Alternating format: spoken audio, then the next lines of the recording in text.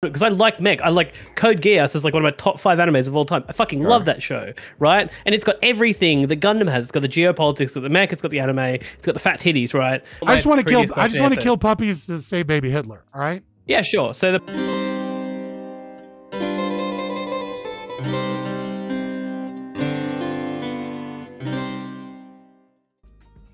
All right, Chad, I'm back. Dude, nobody talked. Hey, Yep. how's it going? Where are we? Oh, 1 second. I was going to do. Oh, I'm doing well. I saw Scott in here. Scott made me from his server. I want to say hi. Hey, Scott. What's up? What's up, you fucking little fucker? Oh no! Wait, let me invite my Ethiopian black friend Dowie in here. Hold on. I think he's into the server. Hold on. It's my friend Scott. Man, yeah. I was on. Wait, hold on. Give me a second. Yeah, Fabian Liberty. Yeah, that guy. I'm in a Telegram group because I don't get banned. Look, I love you, but you glow post too much, right? Like I'm not. I told Discord, you I'm not holding it against you. I'm just messing. Okay. Discord is not a free speech platform. All right. Yeah, so that's why I stopped going on here. I don't go on here anymore. When you fucking glow post everywhere, all right, and fucking say wild shit, eventually, like, I have to protect my Discord. Like, you should. Libertarian servers get nuked on Discord all the time, right? Yeah. Like, if you're a libertarian, like, you have to be really careful about your Discord. I mean, it happens to conservatives too, but libertarians end up going like pretty hardcore against COVID or something like that, and Discord will just be like, "Oh, that's misinformation." Yeah, dude, I've had so many accounts suspended just because I was in the wrong server. It wasn't even because I did anything, but I'm in a server and they gotta nuke everyone.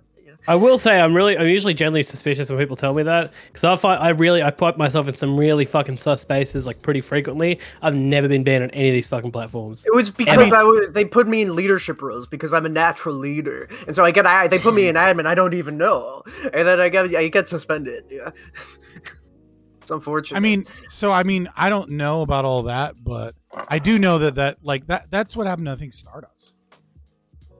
Stardust.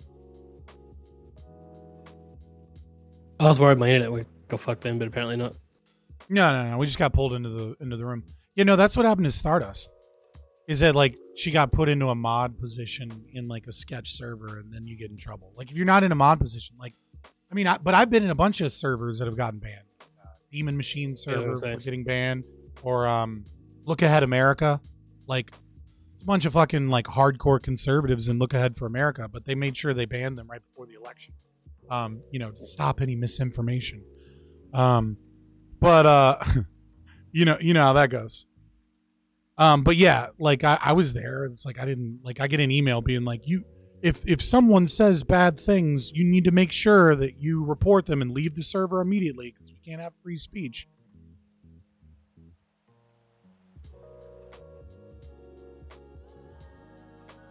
That's fun. I'm always afraid I'm Screen looks weird. Because I know what happened to my man Doobie. Doobie got his account. He lost his account because he was in a banned server. His original account.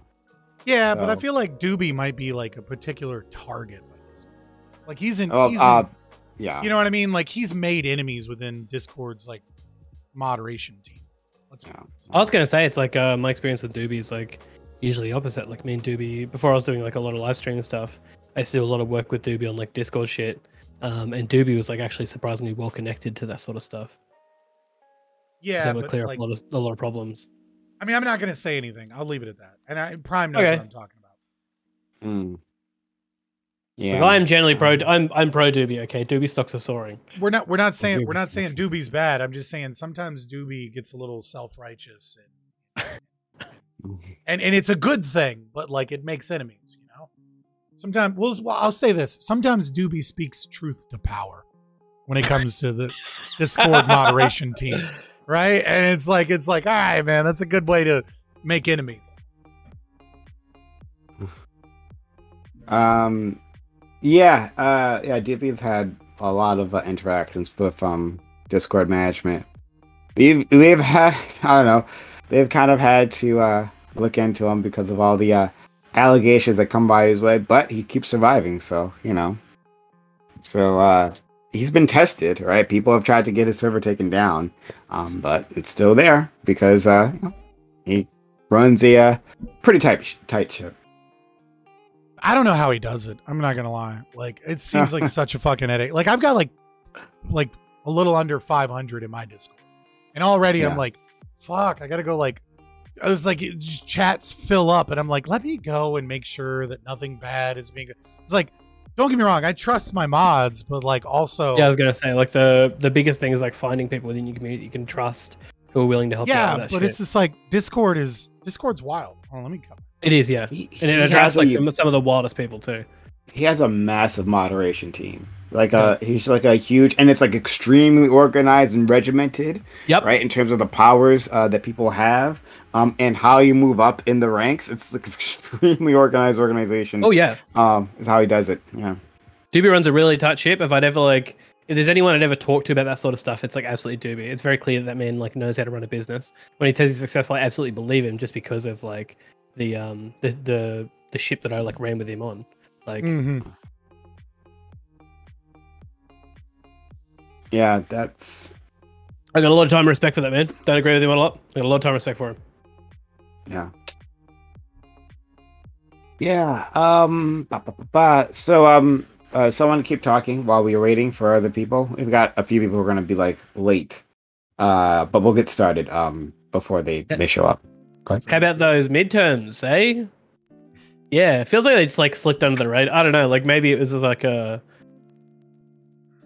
It feels like nobody really. I don't know. It wasn't too. Like I feel like it for once in American politics, like in Australia, like it's like normal for elections to like sort of pop up and then happen and sort of go.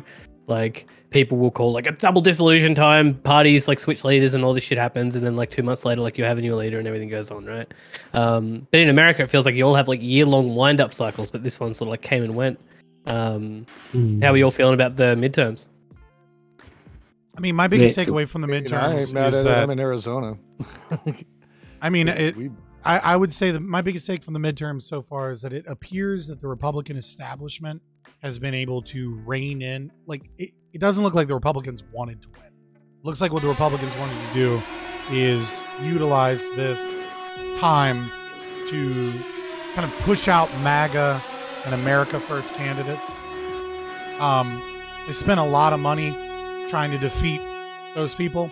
And for the most part, it seems they were pretty successful in kind of hampering their ability to win the control of the House and Senate, whilst being able to like kick out the populist movement to the best of their ability.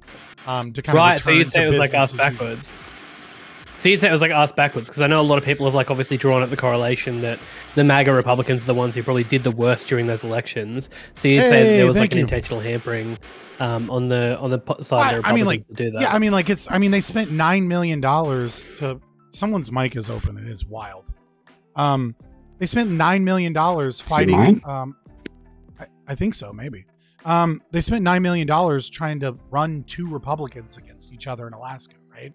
Like just to make sure that the populists didn't win, right? Like when the Republican Party and their donors are spending money against their own party to try and shore up kind of like the establishment power because they're afraid of the populist America First kind of situation. Of course, they didn't do too well. And I think a lot of people are like freaking out about like election fraud and like, electioneering. They will at this point for more. Yeah, I wanted to make a video about the freaking how the Republicans dropped the ball because they literally had all the goddamn ammunition to win the midterms, but instead they rather just be like dumb as hell about it and just pretty much lose it because I don't think Kerry Lake is going to win, and I'm most definitely Herschel Walker is not going to win either.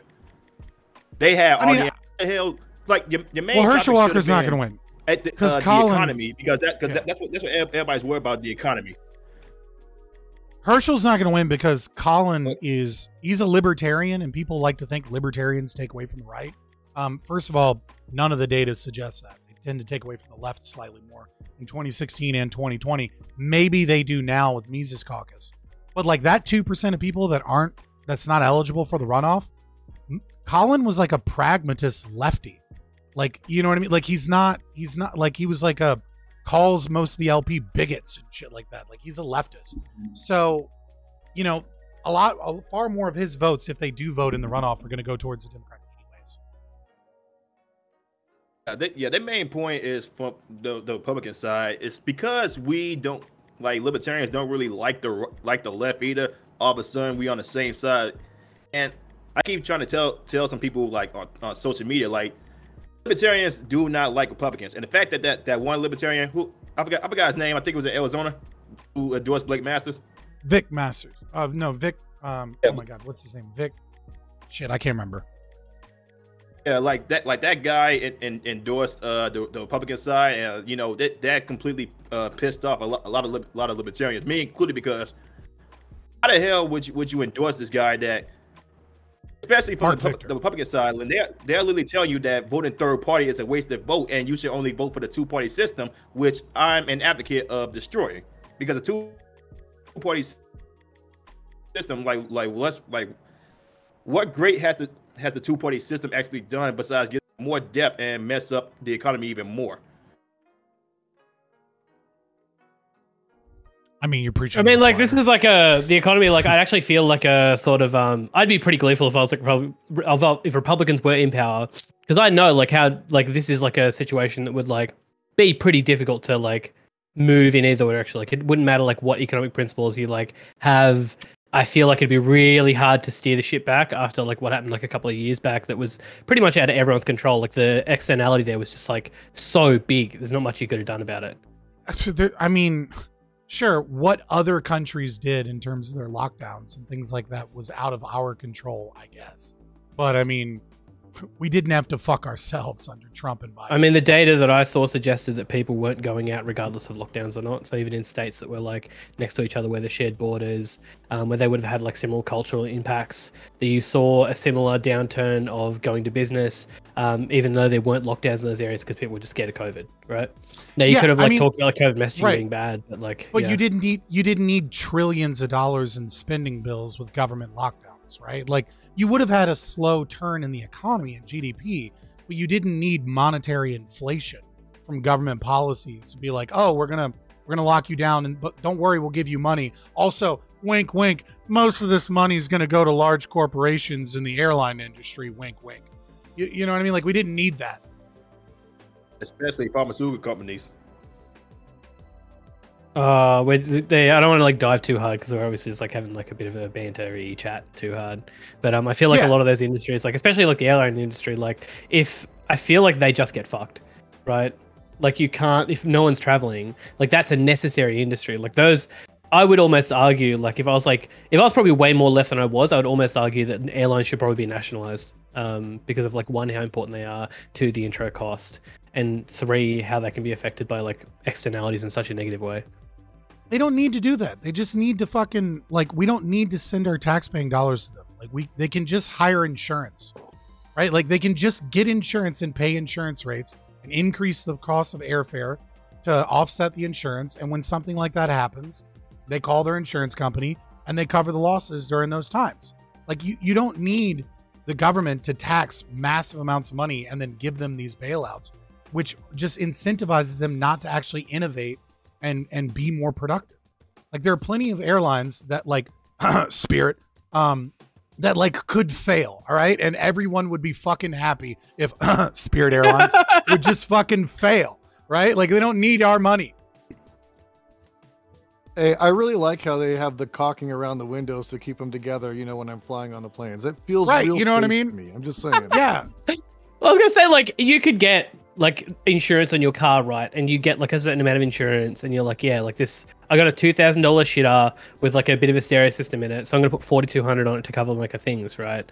But you could take that insurance out, and that insurance would almost be worthless now because of how much the car industry has been like inflated, right? With the limited microchips. Like, you took that insurance out, you did the right thing, but there's like a negative externality that you couldn't control that probably like smashed your insurance, right? That would almost like make it like valueless. Like, $4,200 ain't buying you like any kind of same level car that you bought like 3 years ago. I mean, yeah, I mean, that's just the inherent risk of like asset inflation and deflation, right? Like, that's not, I mean, you could have had a better insurance policy. right? Like it just kind of depends on but your you wouldn't, personal like, risk reward situation. But that's like rolling like a one It's got- on like a you ever D100. been- You you know ever what I been mean? into Like there's like reasonable risk assessment.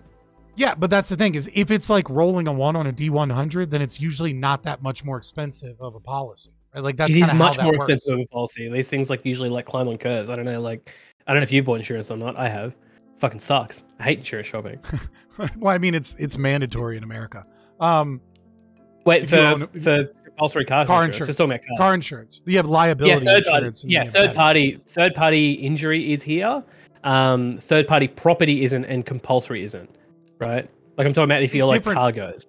I mean, it's difficult for me to speak on because it's different from state to state, as well as like how liability is determined is even different. Like in New York, for example, like fucking even if you did nothing wrong, they'll still say that you're like 1% at fault. Like even if like really? you got T-boned by like a drunk driver that was running a red light, it's still like 1% your fault and 99% there. So like the laws are different from state to state. So if they have to pay like a certain amount out, that's crazy. Well, I mean, it doesn't really matter because both your insurances are handling it, and if you're responsible for 1% of the damages and they're responsible for 99%, then like whatever. What gets weird is like points on your license and like fault. Yeah, and like especially when you go to a different state, they'll be like, oh, you had that accident and you were determined to be at fault, and it's like that time I got T-boned by a drunk driver who ran a red light. Like this is fucked. So it's just weird. But like, yeah, all I'm saying is that airline industry could easily have like, you know, any like Markel, or like James River, or like any of these private insurance companies that do like excess and surplus private insurance that like where they make all their money off of underwriting, could very easily underwrite a policy for them where they paid, you know, $500,000 a year or something as an airline. In the event that like something like a pandemic happens, they get a payout. I just want to remind the audience that we are waiting for, well, 2 other people to show up. One person will be here soon. The other person will be here less soon. We'll get started before then, though. So just when you know, that's why we're listening to this riveting talk about insurance. It's amazing. So entertained. Hey, I wanted to ask you something. You know how Scott. us ANCAPs love our fucking I was going to contracts. say, like, when you become an adult, these become interesting conversations, okay? Right? I got to a certain age where talking about plants and taxes was hype as fuck. Yeah, right? I'm just saying, man, when you have to buy a car and you're like, fuck, man, there's a lot that goes into this. This is shit that should be taught in schools. Way more fucking, that's way more valuable than trigonometry is, like, looking at car loans and like what's a good loan. I and did what's a hear bad loan. like I did hear an interesting thing about this the other day. Is it interesting? Is that the American education system was designed like the way that they do it now, like with the math program and everything, right? Was designed around like I think it was like the 1970s, right? And it was all designed to get like more people into doing like space era math, which just isn't relevant like anywhere near anymore. Like, and because the US has like troubles like redesigning like a national curriculum, and it's all like led by textbooks basically. Dude, it's John F. they just Kennedy, can't move it. John F. Kennedy created school guidance counselors so that they could funnel more kids into college. And that was the whole point that they were created, because we had to fight communism with that's better fucking educated population, right? That's actually like the right call. Right, but they didn't do it for mental health at all. Like they were originally not designed to be counselors in any way. I think Lactoid would agree with me that fighting communists does improve your mental health. I mean, improve sure. societal health, yeah. Sure, but I'm just saying, like, a lot of our education system is based off of there's so many dumb things. Like, you know, in America, how it's cheaper to buy 2% milk or fat-free milk or 1% than like whole milk. Well, this all started to fight communism, because what we thought was we needed more calcium for our growing children with strong bones to fight the communists. And then what ended up happening is a Puerto Rican family in New Jersey created a company known as Haagen-Dazs ice cream. Okay, just in case you're curious, it's a Puerto Rican family from New Jersey that makes Haagen-Dazs, and they realized that they could take advantage of the tax subsidies on dairy as a means of mass producing cheaper ice cream, and then started selling all this pint-sized like ice cream to people. And the government was like, yo, what the fuck? We were trying to get healthier, not make our kids fat little fucks eating ice cream. So then they changed the tax code so that it was based off of the fat content in the milk. And that's why 2% in skim milk was created, was that they could get rid of the fat content, sell it for other things, and then sell you milk cheaper. And that still exists to this day. And that is all to fight communism with strong bones. And that's why whole milk, which is better for you, is more expensive than 2% and 1% in skim milk. Lactose is like, this is the government success story. It's fucking stupid. Look, the cause is noble, Scott. As long as the end goal is to destroy the communists, I'll drink 2%. No, man, that's fighting communism with more fucking communism. I don't like it. That's like, fuck off. Like the Cold War is so long. Like that like literally half of American and Russian like USSR foreign policy. Yeah, that's, I mean, that's just what like organizational inertia is, right? It's just a perfect example. It's just like we create this for a specific purpose, and then we keep doing this, and then like all the people who were involved in the creation are gone, so everyone's forgotten why we were doing this, but we're still doing this. And we could change it, but that's a lot of effort, and it'll go through a lot of committees, so it just continues on. Honestly, like what's really interesting is that I think everybody on this panel is probably part of the the 1989 like post wall generation, so like none of us have any context of Cold War like in that sense. I'm not going to get into the specifics, but like I think that probably is a huge part of like it's so fun. I remember I was doing research because you know there's this weird myth that like McCarthy was a bad person even though he was an amazing hero that saved America from people like Dexter White that were the assistant Secretary Treasury and was a known communist spy, and the State Department was full of communist spies, and the FBI was trying to fight them. Yeah, no, he was a sure.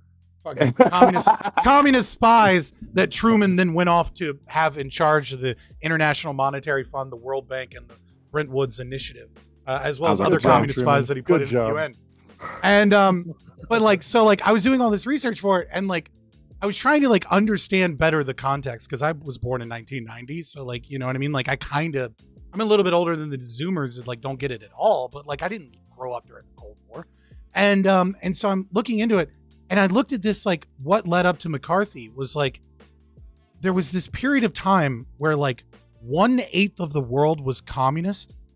And then very rapidly, a majority of like the world population was falling to communism. And I remember looking at that and being like, dude, that must have been fucking terrifying. Like we now look at it and we're like, yeah, everybody knows if you're a communist, you're like fucking stupid beyond belief. Because like the evidence has been there over and over and over again. Like it just leads to mass starvation, genocide, right? But like at the time, like the whole world is ready. Not even one time, you know. Yeah, well, yeah, exactly. Like, can you find capitalism on the map and point it out to me?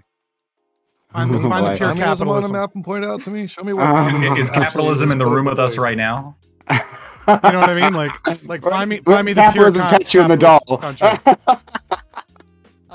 But I don't know. Right, but I was just like, it's so hard to fathom that like the world was literally makes like the whole domino thing that seems so stupid to us now, like kind of makes sense. Go ahead. Some kind. I feel like it depends, and also I think not most people, especially in North America, don't have that context. I think if you lived in Europe, like or you have family that's Europe, like not that far off. Like growing up for me, like I'm younger than that, but I've been aware of communism, wall, and Soviets like because of family in Berlin. You know, as far as like the Berlin side of it, I think Germany is like for that whole conversation because we're divided. You're cutting in and out. You're cutting in and out. Yeah. Sorry. Say it with your chest. Does this sound better? Talk Maybe. more, and we'll figure it out. Well, let me know. But as far as it goes to Germany, No, it doesn't. Berlin. It doesn't. You're cutting out. Well, it's fine. Yeah. I'm gonna stop. Okay. no. It might be your noise suppression in Discord. I'd turn that off if it's on. Sometimes that'll do that. Yeah. Look into that. If you're using voice activity, like change it from automatic to like Scott, a little bit less. I was gonna ask you before I forget. and this has nothing to do with what you guys are talking about. You know, not talking about the heroism of communists. I was wondering, are you a Gundam fan? Am I a Gundam fan? Yeah. I'm gonna be. I can't get into it. I'm sorry.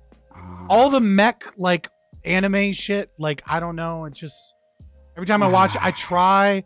I think the only mech shit I've ever liked was like Evangelion a little bit. It was That's like a good one. But mostly that's just a story about like fatherhood, right? Like it's not really a mech's story, and loneliness, right? yeah. And, yeah, you know. And so I was like, it was all right, but like the mech shit just doesn't do it for me. I'm sorry. Oh.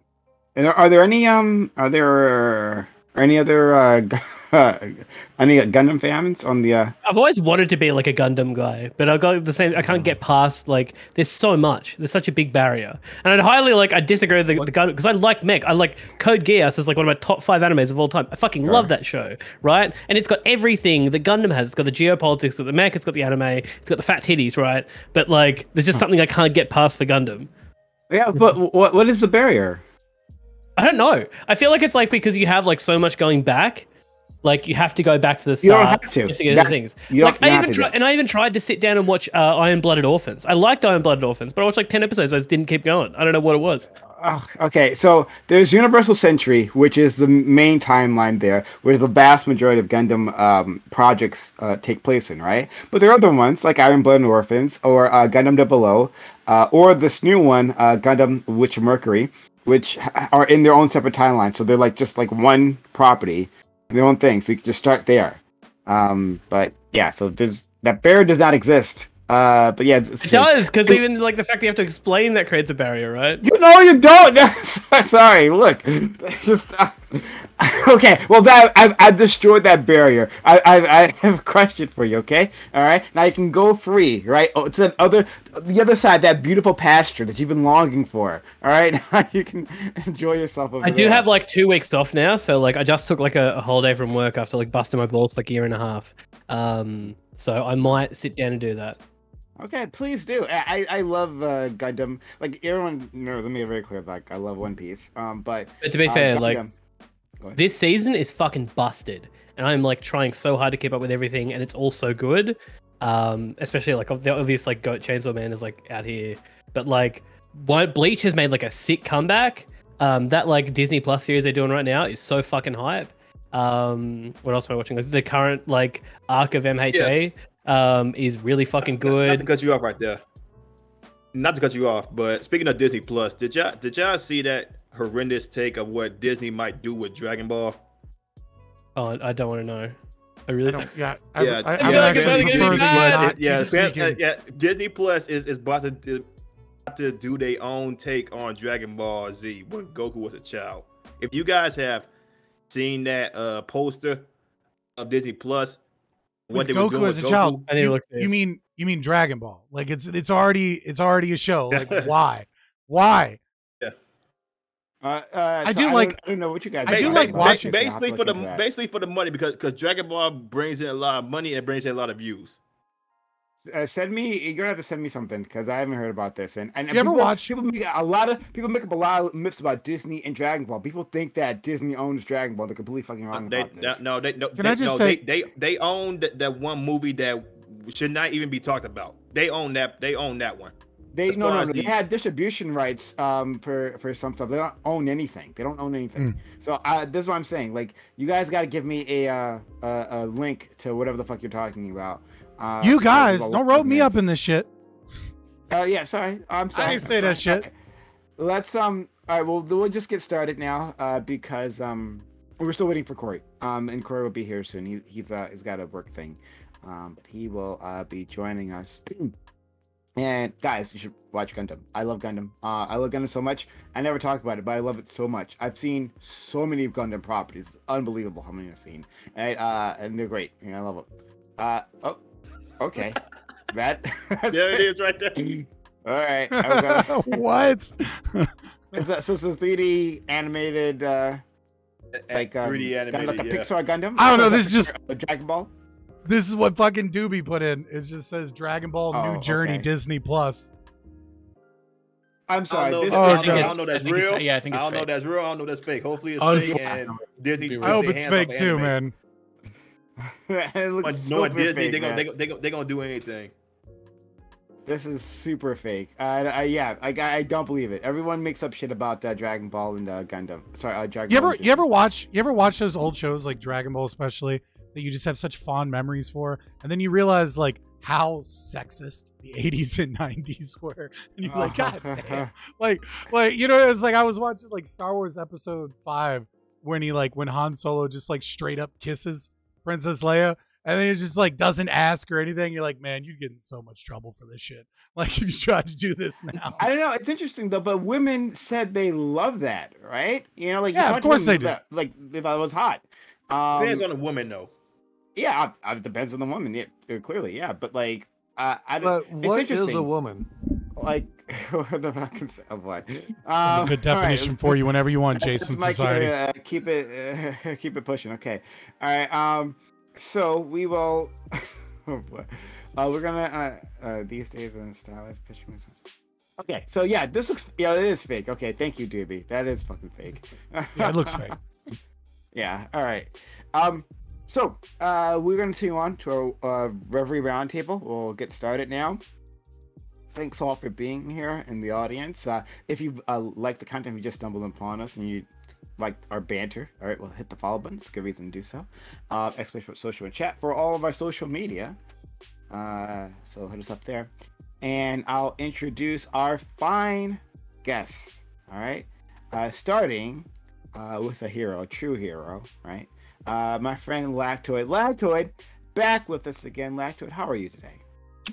I'm doing okay. My camera broke, so I'm using my backup camera, so that's the technical issues I was having. But I'm getting that warranty. Thank goodness for corporate benevolence. We're going to talk about that. I'm getting this warranty fulfilled, so I'm going to get a brand new one, which is pretty awesome. But no, I'm really happy to be here. Thanks again for having me, Prime. You can find me in Anti-Communism United, Discord and Twitch. Okay, all right. Next, we have our friend Scott. Scott, thanks so much for coming through. You've broken my heart. Not a Gundam fan, but like we have other things in common. We have other things like Star Wars in itself, all right? I know. I still have to watch Andor. I'm sorry, I haven't watched it. I've like watched the first episode and got bored. I'm only a few episodes in, yeah. So I'm not too far ahead. Like one day when I have like a day off, I'm just gonna like just binge watch the whole thing and just pump through it and see how it is as a series without any gaps. Yeah. So I'm Scott from Fabian Liberty. Check us out on Twitter, YouTube, Twitch. We only need 17 subscribers to get partner on YouTube. So you find youtube.com/@Fabian Liberty. And please give us a sub. Like we're way over watch hours. I want to say before I go, also I'm an anarcho-capitalist. We do a duo stream, hardcore libertarianism. Before I go, I want to thank you, Prime, because I've seen so many. I hate this fucking drama game. And like when you sent me the topics, and neither of the topics had to do with any of this like DGG orbiting fucking streamer relationships bullshit. I was just like, thank fucking God somebody in politics wants to talk about politics, even though I hate your fucking politics. And we're gonna have spirited debate. Like, at least you're talking politics and not like what can get the immediate clicks and views from this dumb shit. So I respect you for that, and I appreciate it. Because I don't want to fucking talk about a bunch of cancerous ass toxic people fucking and sucking each other and like, you know, not talking about politics and then being like, oh, isn't this person so bad? I swear I'm not bad. I just thank you. I second that as well. Okay. All right. Well, yeah. Thank you for the kind words. Yeah. Let's. And I don't like the interpersonal bullshit. It's just I don't care. It's just dumb. I don't care. Yeah, I don't follow these people's lives like that. It's like unimportant. Whatever. But hey, y'all, I have someone special here. Okay. All right. A person who I admire so much, I never get to talk to. My man Kyo-san. Kyo-san is here with us after so long. after so many months. Like over half a year, right? Kyo-san, thanks for coming back and being a part of all of this. Kyo-san, I've missed you so much, buddy. I yearn to be here. Okay, I really do. I do miss doing a lot of this stuff. But like, life's just been getting in the way, man. It's been fucking like really pumping really hard at my job. Been grinding really hard, trying to like upskill like with all my spare time. Because I'm really enjoying it. I really want to, get there. Being an adult, get to like big paying positions, make big investments, and get on with life. But I really do enjoy doing this shit. I want to do it more. I'm off for the next 2 weeks, so I should be around more for this shit. But yeah, for those of you who don't know me, because I'm like a overheld boomer, I guess at this point. My name's Kyo. I do like a lot of labor politics. I'm interested in workers' rights, in workplace health and safety. If you need any help with that, you can shoot me a DM on Discord over there, all that sort of stuff. Yeah, I've got not much to plug here, so workers' rights, that's it. Thank you. Hey, question. Have you ever done one of those genetic tests? Genetic tests? Yeah. To see your background. I haven't seen my background. No. I know that I'm half Dutch and half Australian, and that's it. I was hoping that you were some percentage of black, then I could sneak you into all black everything. I've been I'll accept genetic tests. Bitch, fuck you, 12%, motherfucker. You're 12%, Jesus Christ. I'm literally 6%. The fuck are you doing? My family is Melungeon on one side, which is a lot, and then one of my family members on my dad's side married a slave and got ridden out of the family. Well, Scott, if you're 12%, that's enough, right? 6%. I mean, I don't know who would even suggest that, but 12% is certainly enough. I feel like the real key is like whether or not you can say the N-word and get away with it, and I cannot. Yeah. So I feel like that's. Oh hell no! I say it literally every day, constantly. I say it more than black people do. Like, yeah. See? So like Doobie's more of a shoe-in with less of a percentage, right? And I've got 12%. I've got 12%, but I just have too much. I just have too much oppressor colonizer DNA in me to really like make up for that. You know what I mean? Fair enough. All right, let's go to our new friend, Blaze. Blaze, who was sent to us by Scott, actually. Thank you for being here, Blaze. We had Blaze on All Black Everything. They literally barged in. That's literally how that happened. But Blaze, thanks for stopping by. How are you? I'm doing pretty good, man. Thanks for inviting me. He's right here, political commentator, gamer, and advocate of the culture war. There's a lot of things going on when it comes to movies, television that I want to talk about that should not even be happening. But I appreciate you Prime coming me in. Came in a little bit late. I was literally at work when Prime sent me that message, and I didn't know if I was even gonna make it here in time. Yeah, and you did, and thanks so much for that. But like, we're usually late waiting on someone or another, right, who can't get their act together. Today was Doobie, but we appreciate you for being here in a reasonable amount of time. All right, let's go to our friend Jason Society, who also hasn't been here in a long time too, right? I don't think the break has been quite as long as Kill, but Jason, thank you for stopping by again. How are you? Yeah, it's good to see you. I'm doing well. I'm Jason Society. I am the host of Stonercast on Saturdays at 7:20 p.m. Pacific, 4:20 p.m. Or I'm sorry, 7:20 p.m. Eastern, 4:20 p.m. Pacific. Time doesn't have anything to do with anything. I swear, it's just purely coincidence. Other than that, I am a leftist streamer. I talk a lot about a lot of drug reform stuff, justice system, shit like that, and occasionally I'll delve into workers' rights stuff. But that's me. Thanks for having me. Absolutely. This is like the quietest you'll hear Jason all night. I promise you he will ramp up his volume quite soon. But Jason, thank you. Nice to see you again. All right, let's go to our friend, one of our newer friends, Amanda, who was here not last week, but the week before, right? Or no, was it last week? I don't know. Time has no meaning. But Amanda, wherever you are, it was a memorable moment. Whenever it was extremely memorable. Amanda, thank you for being here. Thank you. I still can't talk to girls. True. This is true. I hope the mic situation is a little bit better. I might have found your volume is kind of low a bit. Yeah, your volume was crazy low. Oh my god. Okay, is this better? Yeah, better. For We can now. hear you now. Okay, cool. I'll just not mutter.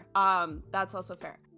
Let me know if this changes, but otherwise, it's nice to see you guys. And my name is Amanda. I am new to the internet streaming world, but not new to the internet. So that's kind of all you really need to know about me. And I have a background in history, politics, and marketing. Indeed. Who the fuck would be new to the and internet? you're not breaking up anymore, so that's good. Great. Sick.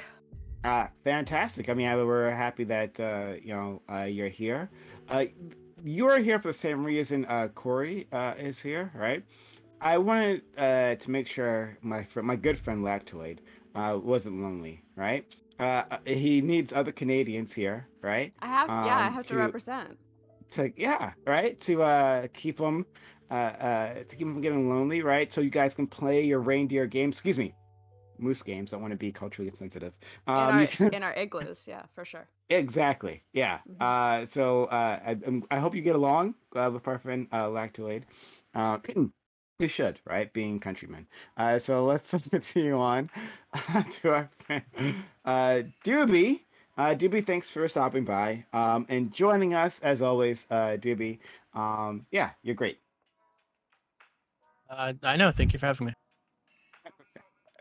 Okay, moving on. Let's get started. We'll have our last friend Corey. He'll be joining us soon enough. He's got a work thing.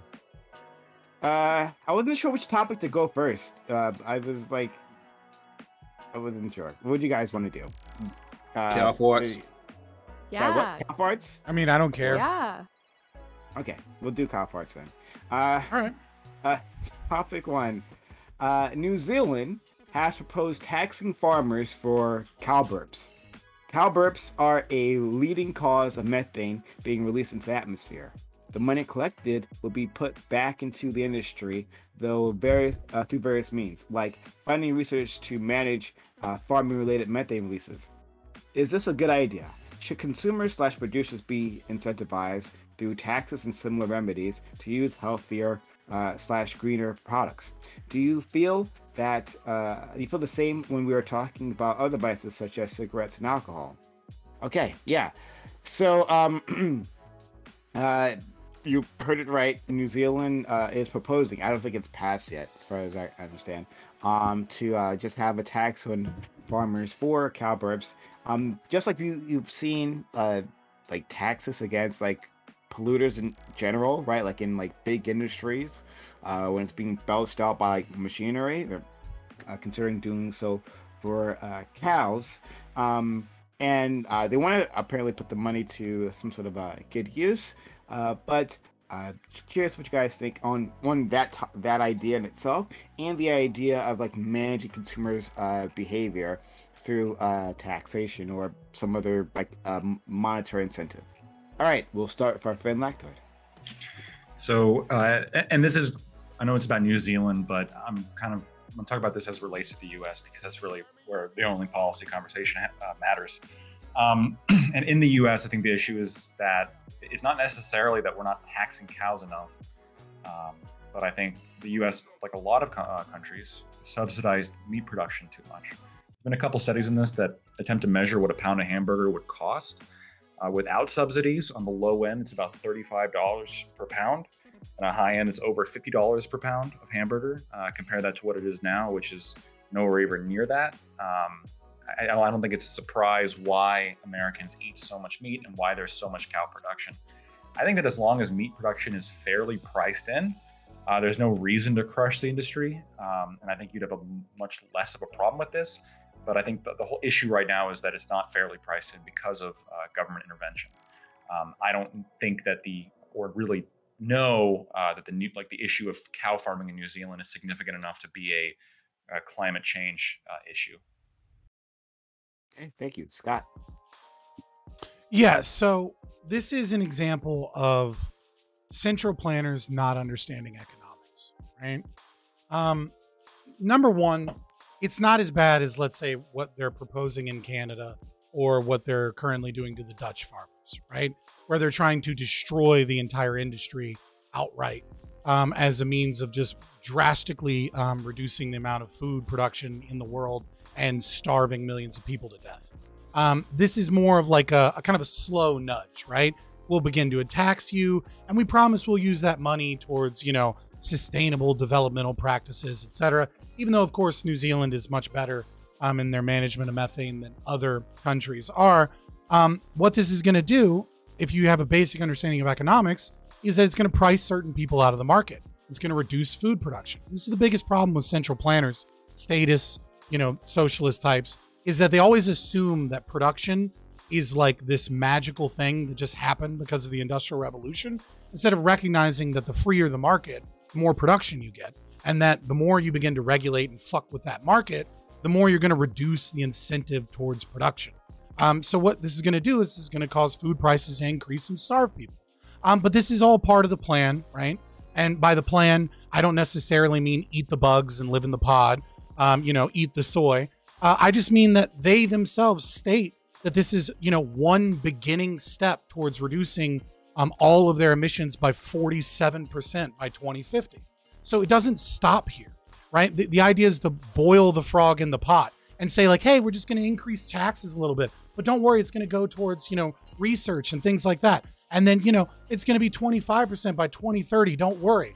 And this is just to get you used to the idea that they can come and they can steal your resources and they can blame you for climate change, even though they're not going to have any significant impact on climate change. All they're going to do is starve people, kill people, and offshoot the climate change to other countries that will be willing to step in with less production and with more pollution. So, yeah, I mean, I think it's a horrible, horrible thing. And the people that suggest it, their names should be public and they shouldn't be allowed to leave their house without being harassed by every citizen. Okay. Taking it to a whole another extreme, huh? Scott, I am an anarchist. Like, I don't know what to tell you, man. Like, fuck these people. This is true. I agree. All right, Kyo-san, please. It's funny because like New Zealander adjacent, right? So you'll have special insight into all of this. Not really. I was literally going to take. I'm actually funny. It's funny because like the line that I'd like pre-prepared, like the list of stuff that I pre-prepared, was already like cut off at the knees by Lactoid. I was going to say that like, you know, we already subsidize meat to an extreme amount, and that these taxes are probably like getting there halfway. Like we probably can't just drop those subsidies. People's like current diets aren't prepared for that or set for it. But that being said, like people probably need to switch to plant-based diets. Not only is it like incredibly unethical to eat animals, which it is, by any moral set of standards, and anyone who's saying otherwise is just coping. It's also the case that it's pretty bad for you, and we should probably be switching to those diets. It's bad for us, it's bad for the planet. So we're probably switching to those diets anyway. And that getting like a tax in there is probably a way to ease those landings in instead of just removing those subsidies immediately, because meat production is incredibly costly. It's incredibly poor for energy conversion. It's pretty poor for protein conversion. All of these things. It's just like a really bad way to get food into us because we're taking from things to eat to our stomachs, right? Which is just really bad. In terms of like land efficiency, it's bad. In terms of food efficiency, it's really bad. In terms of being bad for the planet, it's bad. In terms of being bad for you, it's bad. It's already incredibly subsidized. It probably needs to change. People's diets need to change already. The day that like the alternatives to meat incredibly price it out is the day that the world becomes a better place. Now they're easing that in, which is probably good, but it's already the case that these things are cheaper. The subsidies are just keeping it afloat. So I would probably say remove the subsidies, not immediately, but you need to ease people into changing their diets because currently it's just too costly. And that's it. And we'll yell at you about the vegan thing later on. Blaze. I mean, I'm just right. Stay mad. Yeah, this is just another attack on farmers because of all the federal regulations that farmers already have, especially here in the United States when it pertains to wages,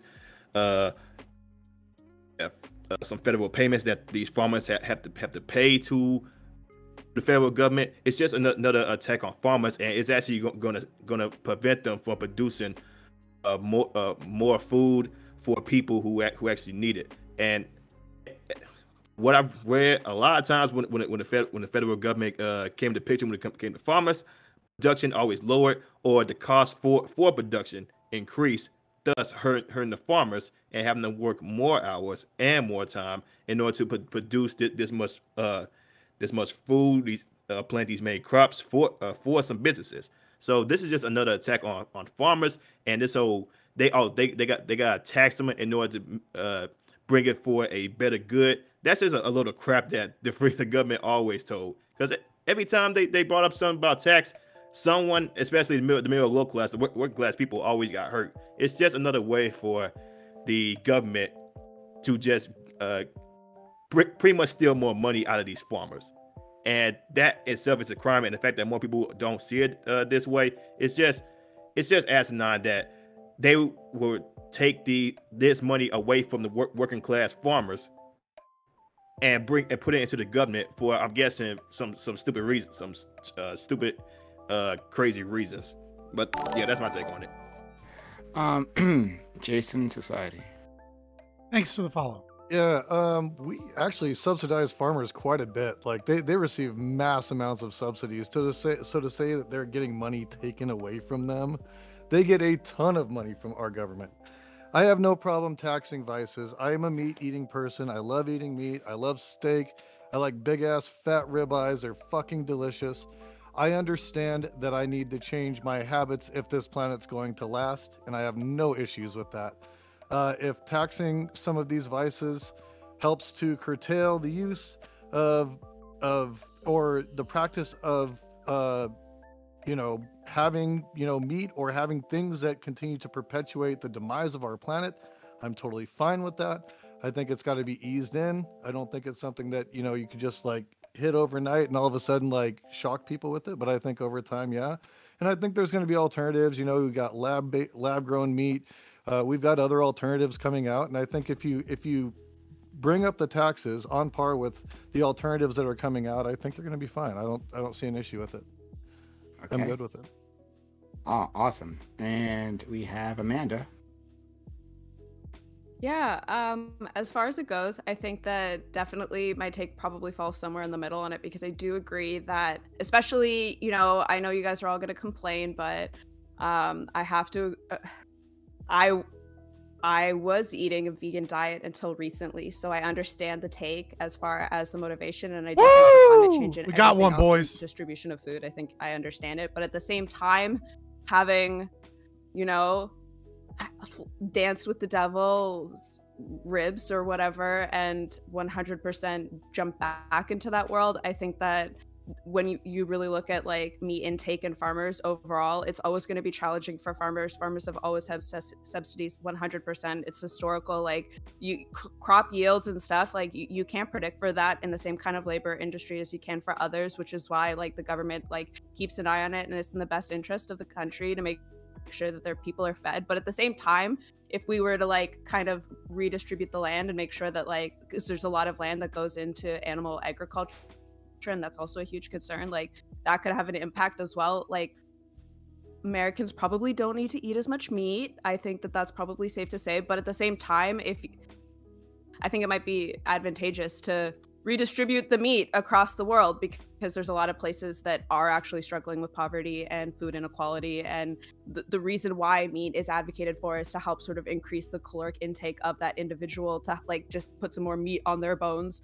so that like they're better in society. If you have a society that's like hungry and starving, you're not going to have a lot of production in any sort of case. Like just look at Yemen, like it's pretty obvious. Redistribute the meats of production. Yeah, I think the answer is obviously yes. They should be incentivized through taxes or whatever to make healthier choices for themselves and for the planet. If that means taxing cow births or cow farts or putting some farmers out of business, I think it's fine. I'd say fuck the farmers. I think I actually agree with most of what Kyo said, aside from the like ridiculous vegan take. Everything else was basically crap. Yes. Just make it clear, right? Vegan hate will always be allowed on this channel. All right, like that's the type of bigotry that I sign up for. All right, let's go on. Oh my God, yes. All right, I just want to make one thing real clear while we get started. I would kill 1 million puppies to save one baby Hitler. There you go. That's my moral framework. Why? There you go. Because puppies are not moral agents. Fuck them. What kind of One puppies? human. Like, are they really cute? Cutest, or like ugly the cutest kind. Not anything that is a if they're pet. like blue-nosed pit bulls. I don't know if I'd be okay with that because I really like those dogs. Like if they're someone's pet, then it has inherent value to the human. So at a certain point, like the damage that you're doing is like, I don't know that it's necessarily worth saving a baby Hitler, right? It begins to like add up to a moral agent because of the effects on humans. But even still, if given a choice between saving baby Hitler and pushing a button and killing 1 million puppies, I will watch them whimper as they slowly get gassed. You really like that really bad. So art I'm curious, Scott. What's the trait that you're applying to puppies that would make them non-moral agements that when applied to humans wouldn't do the same name the thing? trait, okay? Name of the trait, buddy. Let's see it. Yeah, so I think my entire moral framework is based upon a conscious being being able to have inductive and deductive reasoning and make valid propositional statements. Once they're capable of argumentation, then they are deserving of rights. It doesn't matter if they're an AI, doesn't matter if they're an alien, doesn't matter what they are. As that it would stands, exclude lefties though. I can't wait for you to tell me that you would punt 2-year-olds into the ocean. Well, no, so that's a Bayesian analysis of the fact that they are human beings and they belong to a category of people that are capable of making valid propositional statements, inductive and deductive reasoning, and they're appointed a guardian as caretaker of their rights until they're capable of doing so. So there you go. So dogs are not moral. So if agents. you had people who couldn't make those inductive or deductive reasonings, we could just cut them up and eat them, no problems, right? Yeah, no, I already answered that question with children. No, I'm talking about people who they need will a not guardian and do not. Pardon? They need, but they don't. They need they a won't. guardian. Wait, why do they get a guardian? Why don't dogs and cats get a guardian? Because they don't belong to a species that's capable of propositional statements, valid propositions. Yeah, well, I'm like, maybe you like have someone their who was ability like, their ability to reason isn't the reason you won't eat them. Then it's something else, right? Mm-hmm. Well, they just don't have rights. Yeah, but rights are something constructed, right? No, rights are objective. Yeah, for us, by us. Where do they come? Where if they're objective, where do they come from? From the laws of logic. From the laws of logic. No. Yeah. Yes. Human rights is only existed since the French Revolution and onwards. Once we started to declare the third estate as people, like human rights has not been existing like throughout millennia. Amanda, do you think bacteria didn't exist before Louis Pasteur? Do you think we discovered human rights? We discovered. Yes, we discovered human rights through philosophy. They were created in the French Revolution to argue for the fact that you didn't need a king anymore, and that the citizens needed to have inherent rights, and they shouldn't and it doesn't matter. It doesn't matter. Rights are objective through the laws of logic and through argumentation. Then why doesn't everyone have them across the world? People's rights can be violated. They do. They're just not being enforced, right? Like I'm going to guess that Fabian would say that rights that aren't enforced still exist for some reason, right? Yeah. I don't think that rights exist in the same context. Even though there's no functional difference, yeah. But rights don't exist in the same. What is and isn't a right? Yeah, and it depends on the area. Like people are not asking these same kind of questions in other parts of the world as they are in North America and in Europe. They just haven't discovered rights. It's like discovering a new technology. I don't care, right? Yeah, like you can discover rights. And Fabian's absolutely correct. He's certain that he's absolutely discovered the right thing this time, and there isn't any quest that supersedes it. He's certain. He's absolutely certain. Because it goes by the laws of logic, right? I'm certain that Hans Hermann Hoppe discovered them in 1986. Yes. Okay. So I'm going to ask you a question then, because I alluded to it just then. Quantify them. And I'm going to do some boring philosophy shit for like 20 seconds. I apologize to the chat. Yeah, okay? No. I took the bait from your vegan dumb shit because I just thought it would be fun. If it is so we have like something that we know as plus, right? We know that 1 + 1 = 2 and 2 + 2 = 4, right? Some function called plus. Yeah? Okay. There also exists something we haven't discovered yet, a function called quas, right? And quas follows every single rule of plus, except at 999,334 plus 3,976, it actually equals 1, right? So, but because we haven't got to that point, we don't know. How do you know at any point that you're doing plus and not quas? Well, I mean, I would need you to ground that in logic. I need you to prove that is grounded. That is fully grounded from premise to premise. This is a very famous philosophical position, right? But I mean, I'd have to look into it. I mean, you can send me someone that has a logical proof for quas, and I'll check it out, but I'm not going to argue. I'm just saying, like, how do you know at any point? You don't need to know the reality. You don't need to know the logical proof. I'm just saying, like, you don't know at any point that you do a plus that you're not doing a plus or a quas, right? It's like a very famous problem. That was brought up by Wittgenstein and then followed up by. But again, if there is no, yeah, sure. How do I know that I'm not engaging in something wrong, right? If I haven't discovered the moral how do you know you're not wrong? engaging in some rule and not the superior rule, right? Right, but again, like, because you I don't know what you're talking about, right? But I have discovered something. The point here is that you don't, right? No, so you can't say for certain that you have some rule that exists when there could be some superior rule that's actually in play. Right. You say that there theoretically could be something, right? But that supersedes it. Oh, you want? Yep. Hey. I presume maybe it's possible that there is some theoretical rule that supersedes it, but it wouldn't make those actions justifiable, right? It would just it wouldn't. No, so listen, you don't know you're acting as if you have like an objective knowledge when you don't. Yes, I do, right? So what I'm saying is it couldn't supersede and make an unjustifiable thing that has been proven to be unjustifiable justifiable, right? You're saying a justifiable thing could be unjustified though. Something that's outside the rule could be inside. Yes. So some things that are outside of the rule that haven't been proven to be unjustifiable could later be proven to be unjustifiable. And those people would have been wrong all along, right? Who's those people? So anyone who's like within that set of people. So like say like we might have thought that, actually no, I'm going to use a real world example. Like we originally thought that like black people didn't have agency, right? Like we didn't think that like they were deserving of human rights until we realized later on that we were wrong, right? I never thought. Now, I don't know who we people. You didn't know, but careful with your you did. People slurs. Sorry, no. I didn't mean you people. I meant you people as in Americans, so like subhuman people. I'm joking. I love you Americans. Okay.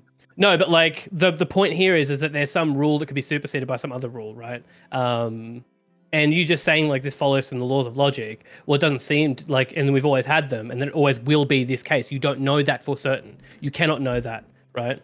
The only things that I know for certain are things that are proven to be unjustifiable, right? The things that are within the domain, things that are within the domain of possible justifiability could later be proven to be unjustifiable. And so you're right. There could be a moral philosophy that is able to use the laws of logic that can objectively deduce at some point that, let's say, killing cows, for example, would be an unjustifiable action, right? And I've yet to see that. I've yet to see anyone present that. And you're laughing at the idea of objective morality anyways? I am. Or morality derived from the laws of logic? Yeah, so like it kind of doesn't matter and you don't really have a leg to stand here anyways. Your original argument was that there is no possible moral system that could justify and or could allow for individuals to eat meat, and anyone arguing against that is just coping. And I'm presenting you with one that does indeed do that. Yeah, and you've yet to defeat that. You're just playing. Well, because you didn't answer my question before. You made a ridiculous statement. So I'll give you a little bit. I'll give you a little bit more rope to do this, but like I want to let other people in. Like in I'll be like 2 seconds, just because I want. I just want to kill puppies to say baby Hitler. All right. Yeah, sure. So the original point that I asked was that your set of rules, when applied to a human, right, that they're not able to engage in deductive or inductive logic through some external need. Maybe they were born with a defect. Maybe they came through some injury that would necessitate that they can't do that anymore. They're fine to eat, right? That what? So they could be put to the intelligence level of they could be put to the intelligence level of an animal and can't engage in deductive or inductive reasoning, even though you can't know that about animals because you don't speak their language. But I'm going to assume that you just guess that that's the case, and that it also, and then we'll run on that premise, right? So a human, if we discover that dolphins are capable of this at a later date, right? Then my logic applies. No, I'm talking about I'm just saying that I'm agreeing. I'm just saying I'm running with that premise, even though it couldn't necessarily be the case. That you could know that for certain, right? What I'm saying is if those properties were applied to a human, right? Say a human was in an accident or they were born with a defect or something along those lines, we are fine to eat those people. Okay, so I've already answered this question twice, and I don't even know why you just said we just assign them a guardian, right? But you haven't answered the question. Why would we assign them a guardian if we know for the fact that they can't do those things? I did answer the question twice already. But you're an anti-realist, so everything you says is meaningless anyways because you're not grounded. Yeah, that's fine. You can just make an ad hom just to make your own position safer. But no, I've literally already answered this question twice. Yeah, so repeat it then, just because I'm slow. I'm deaf. I said when you do a Bayesian analysis, they belong to a category of individuals that have attained human rights. So it's right? So we don't know if they will at some So it's the point category of human again- rights. It's not the category of inductive or deductive reason. No, it's the category Yeah? of human. Humans Yeah, belong and in the why, category and the reason why you're of, saying the reason of why you're saying sentient that, abilities of sentient species that are capable of argumentation. yeah, and the reason why you're saying that, so but these people aren't. They're outside of that category now, right? You're just assigning them to that category because it works better for you. They don't have those properties, so they're no longer within those categories, right? It's like saying you discover a new species of fox, but the fox is fucking 4 foot tall, walks on 2 legs, and has no fur. No. So the reason that they're in that category, and the same reason that children are in that category, or let's say the unborn are in that category, is that the entire species is capable. You're saying, but this individual, right? They're no longer capable. Regardless of being a member of the species, is currently incapable. Well, there's No, several will be never incapable. Will never be capable. Well, how do you know that? Pardon? They could be born without a brain. Well, if they're born without a brain, they're dead, so they don't apply. What if you just bred a type could- of human that just was a vegetable, right? You bred them for meat, right? So they were never had the Or you ability could breed them think. you could breed them to have the same intelligence as animals. I wouldn't even say vegetable, Sure. right? Well, I'm not really concerned with intelligence quotient or G factor, right? I'm concerned with, are they capable of argumentation? Yeah, so they're not. They have the same intelligence of like a puppy. They like bark. They were just born that way, and they just have they appear to be. They're not just born that way. I'm intentionally making them that way. Okay. Yeah. So you can eat them because I'd really like to eat humans. Right, but it's a human. Human belongs to the category of species that is capable of. But it doesn't fall within your set of definers that would make a human, right? So it's no longer in that category. It just looks like a human. That. You're just making up stuff at this point. I mean, category I of never human said was that what defined makes by- a human. I never said that the definitive property of human requires argumentation. Therefore, they're no longer human. I said that humans are capable of argumentation. Plenty of humans choose not to engage in argumentation. But you Plenty of said humans are criminals, right? Like, but you that said doesn't matter. They specifically belong that in they that no category. longer that they're still in that category if they don't have that if they don't have that. So that isn't what we're talking about. We're talking about the category human, right? Like Right. you seem They to be are failing part of any the point species at of which human. the trait that you state applied to humans would make it still immoral to eat them. Then your trait is not a trait, not a good trait. It's a failed trait. It's not actually the trait you're running on, right? No, I don't know how many times I reiterate my position. Like, Okay, it seems seems like like you we're- don't or- care about we are- Baines. Yeah, it and seems Malcolm. like Fabian just can't work through this. That's okay. It's fine. We're at a Okay. standstill. No, I'm Yeah. just I saying can they're just- humans. Like, it's that The simple. They belong to If a I can basis. just say one They belong in that thing, category. Amanda, then Lactoid.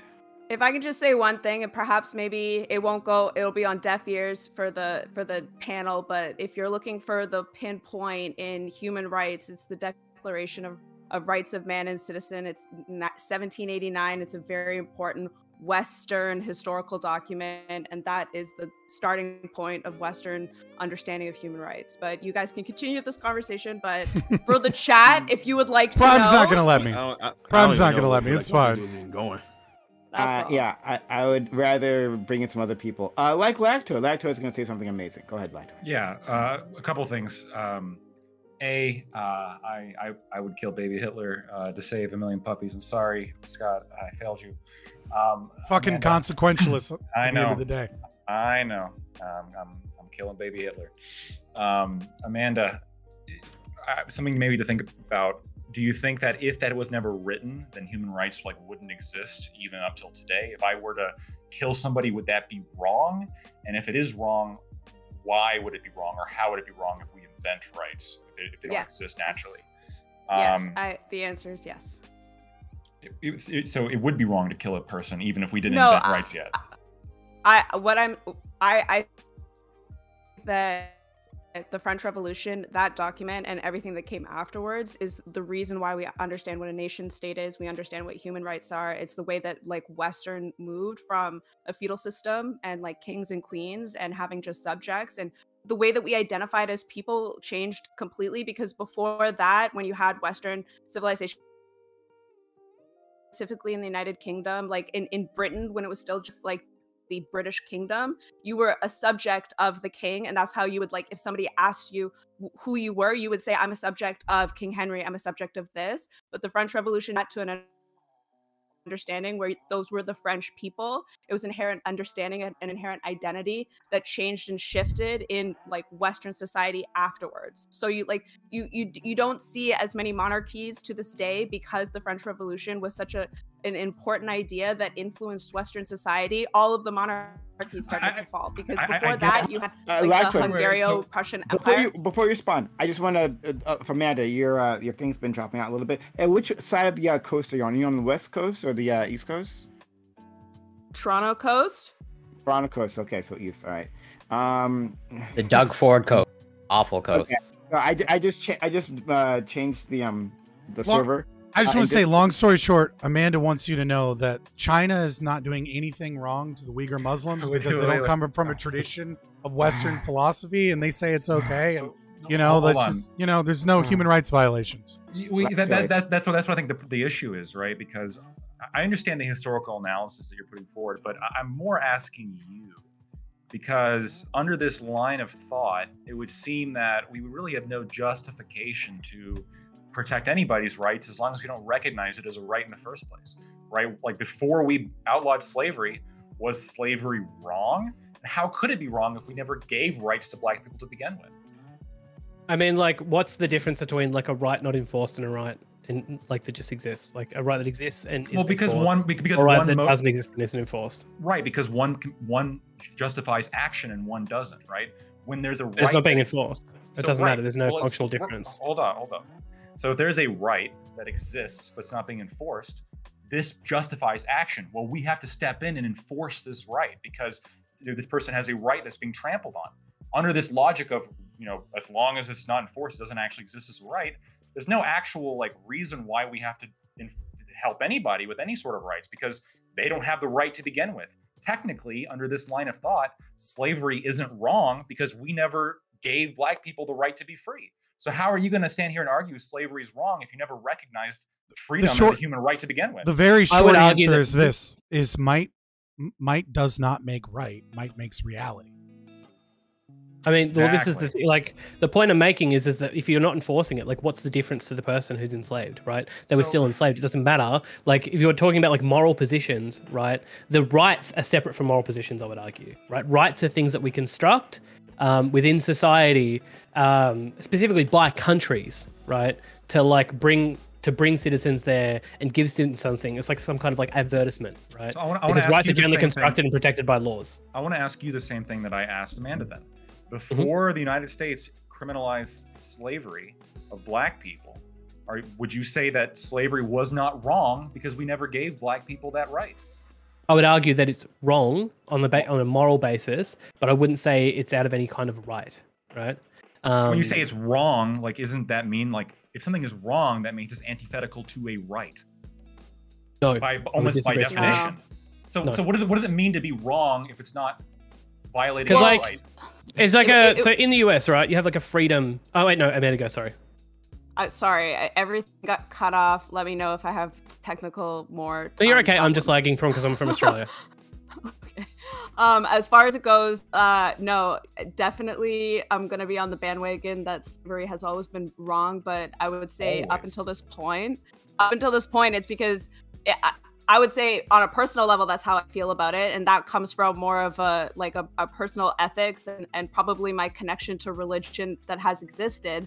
But those things in French Revolution, American Revolution, church was always supposed to be important as separate. When I make these analysis, I'm talking about the understanding of history. And in the case, when you look at rights, I do think we should have rights, but I think I spent many years not eating meat. I ate not meat tonight for dinner, but it makes me still think about the fact that when we have a conversation about rights, we still never acknowledge the fact that there's a lot of people in the world who's human beings that don't have them still. So in that sense, why are we going to this other extreme when it comes to the conversation of rights when there's people in the developing world, there's people everywhere who would love to just be able to vote, drive a car, basic rights that we take for granted. So voting is not a right. Voting is inherently contradictory to rights. I want to point out something real quick. I'm actually somewhat surprised that you and specifically Kaio-san is making this argument because this would seem to contradict or at least weaken his position on veganism, right? because you're saying that animals have some kind of rights that we have to respect. That's why it's wrong to kill and eat them. So, but if we say, okay, they don't have rights because, we decided as a country they don't have rights, then we're not violating their rights by killing and eating them because they don't have any. True? So I would like I said, like maybe we're just like equivocating on a position, like in terms of words. Like maybe I'm using right differently to you, which could be the case. But like I said, My like definition's in the better. US, Let's go with that. but I would say that, like in the US, you have like a right to bear arms. Like this is like a right that's written into your constitution. It's like very deeply inscribed in the culture of your people too. Like it's not something like. Would you agree that like a right to firearms is a right? Well, the Second Amendment actually doesn't give the right. It says the It pre-existing right. The pre-existing right shall not be infringed. That's what it states. Right. It recognizes from the Lockean proviso that human beings objectively have rights, and so objective rights are enshrined in the United States Constitution. Absolutely. I'll use another example then that you might agree. How did you have a right to firearms before firearms existed? It exists because of right to they were private writing property. that. They were writing that based off of their understanding of the French Revolution, which had just happened. There was a context to that. Well, it was informed. Well, so wait, hold on. Didn't the French Revolution happen after? Am I getting that wrong? No. Oh, before. Oh, I'm sorry. French Revolution's very long ago. There was multiple. I was gonna say, like, I don't know other which fucking one they're talking about. It was like, well, I use like a limited. Yeah.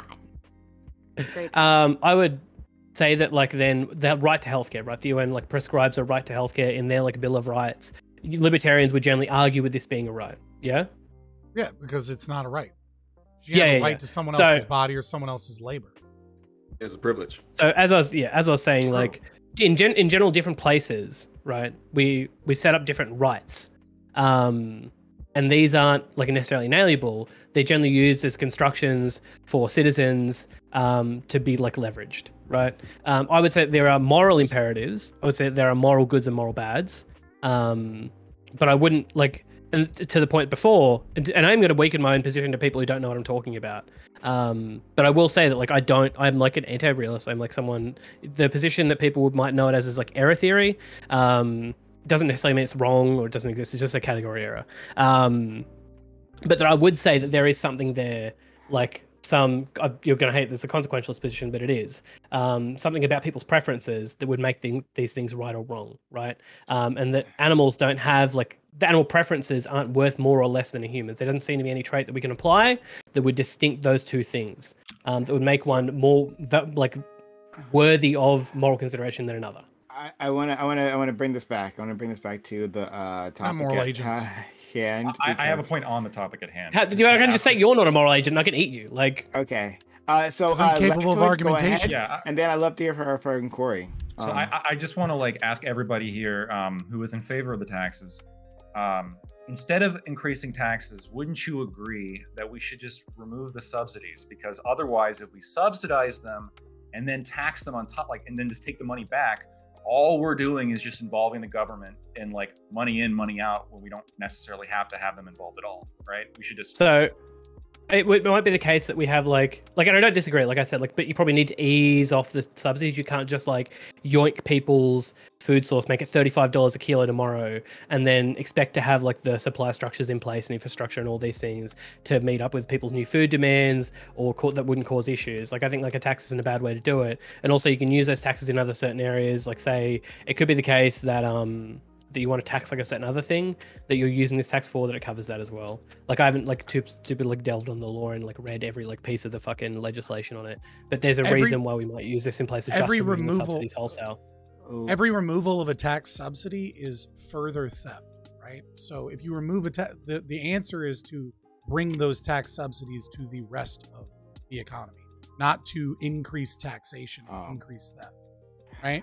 So just because the government is affording special privilege by not committing an act of aggression and theft from one category of the economy doesn't mean that we should get rid of that and increase aggression and theft as a means of balancing things out. Let's try Corey. And then I want to hear from Doobie, because Doobie said the opposite. Doobie was fine with the taxes. I want to hear from him as well. But first, our friend Corey Campbell is back with us. Thanks so much, friend. We're on the New Zealand topic. Oh, okay, I was gonna say, like, what did I want? I thought we were talking about Bezos as topic. I was like, Yeah, how do we? yes, we talked about Bezos, and then somehow, some way, we talked about eating animals.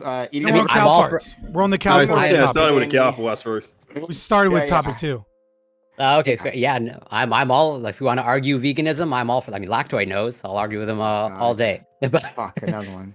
Go yeah, ahead. but okay. So for on the second topic, with the New Zealand and the taxation, like I'm all in favor of whatever reduces consumption or like reduces animal agriculture. Like thumbs up for me.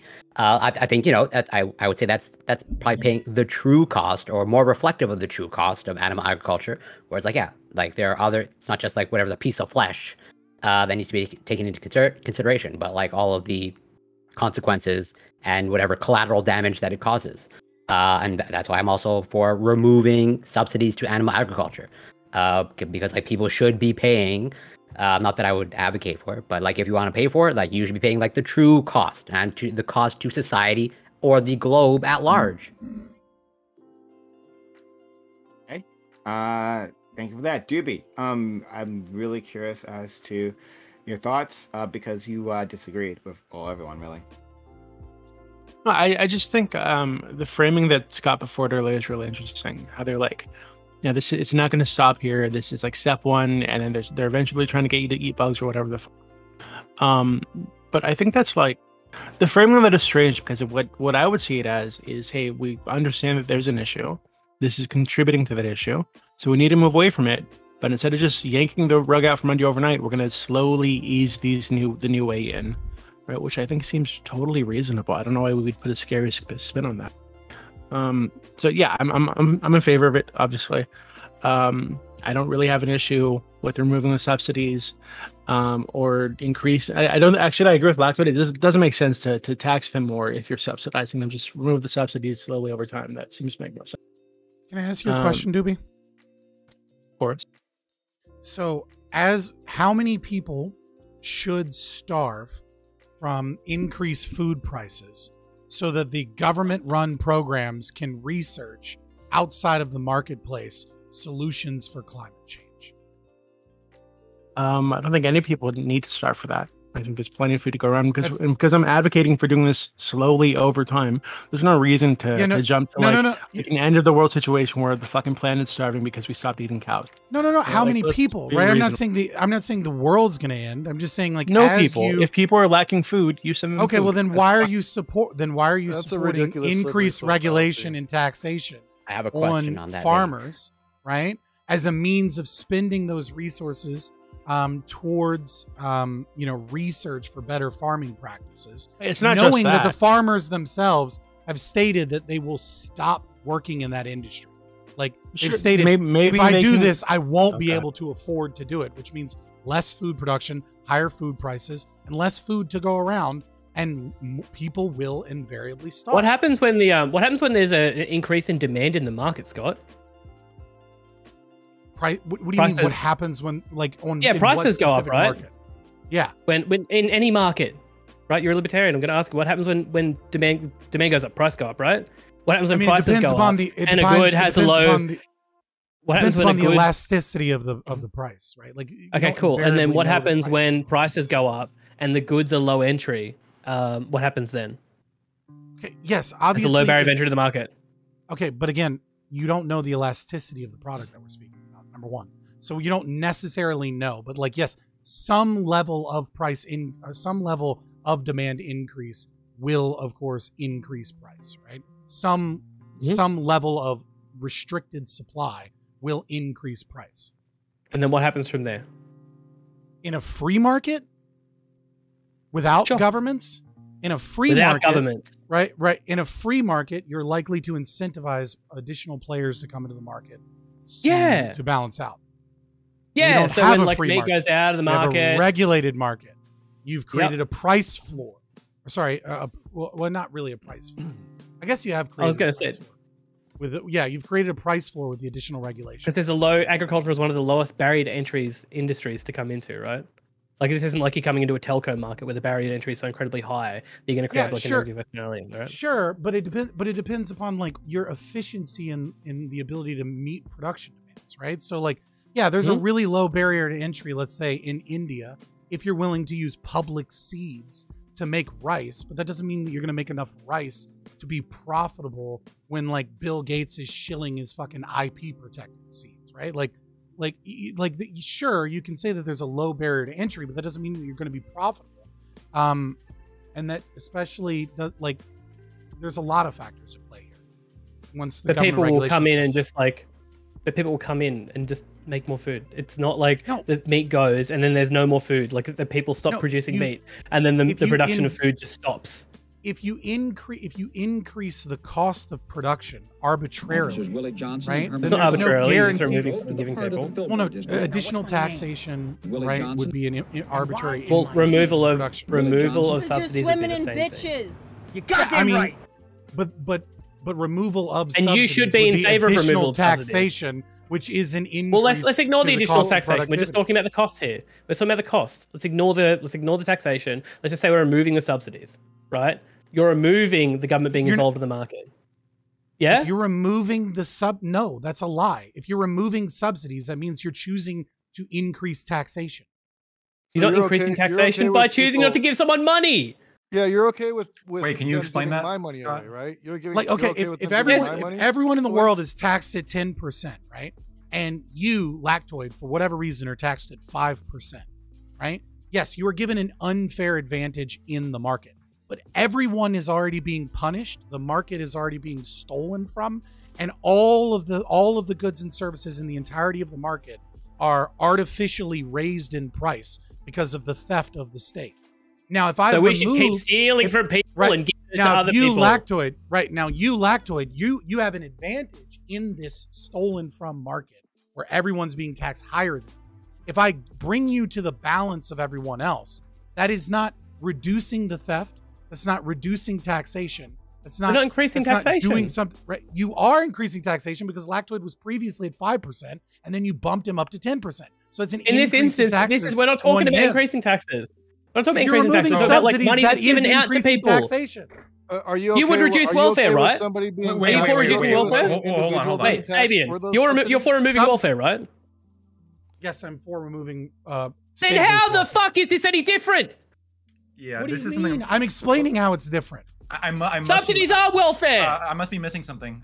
No, they're not. Subsidies are reduced theft to a specific group of people. That's not the same thing as wealth redistribution. So, Lactoid, you can go. Jason is supposed to go, and Amanda, I see you. No, it's not because most welfare goes to individuals with most of the welfare that isn't corporate welfare goes to people with a marginal propensity to consume. Let's make room for Swedish people, please. So, yeah, our people, marginalized people. Scott, so is it fair to say then the position you're arguing, which is interesting, is that anybody who is stolen from at like some substantive amount, giving them money is not actually a subsidy or like bad.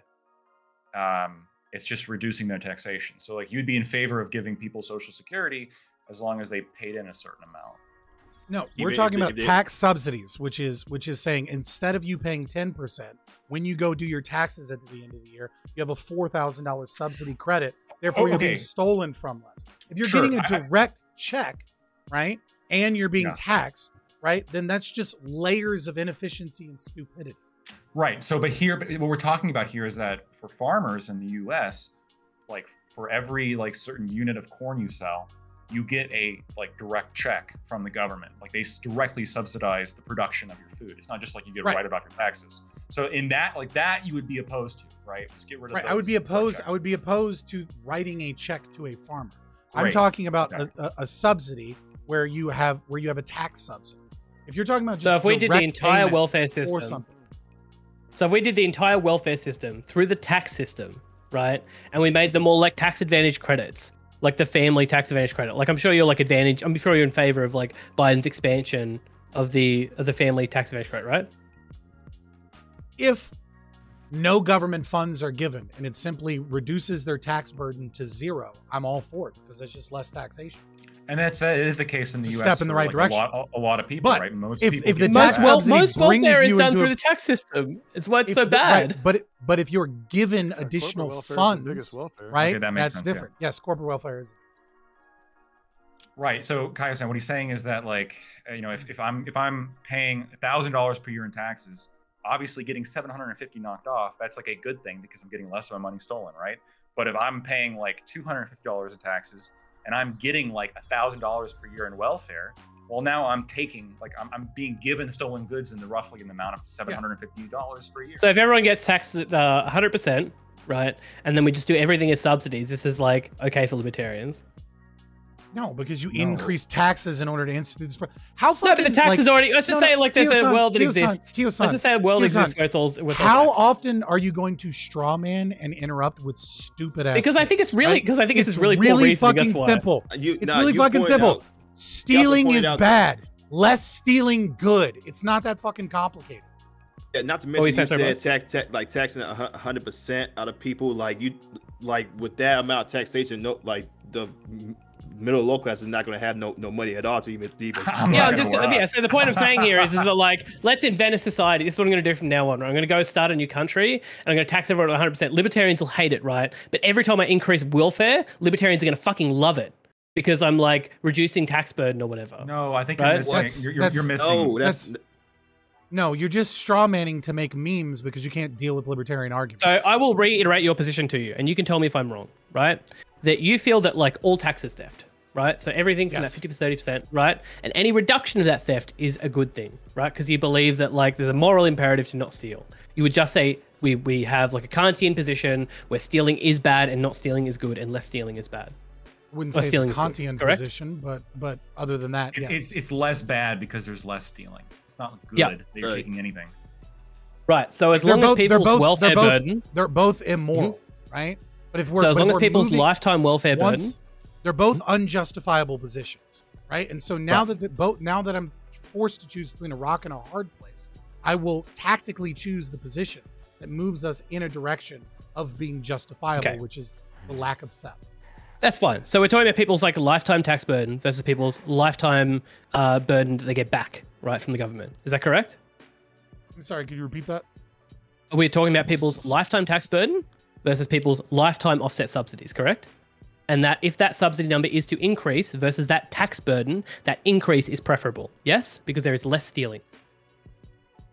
Are you talking about like I'm trying to gauge what it is that you're so people pay a certain amount in tax over their lifetime. Yes? Mm-hmm. Yes. Yes?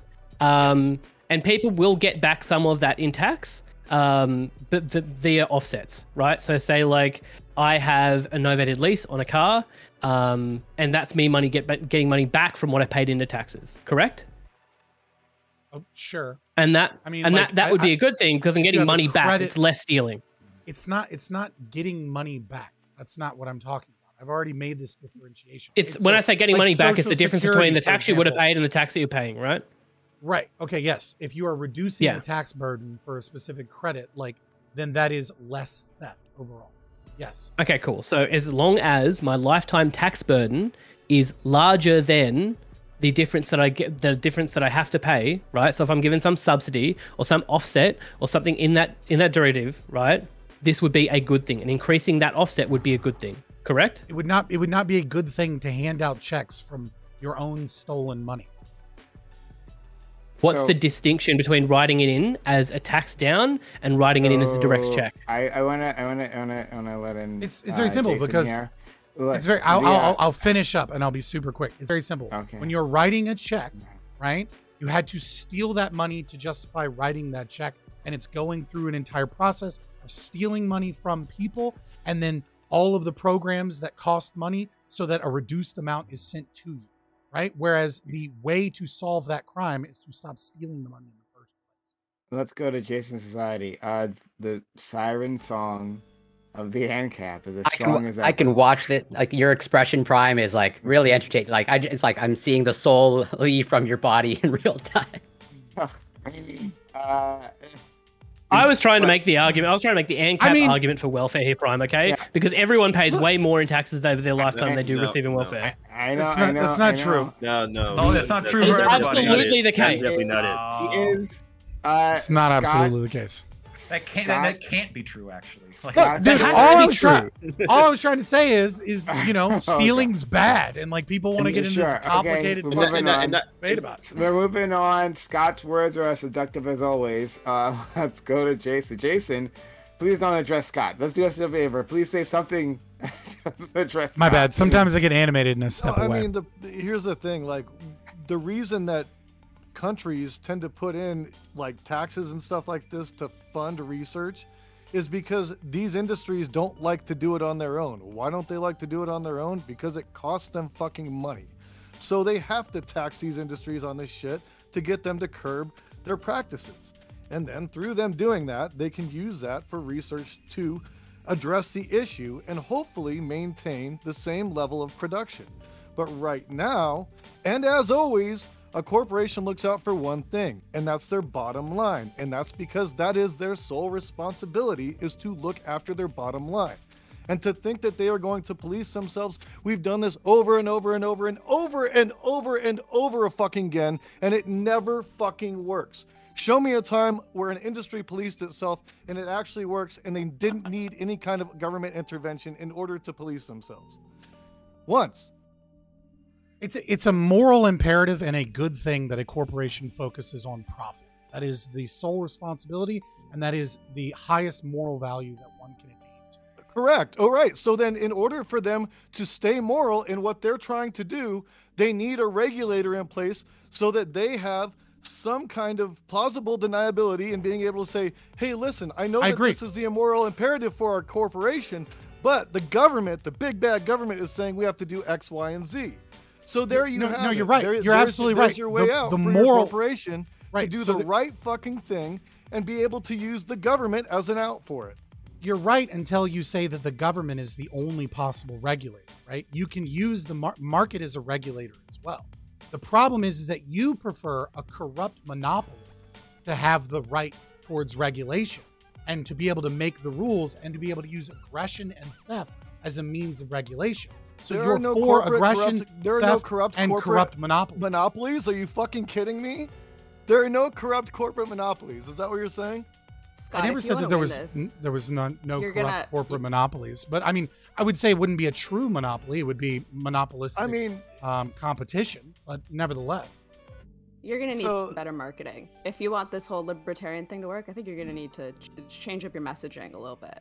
I don't do this weird tactic where like I try and honey my words with falsities and lies as a means of like being able to argue. I say philosophically consistent principle. That's what I do. And people don't like hearing it. I'd say but you've been eventually nothing the but strength of- philosophically inconsistent this entire time. To be clear. To add that in, nice claim, Kyo-san, but you got nothing to back it up. I've been proving it this whole time. Okay, you say the government is going to regulate these big corporations that are so bad, right? So who's regulating the state that's putting forth all these other policies that's going to hurt the middle and low class? And they have been doing it for decades. Who's regulating them? Well, that's our job as a people. That's what an why we election put is. in elected But- officials. That's what elections are for. That's what It's the thing. referendums are for. That's what the average American knows what to do. Yeah. Elections don't matter though if the establishment state wants to keep themselves in power. Prime example: if they have had put forth all these policies that they have been putting, not policies, all these promises they have been putting in place in order to get your vote. Prime example: the whole freaking we gonna cancel all this freaking student loan debt. They did. And yeah, news came out. It was unconstitutional, and now a lot more people still had to pay a lot more money. So that was a broken promise right there. So who's actually regulating them for making all these promises for just simply a vote and not actually holding to the end of the bargain? Well, I mean, I think that's It's why bribery, by the way. It's like retroactive bribery. Right? I feel So- people I feel like people always just go into this position where they decide that like you vote and then that's it. Like you put in your little ballot and then like you forget about politics for 4 years unless it's super spicy on one of the like fancy news channels. But at the end of the day, like the reality is if you want to like keep this stuff afloat, you have to be like checking in on your representatives and everybody in your community and see how it's being represented constantly. And the problem is sometimes those things are really boring. Like sometimes those aren't spicy Wolf Blitzer reports in the Situation Room or whatever the heck. Like sometimes it's just like super boring, super trivial. But like politics, like it's not just a every 4 years kind of thing. It's a consistent thing. Yeah, but that just slows down the rate of corruption. That doesn't actually solve anything. Like if we look at the FDA, right? Don't you want to slow down the rate of corruption? Isn't that advantageous for people? Sure, I mean, sure, but I mean, if you constantly vote for it. Constantly vote for corruption because they bring forth all these promises that are just not going to be fulfilled. So how is it being slowed down if people are just going to keep voting for it, and then the establishment is just going to keep on bringing people in? Michael Malice has a great thing that he says all the time, which is just conservatives or progressives running the speed limit. You know what I mean? Like it's not, you're not actually helping the situation. You're just slowing down the bad situation. So as an example, right? So this is why I'm against corrupt monopolies, as opposed to leftists that like monopolies.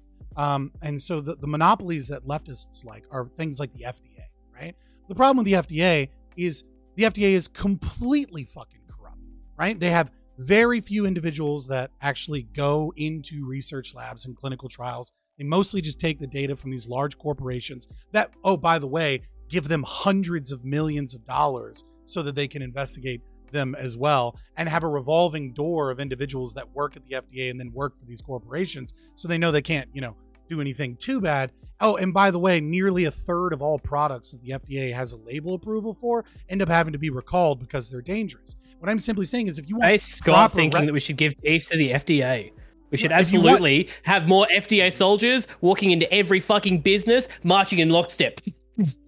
Right. And that's the FDA and the IRA coming from miles away, coming in to regulate your business. Of the leftists. That's the stupidity of the leftists that thinks if only we vote harder, if only we give them more money. That's just the point you were making, though, is that they didn't have enough teeth.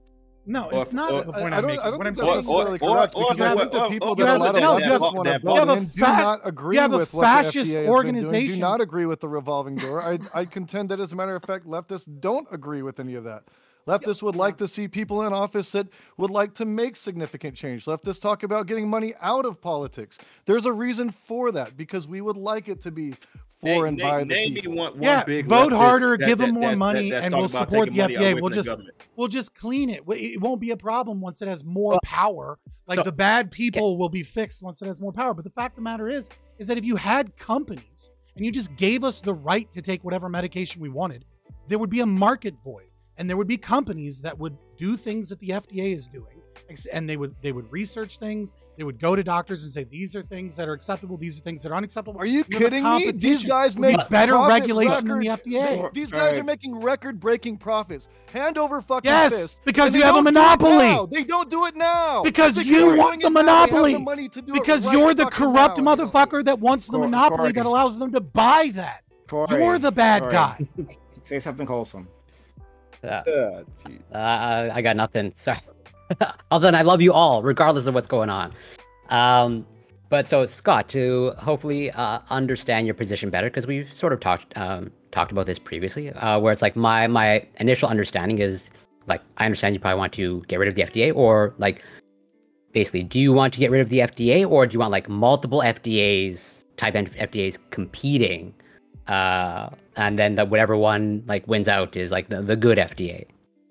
I want the market to be free. Once the FDA is gone, there's a market void for companies to fill the role that the FDA fills. But without theft, aggression, and a monopolistic ability where the incentives lean towards corruption. Okay, so like I would ask you the same question that I think you asked to Doobie, that I think is like maybe not the most honest framing of like so how many babies have to die while once the competition like plays out itself in terms of like you just let all pharmaceuticals like do whatever. You have multiple thalidomide cases over and over, and then eventually the market will correct itself and course correct. So like how many cycles, how many babies and deformities have to pile up before we're in. People are already dying under the genocidal organization of the FDA. Or did you forget about the AIDS epidemic where gay people were not allowed to get life-saving medicine because the FDA didn't want to save them? Because they were okay with the gay people dying. So they just wanted to push like, fucking cancerous rates of AZT on them and wouldn't let them have basic things like fucking vitamins. They're already dying under the FDA.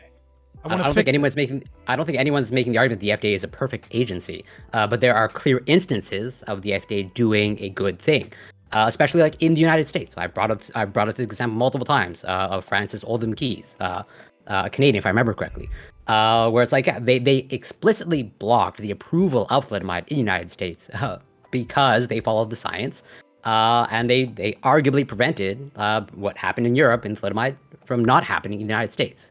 Now, if you want to call that the outlier, I guess fair enough. But like, there are clear cases where the FDA is doing its job. Are there clear cases where the FDA is not doing its job and doing it poorly? Absolutely. But I don't think it's like this categorical, like evil, corrupt institution. No, it's specifically designed to stop us from being able to take medication that we want to take. That is evil. That is aggression. Yes. There's no way around it. Same with the ATF, yeah. I would ask you then the question of like, so do you think any parent should have the right to administer whatever to the child, or even like withhold any medication from their child? It depends on the medication. Like it depends on the context of the situation, whether or not it's child abuse. Right, but the FDA's has like certain regulations, especially when it comes to like administering medications to children. Like we enforce these things because like, unfortunately, some parents don't have their children's best interests in mind. The parent has the custodial right of guardianship over the children as a default because the mother homesteaded the child. Right, the mother gave birth to the child, and so therefore they have the default right of that guardianship. The child is an emergent adult with their own rights. So if you permanently damage said child, then the child can be taken from you. You can go to court. You can take that away. There's a form of neglect. If you are doing things that are unreasonable that cause harm to the children, they can be taken away from you. So thus the incentive structure is that parents should obviously, that love their children, want to take care of their children. So child abuse occurs whether or not it's illegal, right? Like Munchausen's by proxy is a thing. Sure. The question here is a reasonable parent using the resources available to them to give the best medication to their children? And in a free market that is better regulated by the market, more parents will be able to do that. So the question is, why do you want parents giving drugs that are dangerous that happen to be FDA approved, like almost 1/3 of them, because of the inefficiencies of the corrupt government monopoly? Well, there's a lot to unpack there, but so then I would just attempt to ask a clarifying question, because like not every single sort of like whatever medication or substance like it has great provable harm. Like, are you okay with, for example, like a parent like just giving their 2-year-old whatever a shot of vodka, and there's no permanent harm in that? Yeah, there is. Right? Like no, yeah, there is. It would be hard. No, there. If you want to have this conversation, like we can, but that'd be exceptionally difficult to quantitate or quantify. Whatever you can even like tone it down of like whatever half a shot of vodka. Like what damage is going to come from that? What about half a cigarette? Is that okay? Yeah, there's some damage there. There's some damage there. It might be difficult to quantify. And no benefit. So if you're a grandparent, right, and you want to take care of the child, and the child is being clearly abused, as you're showing, because they're giving them shots of vodka and cigarettes, and it's a 2-year-old, right? Then you sue for custody. Like it's not like what are you talking about? Who sues for custody? Yeah. Oh yeah, well, so like that's the grandparent. Sues for custody? The grandparent. Actually, anybody can sue for custody if they're willing to take over the guardianship of the child, and the child is being abused. Anybody This anywhere has can just nothing sue to for do with custody. That's how it cow works, right? It has nothing to do with cow farts. I'm more than but happy you to talk guys about like cow farts. You know what I mean? Like, but I'm just proving the harm that is done by the state. Once I again, don't know. Over and over again. Once again, the only person here who can resist the siren song of the ANCAP is my friend Doobie. He's the only one. Well, probably we know he's walked away from his computer. Like, No, I'm here. Just letting us have your fun. Yeah, Doobie is. I think it's just because he's had these conversations so often on his. I'm perfectly happy talking about cow farts, but if you guys want to challenge me on rights, I'm going to defend it. You know, look. People just can't help it, all right? Look, and the next topic, what I'll need you all to do is to focus on the topic, right? Our friend Scott, he's going to say something. He's going to say some ANCAP stuff, right? It's just going to spew out of his mouth. But he's going to say it because he's principled. He's principled, and he doesn't, he never hides his integrity. His takes. Yeah. Never hides his takes. So, guys, right? When you feel yourself reacting to the ANCAP, right? Take a deep breath. Realize it's gonna be okay. Push past it. Right. So, because if it is that here's a problem, right? Is if you've got a syllogism and it's like premise 1, premise 2, premise 3, premise 4, conclusion, right? And premises 2 through 4 all fine, right? But premise 1 is so downright silly that there's and all of the other premises rest on it, right? Everything entails and follows, but premise 1 is so bad and poor is that there's what else are you supposed to say then? If premises 2, 3, and 4 are incontrovertible following from premise 1, then you talk about premise 1. But I get it, right? But look, no, I enjoy having Scott here because Scott is cantankerous, right? Is willing to put up a fight. Harvard word. Yeah, right. Yeah. I think a dictionary with Scott definitions. I think I would benefit from a Scott dictionary because it's maybe I'll make translating one another language. Yeah. I like having him here because he puts up a grand fight, and he's a lot of fun when he does so. But it's just people can't help it. Right? He talks. Hey man, talk about cow farts. It's fun. But if you're gonna talk about cow farts and be like, this is why we need more taxation, and I'm gonna talk about why that's effective. Well, look. Now it's too late. Okay, all right. You've ruined it all. You've ruined it. Okay, we're gonna talk about cows. Holsteins maybe, right? There's other types. I don't know Holsteins. But. We were going to talk about that, but now we can't anymore, right? Because you guys wanted to talk about ANCAP nonsense. You guys couldn't help yourself, right? I wasn't here for most of it. I can resist. Take the trip to ANCApistan. I can resist. I can resist the temptation. Okay. All right. We'll see. All right. So we'll move on. We'll see what happens. All right. It's another topic that's going to bring out his ANCAPness. It's going to happen, right? It's going to happen. So we'll test it. So guys, if you've enjoyed this, if you enjoyed the usual thing that happens here, all right, hit that follow button. If you haven't done so yet, hit that follow button. Make sure notifications are on so you know I'm going live. You get a yellow pill, and you get a yellow pill, and you get a yellow pill. I don't give a fuck, boys. Social media. Hit us up on all social medias, including Twitter, Discord, where we have all our conversations, including this one, and the future one we'll have open panel, which will be later on tonight. TikTok and YouTube. That's where you'll find the VODs. Like, comment, and subscribe. But yes, hit that follow button right now. We haven't done so yet. Okay, so we are moving on. Topic 2. Jeff Bezos recently said he plans to give away the majority, in quotes, the majority, of his $124 billion fortune. He said he plans to use his wealth to fight climate change and to support social, quote-unquote, unifiers. Is this a positive development? Do we want billionaires dumping tons of money into whatever they deem to be a worthy cause? Could that money be more effectively used by the government? This is happening. He said it's happening. Who knows if it's going to happen, right?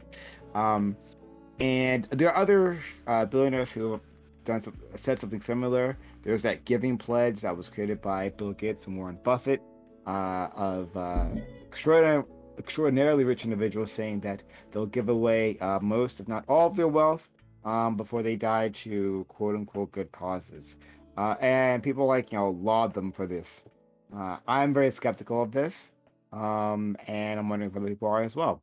So we'll start with my man, Black. So I think this is a story of damned if you do, damned if you don't. If Jeff Bezos kept most of his money, he'd be described as a dragon hoarding gold. And if he offers to give it away, people sit and ponder whether they could use his money better. Like it or not, Bezos is a competent person who's built a massive corporation from the ground up. He is more than competent in the use of money and where to give it away, far more competent than the government is. And most importantly, it's his money to give away. Looking at this topic, I'm interested on a general question, why leftist critique is so often levied against companies or specific rich people that are generally doing good, right? Tesla is making electric cars, SpaceX and going to space with Musk, and then now we have Bezos with Amazon. Of course, he's been criticized for a while. But meanwhile, none of them know the CEO of Altria, formerly Philip Morris. No one really knows the CEO of Nestle or any of these other companies that are doing things that they would disagree with more. And I think this selective rage exposes the true reason why lefties dislike benevolent capitalists. They are an example of that you don't need leftist ideology to save the world. This destroys their political relevance and their power, which ultimately is all they're really after anyway. For anybody who's actually upset about this, pick your battles, find a better time to criticize the ultra rich, not when they're legitimately doing good. And all of that being said, after what we saw with Bill Gates, I'm incredibly skeptical of his social unifiers that he said. So we'll see what happens with that. I think Lactoding is writing these things. He's like specifically trying to trigger me. I feel it must be the case. I'm assuming everyone's thinking about me at all points of day, really. So Scott, please go ahead. First of all, based lactoid. That's exactly what I would have given as the reason. But yeah, so yeah, it's not your fucking money to take and steal so that the government can waste it and squander it on, the next Solyndra scandal so that all the corporations can line their pockets with millions of taxpayer dollars and Obama can pat himself on the back for, putting money towards solar panels that never actually built a single solar panel. But yeah, the real thing here is that it is the right of man to be able to realize his idealized self.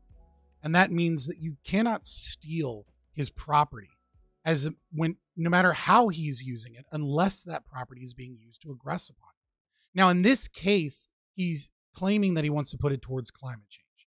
Now, I would be concerned if it becomes 501c4 type of money, because then that money is likely to be aggressive in some way, because he's using that money to petition politicians towards government policies that don't reduce the size and scope of the state, and also could be utilized as a means of protecting his own business interests, and stopping the free market from being able to engage effectively. And he's just kind of saying, "Oh, I'm doing climate change and stuff," when really he's funneling money through 501c4s. But assuming it's 501c3s and he's doing it for the betterment. That's the whole point of man, is to be able to realize who it is that he wants to be and what his goals are. And he is the one that is engaged in proper resource allocation and won the reward of profit by making the world a better place in doing so, and then can utilize those towards his goals, which are laudable, presumably in this instance. I would say that if he wanted to actually tackle climate change, obviously it would be far more effective for him to utilize those and attempt to gain more profit by engaging in fracking and nuclear energy, and that those are far better at protecting the environment and reducing overall carbon emissions and things like that. So definitely he should probably invest in fracking and nuclear energy and use that money for that and try and turn a profit. But I mean, yeah, if his goals are, to give towards climate organizations, hopefully they aren't used against us aggressively. But if they're not, then more power to him. Okay, thank you so much. Let's go to Kyo-san. Okay, so it's really, Jeff Bezos did earn this money, right? And it would be difficult. I know a lot of people here are going to say that he should pay his taxes. And what I'd probably say in response to that is going to be really difficult to tax him, right? Amazon has been running at a loss for quite a while now, until the point, because it's been consistently growing, which is generally what you also want for your local companies to grow pretty well and employ locally. What I do wish, though, is that Jeff worked a little bit more with his workers to do so. I wish that he wasn't so hostile to the union coming in to work with his workers. He pays his workers pretty well from what I understand, but the working conditions are very poor. So what I would like to see is the unions being more involved in those working conditions, helping to raise those standards, because that's what unions do. You generally see the corollary between high workplace safety and union involvement. Because realistically, right, and this is where the inner commie is like fighting his way to get out. You know, the difference of what Jeff Bezos has is the difference between what his workers were paid and what his workers made in value. So that's just about it. I wish his workers probably made more of it. But realistically, if he has that money, it's really hard to tax it. I'm going to doubt anyone he can suggest a way to tax it in the first place. And if he's going to use it for good causes, he's going to use it for good causes. It should be, but I'm still a bit skeptical, just like Bill Gates, donating a lot of money where he realistically just finds more ways to make himself more money that looks positive for him. I'm just going to guess that Jeff Bezos is going to do the same thing. And those people have their profit incentive to do so. It is what it is. But I just wish that Jeff Bezos treated his workers better, because he treats them pretty poorly. Let's go to... sorry, I'm not looking at the screen. Blaze, go ahead. So yeah, is he gonna give away have a majority of his fortune? Hell to the no, he's not gonna be doing that. If he really wanted to, tackle climate change, he would not be using all of these private planes and all these cars that he has. It's just another tactic for him to get a leverage from the left, from the climate activists, for them to try to put more money into his pockets or into his business. They hey, Jeff Bezos actually cares about climate change. Let's go ahead and put some more money into his business. Let's go ahead and promote Jeff Bezos' business, saying he's one of those billionaires that's not a complete douchebag and doesn't want to actually harm the planet. So it's just a for what Lactoy said, it's just a coping mechanism, and a lot of people are just being selective of some certain issues when it comes to some certain billionaires or even millionaires. So I don't truly believe that he is gonna do it. He's just trying not to piss off the social media leftists. That's my take, though. Okay, let's go to Jason. Yeah, I'm always leery when wealthy people, billionaires, want to throw their money around, because usually it's to use that money to garner some kind of influence somewhere in some direction, or maintain some power or some control. I don't think that this is an altruistic attempt to just do good in the world. There's something he's getting out of it, or he wouldn't be doing it. I'm sure he's going to get tons of tax breaks donating money to charity. You always do. And like I said, with him picking and choosing, he could pick and choose some pretty nefarious organizations to choose to donate this money to, and then do some really corrupt ass shit with it. We don't know what the fuck he's going to do with it. And I think somebody with that much power and that much influence and that much control with their money can really dictate and shape the way the world moves. So I find it extremely dangerous. And I personally think billionaires should be taxed out of existence anyways. So give the money to the fucking government. Let them actually be able to create programs that help the working class people of this country. And fuck Jeff Bezos. Okay. Next, we have Amanda.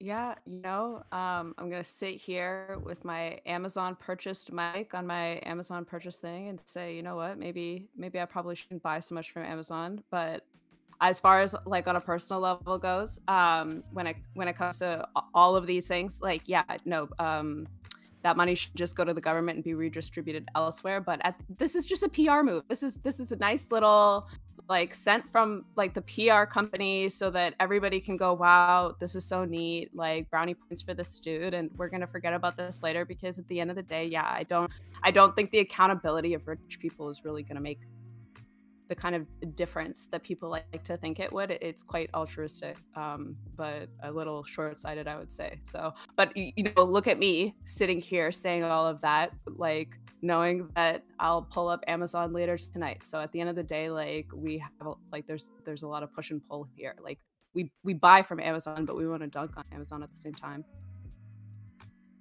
Okay. Let's go to. Sorry, I'm not looking. Corey. That's okay.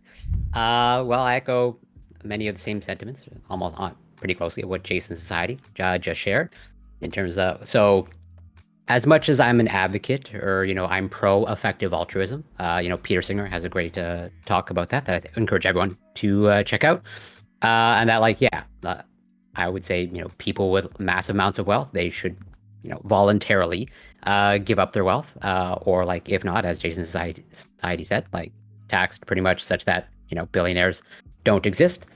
And to Amanda's point, as much as I would like to think that these people have good intentions, and I hope I'm wrong and that they do actually have good intentions, and Jeff Bezos actually has intentions to fight climate change in a good way, but I'm skeptical, and that probably that money is better channeled elsewhere, likely to the government, where it can be the money can be channeled to appropriate places that do actually have a vested interest in fighting climate change, and I guess whatever, supporting societal unifiers, whatever that means. I think this is largely a PR move, but I still support effective altruism. I just hope that there are more good actors than bad actors in that vein, and I'll leave it there for now. And finally, our friend Doobie, who I hope we can hear more from during this topic. Doobie, please. Yeah, I really. So I know that, Prem, when you introduced this topic earlier, you said you're like skeptical or something, and I've been trying to think of why. Yeah, it could be that it's just a PR move, right? Maybe it is, sure, but there are plenty of examples of billionaires who have actually put their money where their mouth is, right, and have actually given millions and millions of dollars to tons of organizations that have saved thousands or tens of thousands of lives across the planet. So if he wants to add his name to the list of billionaires that do that, like Bill Gates, for example, sure, go for it. I think it's a great thing. I don't see why we should say that the government has any business coming by and taking his money if this is what he's going to do with it. Well, Doobie, I can answer your question, and hopefully this will get us started. Yeah, I'm skeptical. One, like the giving pledge thing, which he didn't sign, but like billionaires, the ultra rich will sign that, and then like they haven't given anything, right? Just like they will at some point, but they can sign it and just like get that level, that like the Paris Climate Accords. It's a little different. Like we promise we'll fix it at some point. Oh, okay. Yeah. Okay, fair enough.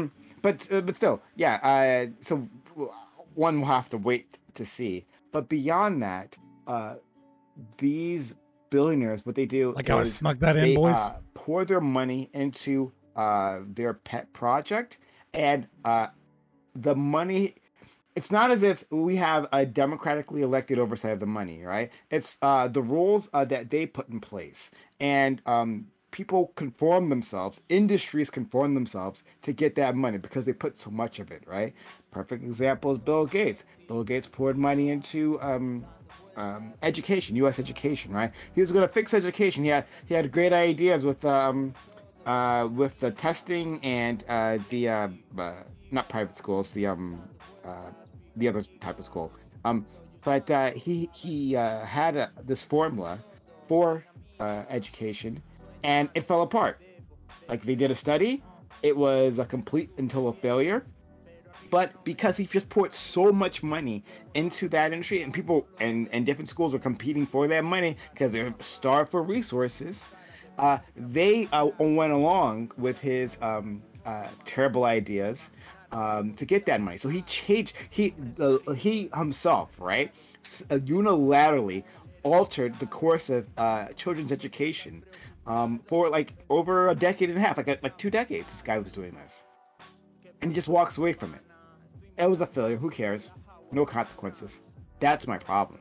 I mean, government fails too, but can I point out two things real quick? Number one, Apparently, all of you are hypocrites because, unlike the rest of you, every time I need something for a computer, I go to 2000.net computers. Every time I need something for my stream, I go to Richmond Camera. I haven't bought anything other than this green screen, which my co-host bought, from Amazon in almost 3 years, right? Because I actually shop locally. And just like tipping at a restaurant, you know, I'm willing to pay slightly more to support local businesses. So please don't fucking shit on Bezos while you constantly buy shit on Amazon. You're fucking lazy. Hey, Second, I identified that everything around me is Amazon. Like, hey, yeah, nothing around me is Amazon except for this green screen, and that's because there was no green screens at Richmond Camera, and there wasn't even ones at the fucking Walmart. I was like, all right, fuck it. Hey, at least I'm a self-aware Amazon hypocrite. did a lot to put a lot Walmart, of so small much businesses better. out of business in order for them to succeed on a level that requires that everybody use them. They've I just made want it to point to out where in their Australia as well. convenience is almost irreplaceable. We get it. You're a communist and you don't understand Jason. economics. But the Jason, second I thing want is a to question. real quick. But yeah, Blazer, I'll ask a question. Yeah, I want to ask you something, Jason. Earlier you pointed out the fact that if all these billionaires just give the money to the government, everything would be a better place, right? Potentially, it depends on our role. Okay. Here's the thing. Here's the thing about that though. If the government, the state, the federal government has been printing out billions and trillions of dollars each and every year, and things still didn't get better, even after those bills got passed by the House, then the Senate, president, and the president signed it. Why do you think just all these billionaires giving their money away to the state is going to do anything if they print out a $1.7 trillion bill, didn't actually do anything and things actually got worse? What makes you think those billions of dollars is going to help out? You're talking about them printing money. I don't see how that equates to getting a huge influx of money from Jeff Bezos. It would help out immensely. Because if they are constantly just printing out money, the money would just. But we don't constantly print out money. Who prints the money? They constantly print the money for.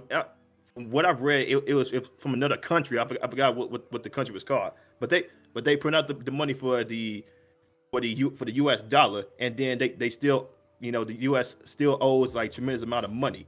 So if you are saying they give away all this money. I'm just going to put something up really quickly. Yeah, so I just want to explain a couple of things. One, generally the US is always going to owe money, right? Dollars are created out of loans, right? So it used to be the case that it was pegged to something called the federal, what was it? The thing that people always complain about it, but they're always gold wrong, standard. They have no idea. No, it wasn't the gold. It wasn't the gold standards after that. It was the standard. It was like a 10-to-1 loaning rate. They used After to the gold standard, it was talking American about. You're dollar. talking about. I think when you're talking Yeah. about the rate, you're talking about fractional reserve banking. fractional reserve banking. Yeah, that's not a thing anymore either, right? Generally, what we do I mean, by it kind of is, but like it's done by the interest rate made now. up day to day. Well, it's not so much that it's done by the interest rate now, right? So like we disincentivize or incentivize money creation through loans, and they're done and that's through your average bank. Like every time you take out loan, you're creating money, right? And every time you put it back in, you're paying back money, right? So there's always going to be debt. It's not the case that we can always really get cash positive because you're just offloading that debt to someone else. Exactly. If the state is just constantly being irresponsible with The the state money, isn't the one printing the money.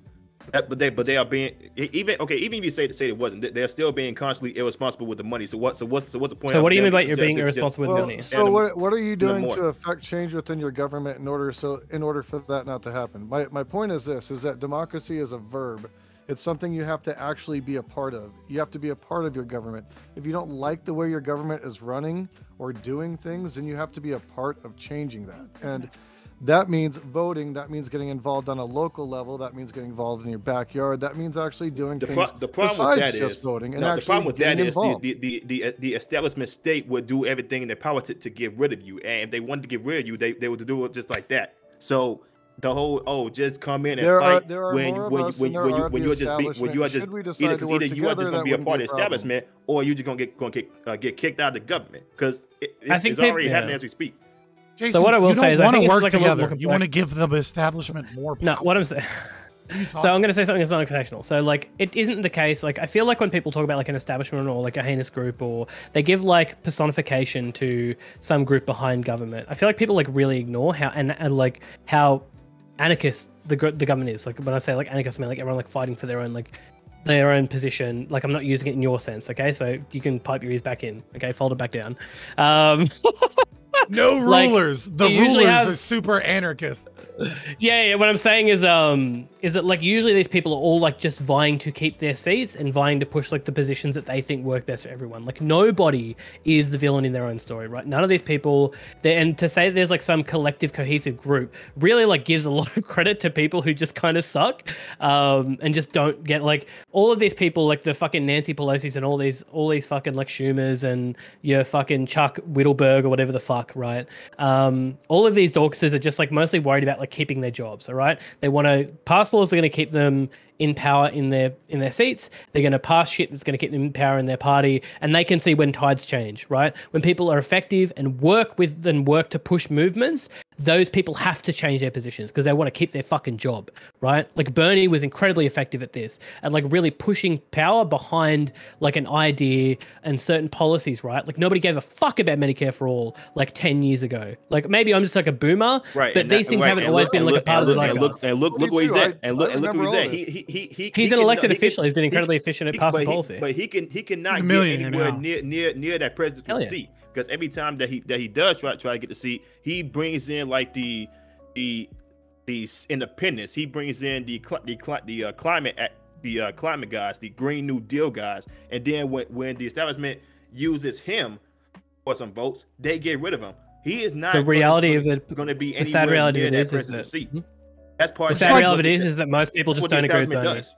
Can Most I just people point don't out agree that with we're Bernie. talking about the There's a evil of reason the why state, Biden and won. I didn't say shit. I disagree with that, but That's- that's another Yeah. fight. So the point here is like Biden just didn't win. Biden won. Like Bernie just didn't have enough votes for his platform, and enough people aren't on board. Bernie has been incredibly effective, and he's even pushed the Biden government to make like significant changes to their platform in response to what he's put forward.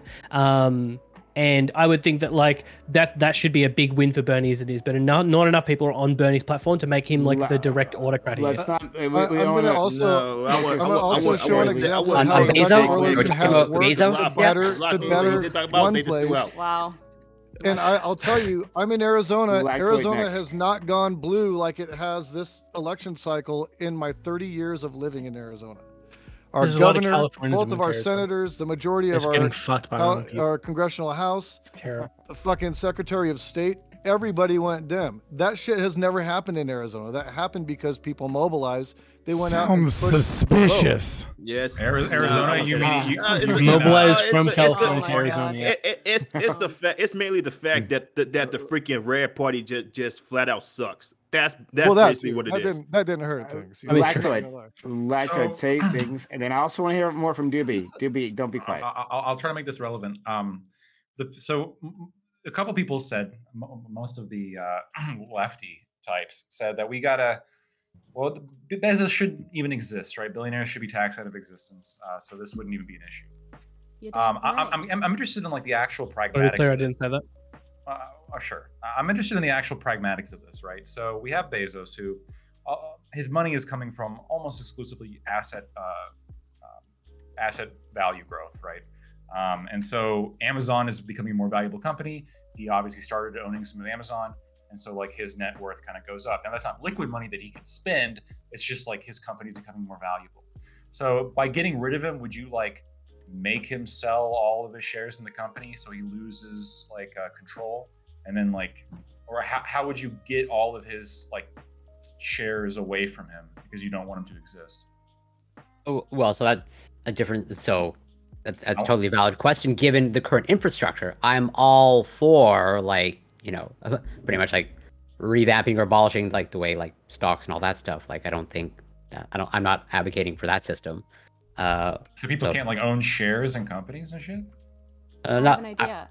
I would say if I form my own company and this company like grows in value, do I have the right to form my own company and own it? That's like a foundational question here. Do you guys think that if I want to make my own company, that I should be able to do that and own that? Of course. Here it is. Here's the answer. I know you're really gonna like it. You should increase corporate taxation. You hear me? Increase corporate taxation. Your favorite word, the T word. I think it would be super helpful. Let's talk more about taxes, please. We're not talking about. Should we increase it? Should we increase the corporate taxes even when like the balance sheet shows that they're losing money? Like, what are we taxing there? We're not. They're not. Well, they're not. Amazon have run it like a loss, right? Like, Well, Amazon haven't turned a profit in years and years and years and years and years. They have recently, right? And that's when they're being taxed. But up until that point, to the point where they've been growing their company value, that hasn't been a taxable asset because it's just been grown. They haven't made that because they're spending that money that they're making. They're investing exactly. back into the economy. They're building new plants. They're perfecting their logistics infrastructure. They're doing like good shit. So they don't have all this like money sitting around to take. They're actually like, are you going to go take one of their like factories or warehouses from them? Oh, this is our taxation. Can I have something more like we basic? probably shouldn't. We probably shouldn't be like. Why shouldn't billionaires exist? Because it would be more helpful to because the have that concentration money. of wealth, Yeah, it is- was more I mean, like, helpful to everybody- have like, that money the con- it's redistributed. harmful to No, you said- people you that said- are you said concentration of wealth. fucking not doing well at all. Hold on, so, Alright, so how does the existence of a billionaire hurt you? No, I'm sorry, go literally. So this is I have to do this all the time because you guys don't understand economics because you just think Oh, that boy. like billionaires are Here we evil go. because they succeeded. I want to answer to my Profit, question. No, hold on. profit, No right? billionaire succeeded. I Profit think I is got what like a happens. lib arts degree. So, Right. so okay, Profit- okay, so what you profit telling me? is what happens, right? You get two things from profit. Profit is the reward you get for the investment, right? In order to beat the universal time preference, which is the idea that you want something now as opposed to later. Individuals invest capital so that you can get that thing now, right? They use the means of production that they privately own so that you can get the goods and services that you want now as opposed to getting them later, which is what you want. The second thing that they get from profit is resource allocation. The better they are to predict the market and what people actually want and what it is that they need and where and when they want it, the more profit that they get because they're able to be early adopters into the market. And so what that means is that the greatest thing a person can achieve is large profits. The only time profit is a moral evil is when they use the power of the state and regulatory capture as a means of being able to get competition out of the market. So, profit is good. Billionaires are proof that they have done wonderful, moral, good things. And the less billionaires you have, the shittier your society is. Okay, Can I ask you though? I'm just curious. If everybody was a billionaire, $1 billion would be worth shit. I still didn't get an answer though. Yeah, to Jason. Because let me go So to Jason. Blaze, you can talk to Jason. Lactoid, I'll answer your question. Then we can yell about billionaires. These are better pals. Okay. Do you want to answer Lactoid's question? Well, Juby's question is at some point. Like, Okay, sure. Yeah. Then then we got it. All right. So I need answers. I deserve the truth. Okay. So You can't Jason, handle the truth. You keep on saying billionaires, and billionaires.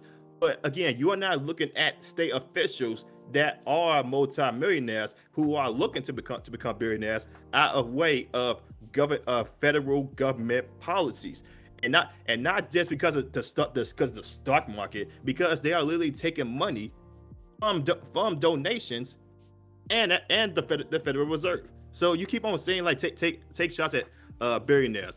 Get rid of billionaires. Again, who is regulating the state from becoming multi-millionaires or billionaires and then using their influence and their power in order to keep people down? The voting populace. I keep The voting populace is useless. You vote It's for the useless. people that you want into office. And should you vote for the right people that aren't corrupt, people Vote who harder, are actually Daddy. not getting a bunch of lobbyist dollars because we would get the money out of politics in an ideal situation, then you would have politicians that are working for the people. So yes, I am reforming for many parts of our government. I am against career politicians. I am against multi-millionaires trying to become billionaires through their work in government. I am 100% against those things. You're acting like I'm for those things. I want more in place to stop them from doing those exact things. Saying it though. But that revolves around a couple things. One of those is there can't be lobbyist money in politics. If there's lobbyist money in politics, they have a vested interest to do what the lobbyists want, right? If they're not being held accountable for their stock trades and things like that, where they have insider information, then yeah, they have abilities to profit off of their role in government.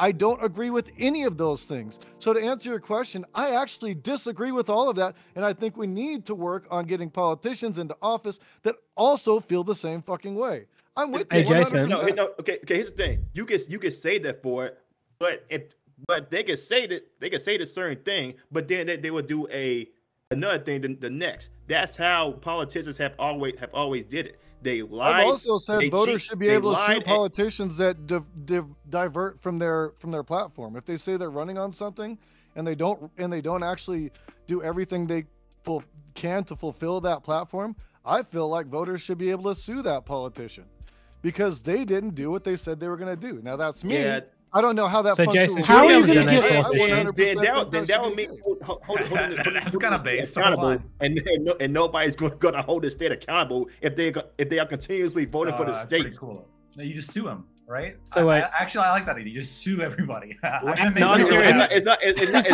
use something because like a lot of these like a lot of the fucking solutions we hear. Sorry, go. No, go. You were trying to interrupt first. Because I was gonna say a lot of the solutions I hear like stuff like this is like aren't built in any like level of feasibility, right? Like they're not actual solutions. Like Jason, should we be able to donate to politicians to increase their chance of getting elected? Individually, yes. Individually, yeah. Not lobby. Not. What should the limit on unless that? you're billion funds and all that shit. So what should the limit be on that? I'm good with like $27. $27 each. I'm totally cool with that. Should the state fund elections? Yeah. You think the state should 100%. fund elections? Yeah. That would be so ideal. the state should set the the value to which each party is given the money to which they run on to $27 max. All right, so the point there is usually lobbying is done. How do you decide, Jason? How do you decide who that money goes to? Yeah, like some elections have like fucking 100 people show up, right? And only like a handful actually get on any kind of debate stage. But we'll just support the two parties and it'll be okay. Well, no, I'm asking. Should we give it to like everyone? Fund elections. If the state should fund elections, political action how do we decide where the money goes, Jason? You'd have to, in that case, you'd have to look at who's polling the best, I suppose. You know, like so the people who are winning just get more money. So the people that start out with enough money to advertise themselves will get the additional money from the state base. The problem is that you're a layer underneath the problem. So I've done enough yellow pills tonight. So here's the black pill, the other half of the anarchist flag, right? You guys are you're talking at a level without realizing that you're talking about the band-aid solution. So you want to get money out of politics. Okay, so what do? Okay, you make it individual contributions. And then what happens next? A bunch of PACs get funded and they run advertisements for the people that they want and they like wink, wink, nudge, nudge. You're like, okay, well, we got to get rid of that because obviously that's just a loophole. Okay. What ends up happening is speeches. You know, Hillary Clinton gives speeches where she gets $50,000, $100,000 for Wall Street. It's like, okay, well now we got to get rid of that because that was another loophole, right? And then what ends up happening is further and further down the loopholes, you eventually get to the portion where individuals with lots of money no longer have the right of free speech because they're not allowed to speak about political issues because it's now seen as money in politics because those political issues that they're speaking about and like putting on TV and things like that are in their own rational self-interest. And so what you end up having is you end up having the government being granted large amounts of power to regulate free speech. The problem is not money in politics. The problem is that the politicians have control over your lives and they regulate the fucking market. Wouldn't you say though, for you, it's in your best interest to argue that like because you don't libertarian, you don't want those things anyways. So wouldn't you want to cut that stuff out anyways? Yeah. Like I don't want those things. Can you say what things? And as a libertarian, I don't know the money. Well, as far as it goes, you seem to really hate government. So what? Like, follow your thoughts to the conclusion for me, so I can understand what you're asking. He's just licking the billionaire boot right now. That's all right. As far as it goes, like the real sort of like main question, and I think like this, like political action committees is not a universal Western American idea. That's like in the Western world, it's the United States that has political action committees. And if you have an actual law that is bipartisan support that outlines where these distributions can and cannot go, like what is the harm in a little bipartisan support on an issue that like actually affects the largest amount of people? Okay, first of all, I don't give a fuck about bipartisan support. Like, fuck the Democrats and Clearly. the Republicans, right? Like, they're both monsters. But secondly, what you're saying Then why is do- other countries one's have the scarier. capacity to do this. A rare So, like point I can France, agree for with you example, on. we can look at like France, right? Like, you're not allowed to have political action committees. You're not allowed You to can look at donate Canada. into- right? Well, I'm fucking. Everyone no should look at French Canada. system, Everyone. right? Didn't And in fig- France, didn't Trudeau it's just- like just political ban ads are Christmas? only allowed in like a 3-day or 4-day or 7-day window. It depends on like what type of election, etc. And you're Well, saying you know that me, I'd love- that's a better system than what we currently have. Yeah. And maybe in that current instantiation, it has outcomes that you're looking at that are beneficial in one direction. But it doesn't go against the principle here, which is that you're curtailing and limiting individuals' speech by saying what they can and can't say I don't know. as a I don't means, know, or what 'cause they can and can't advertise for as a means I'm not too of sure towards their if politicians. France is the best example when the French will literally go to the death to fight their individual rights on anything, especially protests, especially government. So like no. if we want to talk about No. Yeah, no. hey, no, yeah, but that's exactly that's it. That's not part. true. It's part of their. Hey, That's hey, not look, true. listen. I didn't need an excuse to bring up the French Revolution again, but you know I will. So, like, when you're talking about French identity, of course they're unfortunately not going to include such a thing because French identity is largely, in part, post-Roman Catholic. So, as much as it would be nice, it's not part of the cultural identity that a lot of French people in the past have agreed with. A lot of new French people agree that hijabs should be part of it, but I don't think French is the best example. But if you want to talk about Canada, like That's French Quebec. No that was one ever that was a wants to lot talk of Just words that France doesn't too, deal with what basically. I'm saying. Like, what are you Let's- talking? Like, let's I'm go like, it to- doesn't You gotta, address you the gotta point answer or the my issue. question, Prime. because- Let's do it. I'm gonna do it. All right. So your question was about Could you repeat your question? I'm sorry. Absolutely. Inquiry. So I am a stunning young entrepreneur who I'm building a company. And I build a company from the ground up. I start the company and I own it. Everyone here seemed to be okay with this premise that I could start a company and I can own it. And based on doing this company right, like every step of the way, it's now a $1 billion company. At what point do you take my company away from me, Prime? So for me personally, because I would, it should be in the hands of the workers. Oh no. yeah, I was gonna say like for me personally, I'd probably say that like we should probably have like stronger union work in workplaces, right, to make sure that workers aren't being taken advantage of, and part of that would mean like higher worker pay, because the difference between what the workers pay and what the workers are making for you is what you're making in profit, right? Now you can think that's a good or a bad thing, but that's like functionally a truth. Would you agree with that? No, based on how value works, not No? necessarily, right? Because the value of what the workers could be doing on their own could be dramatically less. No, than we're what they're talking about the value doing with- they're producing for you. The value that they're producing for you. So You're we're- paying them we're- no, less, so and the we're distance between producing- that's your profit. We are producing value for each other. It's like a co. I'm not saying, yeah, that's true. That's true. You're giving them money for time that they wouldn't ordinarily have. That is true, Yeah. right? And But they're on their- also on their producing you own- value. Right. They're On their own, they obviously- wouldn't be doing anything with it. So obviously they're producing value, but on their own, like without my leadership and without my incredible entrepreneurial skill, the shit they could be making could be crap, right? I mean, Yeah, you're not going to disagree with you. Bezos did lead this. So Kaya-san, you're one of the only ones I didn't hear the answer for, and I apologize. That's fine. So assuming, let's say we put in more, unions into Amazon, and Bezos became a billionaire. Would you? I Be love okay, Italians. Would you be okay with like him being a billionaire? Like as long as he got As long as, there? like I said, like as long as worker, because I agree with you actually, right? Like the Bezos is bringing something that the workers aren't, and the workers are bringing something to Bezos, right? But I just wanted to make sure that we're like agreeing that the difference between what the workers paid and what Bezos has is the money that they're taking, right?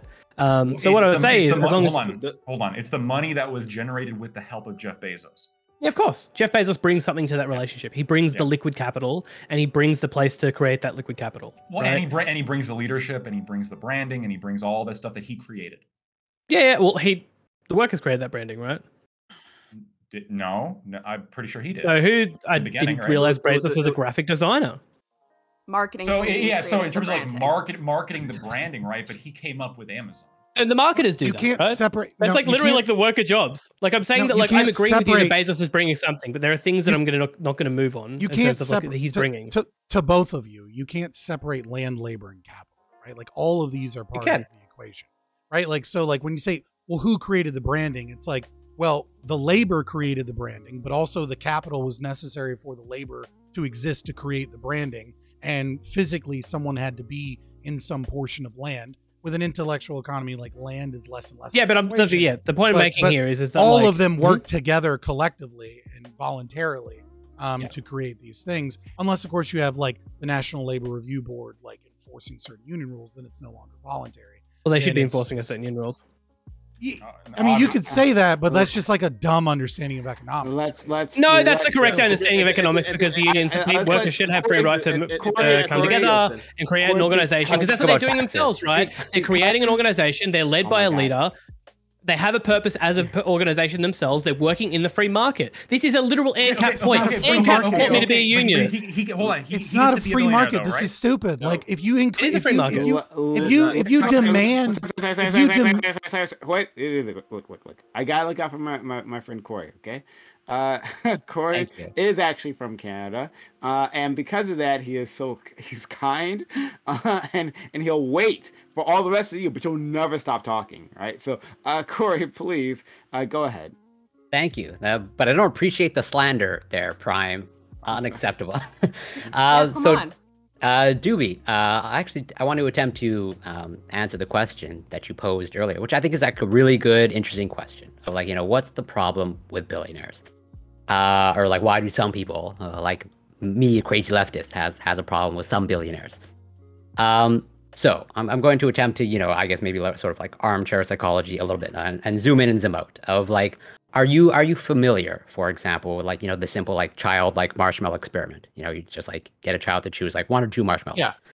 And so if you're familiar with that, you probably know like that's correlated as in it's able to like make predictions. As in like generally speaking, the child that's able to like, withhold and wait that 10 minutes to get 2 marshmallows, they tend to like just do better in school and like have higher academic achievement. Right? Am I so far like that's what you're familiar with, right? So like, it's not just a simple matter of like, oh, this child just happens to like more marshmallows, but no, it's correlated with like other behaviors, okay? Because and that's why it's able to make some predictions, not perfect predictions, but that's why that type of behavior is correlated. And so to zoom out, okay, when it comes to like billionaires, so. Just as, your choice of marshmallows, number of marshmallows matters, and it can say some things about a person, your choice to amass wealth, your choice to sort of like express materialistic values is also correlated with a whole bunch of other, psychological, not so nice things. If you just like dig into materialistic values and the types of people who espouse and express materialistic values and amass wealth, the psychological profile is like not all that great. And so that's at least coming from me, my personal problem with billionaires. I'm sure other people have different problems. Why does that matter? If you were to remove the money from them, right, and make them millionaires, for example, they would still be bad people. There are plenty of poor people who are also bad people. Like, why does it matter that you don't like their personality type? Yeah, to me, that's sort of like minimizing the harm. Like there's a reason why, at least in my mind, based off the psychological profile, like these are, I would sort of like put them more in the category of like whatever, bad actors. And like, so I can't, it's difficult to So they're like automatically bad actors because they're billionaires? No, not like, I'm using the term loosely. I'm not qualifying them as evil, but rather like, since I cannot change the character of a person, and I don't necessarily have a desire to change the character of a person, well then in order to sort of like alleviate kind of like, I would say they're not so good actions, like yes, I would tax them such that they can't sort of like overly express their materialistic values. This is silly, right? Because you're talking about because I actually know. Hold on, I actually know what he's referencing. I want to hear Doobie's voice. Doobie, please. It just sounds like you are. I don't even know how to explain this. It's not even like it's like Minority Report, right? So you being a billionaire equals you might have this like set of negative personality traits.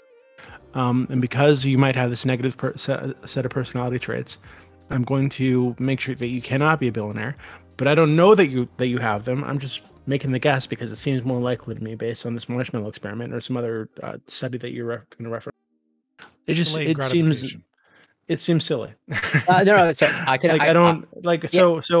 If somebody's a billionaire, right? They have a massive business, or whatever.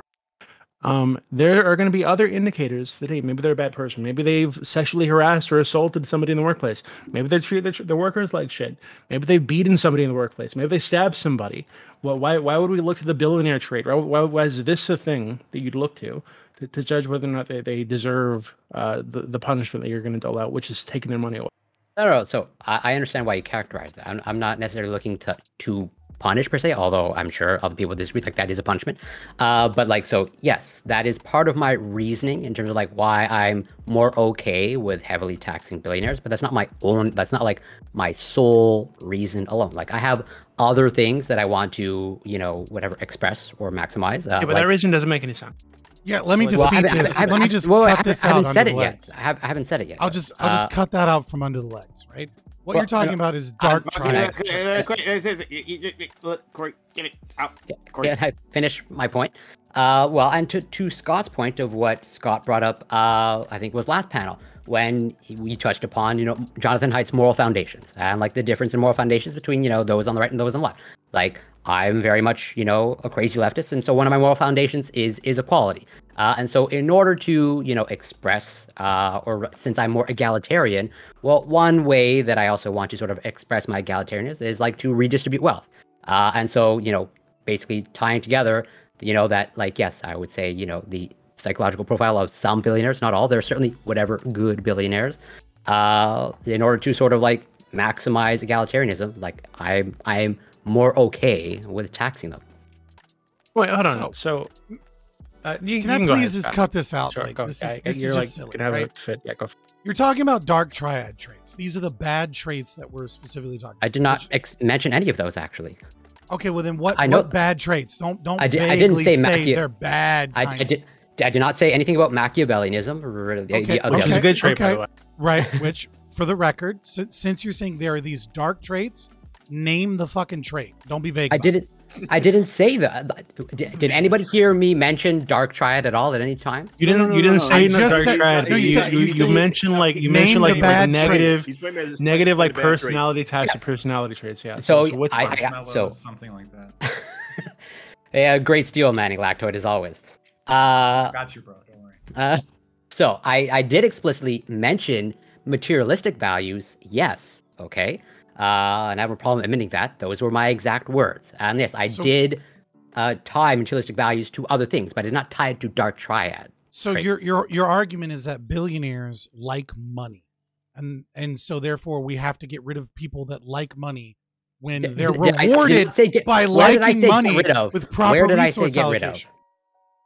I never said get rid of. You said that you want them to be millionaires. Okay, so you want to get rid of you are their literally like putting words status. in my mouth that I just no. Never You're said. running and pivoting because you won't explain. I'm not why pivoting, this is bad. You are not saying anything that I said. Like you are having a conversation with a different person. I'm forcing you to claim what it is that is so bad. The only answer that you can give is that they're materialistic.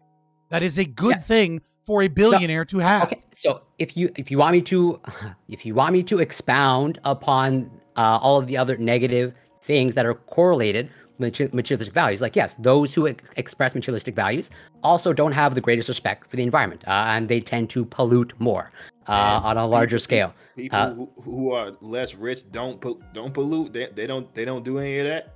Just Pardon billionaires. Well, they have less ability to pollute. Any poor community in the United States, you'll see how much they care about the fucking rich people are capable of polluting more. Concentration Okay, of cool. money is Next. the concentration of power, and the concentration of do power that, like, in slash and burn such few farming or hands is whatever? dangerous. Jason, you want to give the government power. Like, the only thing you're doing is changing fucking rulers. We are the fucking government. We are the government. The fuck we are. Dumbass. Technically, we are We not. are We government. dictate what happens with the We government. Get no, involved we in put in moguls in democracy. charge Are you of us. involved? I Are you mean- are you involved in the democratic process at all? Do you The democratic process is nothing but. Do you go out and organize? Do you get involved? Are you involved in the democratic process? Yes or no? Why Yes do or you no? want Are you Democracy. Democracy is just a soft variant of communism. Democracy is it's pretty much BS. It's been BS for a long ass time now. Then Especially you can't when it say pertains shit. Then you to can't say shit disenfranchised about the role of the communities. government Look at because Can I you're ask a not question? involved. Look at all these. Maybe it will look at all perhaps pivot the conversation a little bit, but I would like to ask a question because I think if we could sort of summarize the point of why some people have an issue with billionaires, it's because of the potential for a lack of accountability that billionaires have in comparison to governments, which I will agree have not always been the best and the most accountable depending on the situation, but have a little bit of a better track record for the ability to create some sort of accountability system. The United States government is known for its checks and balances. That's like staple for that country. So I think the real big problem and the question is, are billionaires as accountable as governments? Should they be or should they not be? Because at the end of the day, that's the real kind of struggle and the fear that some people may have with giving billionaires carte blanche ability to do stuff. The problem that they run is that they don't have an accountability system that other things and institutions do have. So I'm asking you, and I'm curious what you guys think, is there an accountability system to billionaires or not? Because I would definitely say, I'm going to go out on a limb and say that people who do not like billionaires assume that they are not accountable to the people either in the company or outside of the company. Why would you be accountable? Why would you be accountable to people who? I mean, it's not their money.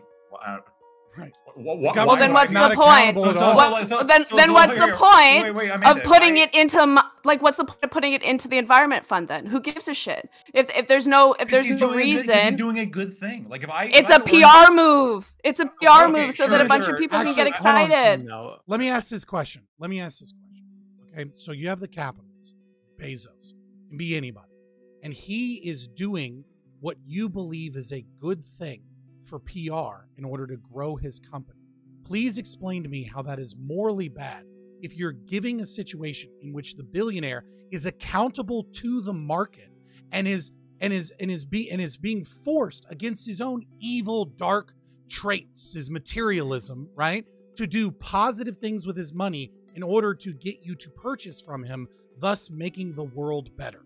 How is that? Can I put on my marketing hat for a second? At the end of the day, the reason that this is a PR stunt and like a PR publicity factor is because this helps with positive brand sentiment and positive brand awareness. By having newspaper articles that are going to get shared around, what you're doing is creating an environment where people are going to see that message. They're only going to see the first like 140 characters or anything, because at the end of the day, people are not actually clicking on these. These are reading headlines and coming up with a conclusion from there. So like at the end of the day, this is a great opportunity at November, just before Christmas, when Black Friday is coming up in the holiday season and Amazon Prime days, we are creating some good positive brand sentiment that's going to be in people's head so that they're thinking, oh, Amazon is a really nice place because they do this stuff for the environment. I like that. So I might as well put my money into that and help continue to support it. It doesn't mean that it's actually happening, though, because at the end of the day, all you need to do is have a couple of people who work at these industries in these different like news places and say, hey, I have a press release coming out. I would like to put this information. All it does is it's empty words that are helping fuel the fact that we have a holiday season coming up and Amazon has a bunch of units it needs to sell. But what if they have given billions of dollars? You didn't answer the question at all. You just explained the process. I'm saying, how is that process evil? You're saying presumably what could occur. I never said it was evil. I'm just saying it's a publicity. Well, I don't give a shit. It's a publicity stunt. Who cares? How is the publicity stunt not a moral good then? It's that accountability you're talking about. Right? It's market accountability. It's the market making billionaires accountable and forcing them to spend some of their profits to fight climate change. He's not really going to. Perception-wise, it's not the same. I do want to get. So you have no answer. All right, Roger. You want to say something? Well, in some ways, even if it is a publicity stunt, right? And it does drive more people to Amazon, that's still a good thing because Amazon supports the hundreds of thousands of small businesses. It employs millions of people, and they're fighting climate change, either directly or indirectly being supported by Amazon, whose jobs wouldn't fucking exist if Amazon didn't exist as a platform for every positive article. There is a negative. If more people are driven toward this platform, it seems like this is a good thing, right? Even if they're not, one of the good things that they're doing is not fighting climate change, but it seems like they're attempting to. Right, so he has a fund that's given over $1 billion in the last couple of years to in grants to organizations that are fighting climate change. Right, so it seems like he's doing something that you guys would agree with.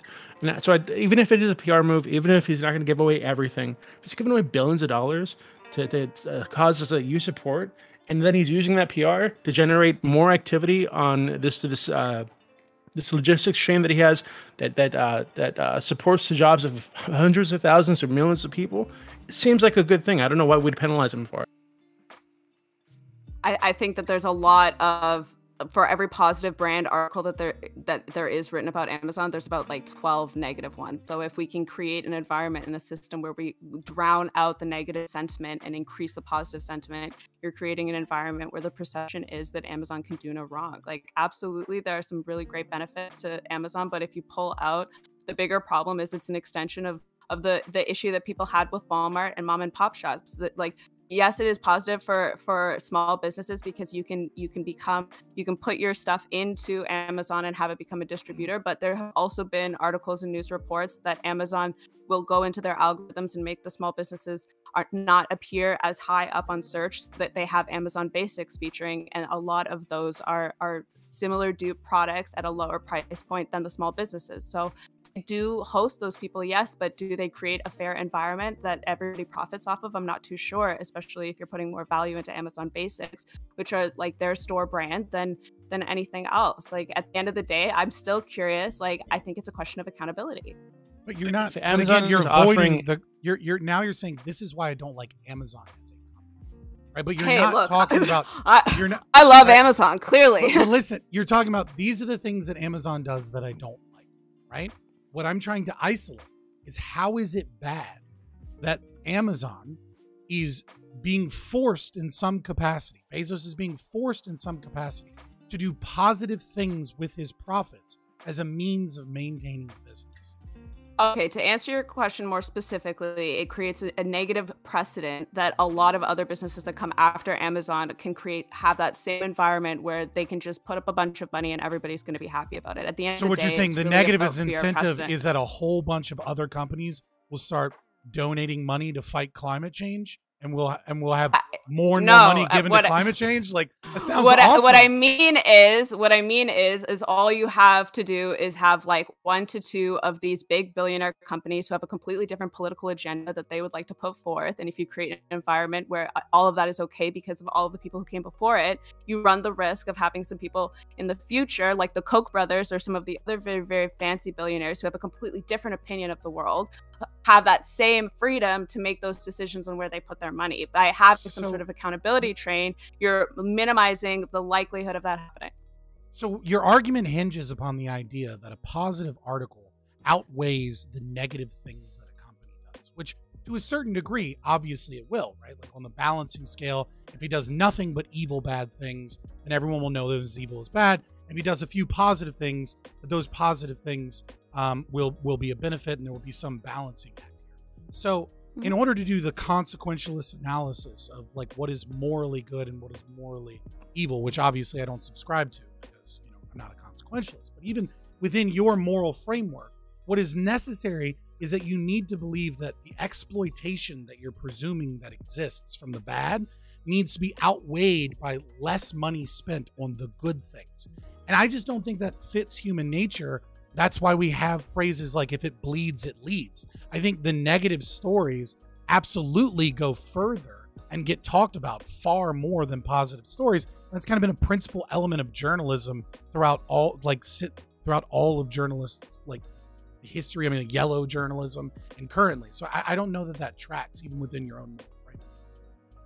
I mean, perhaps, but I'm looking at the case-by-case basis. So, and you gotta admit, it is convenient that this is happening right around holiday season.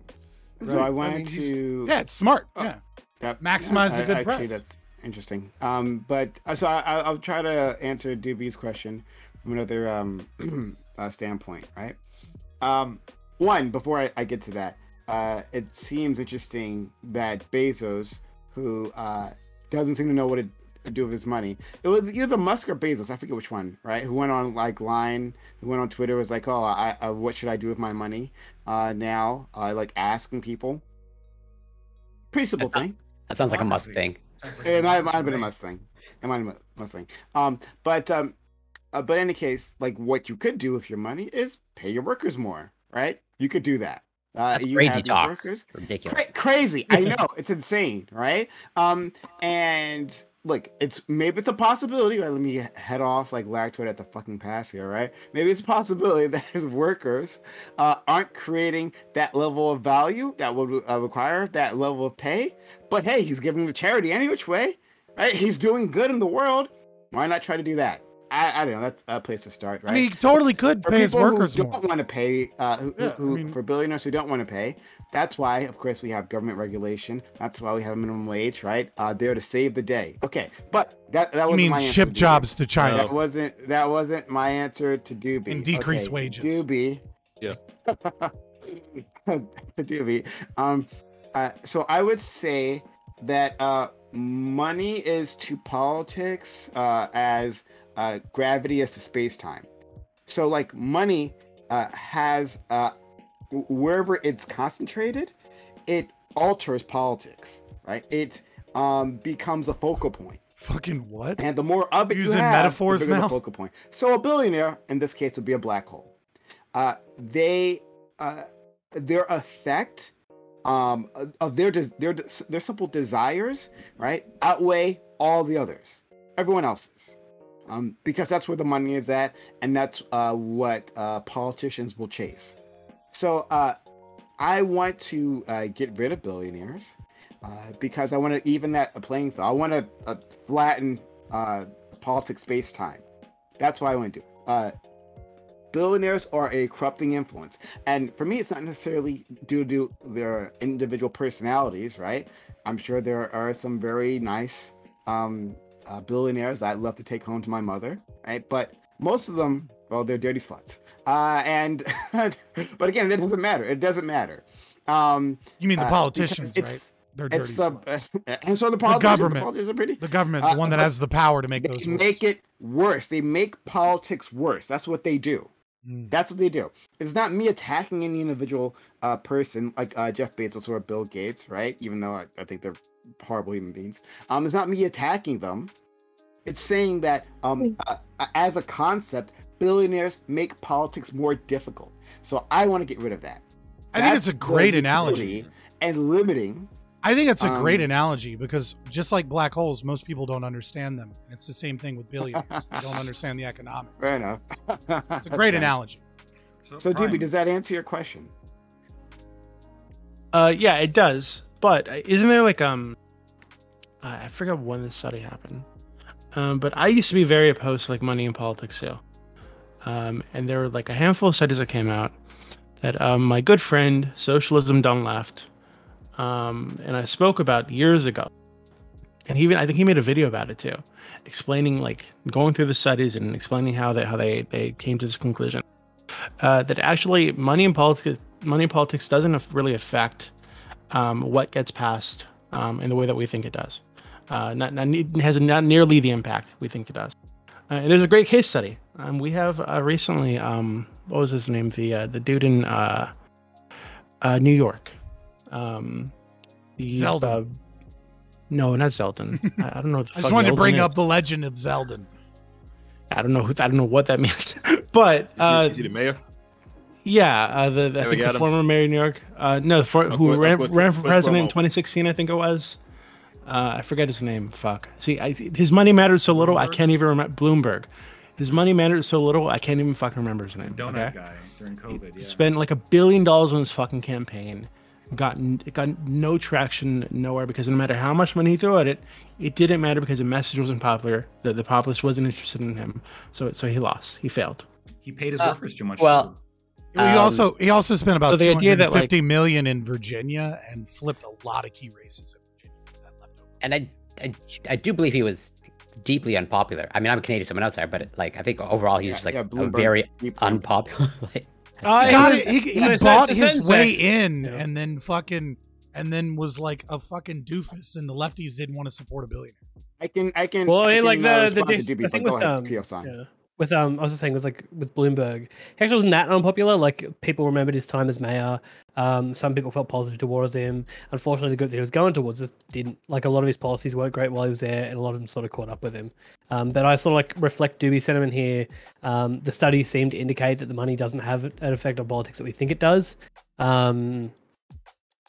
There's different ones that sort of lean back and forth, and some more recent ones have shown some slightly different things, depending on how you feel about the original study that everyone cites. I can't remember the name of the authors right now, but basically, like money doesn't seem to have that much of an effect in politics, and the big problem is how do we get it out of there? It's really, really entrenched, and this is the big problem I brought up before with Jeff Bezos as well. Like you can say like he shouldn't have his money and we should tax it, but like at no point like it'd be almost impossible to tax it outside of excising some massive wealth tax, which is like really strange to excise on people who've just got like open stock options. I guess there's actually a really easy way to get rid of money in politics, which is reduce the power that the government has to affect change, and the more you reduce that power, the less valuable it is to attempt. Yeah, but see, I want to make the world more good So- and not so- just like make them line with some weird set of principles. so- that You can do that, but also ban stock trading among politicians. That's another Yeah, That's what I actually Hey, kind of you're support. gonna I get me think. on with that. Well, I'm on board with that all the way. Let's go.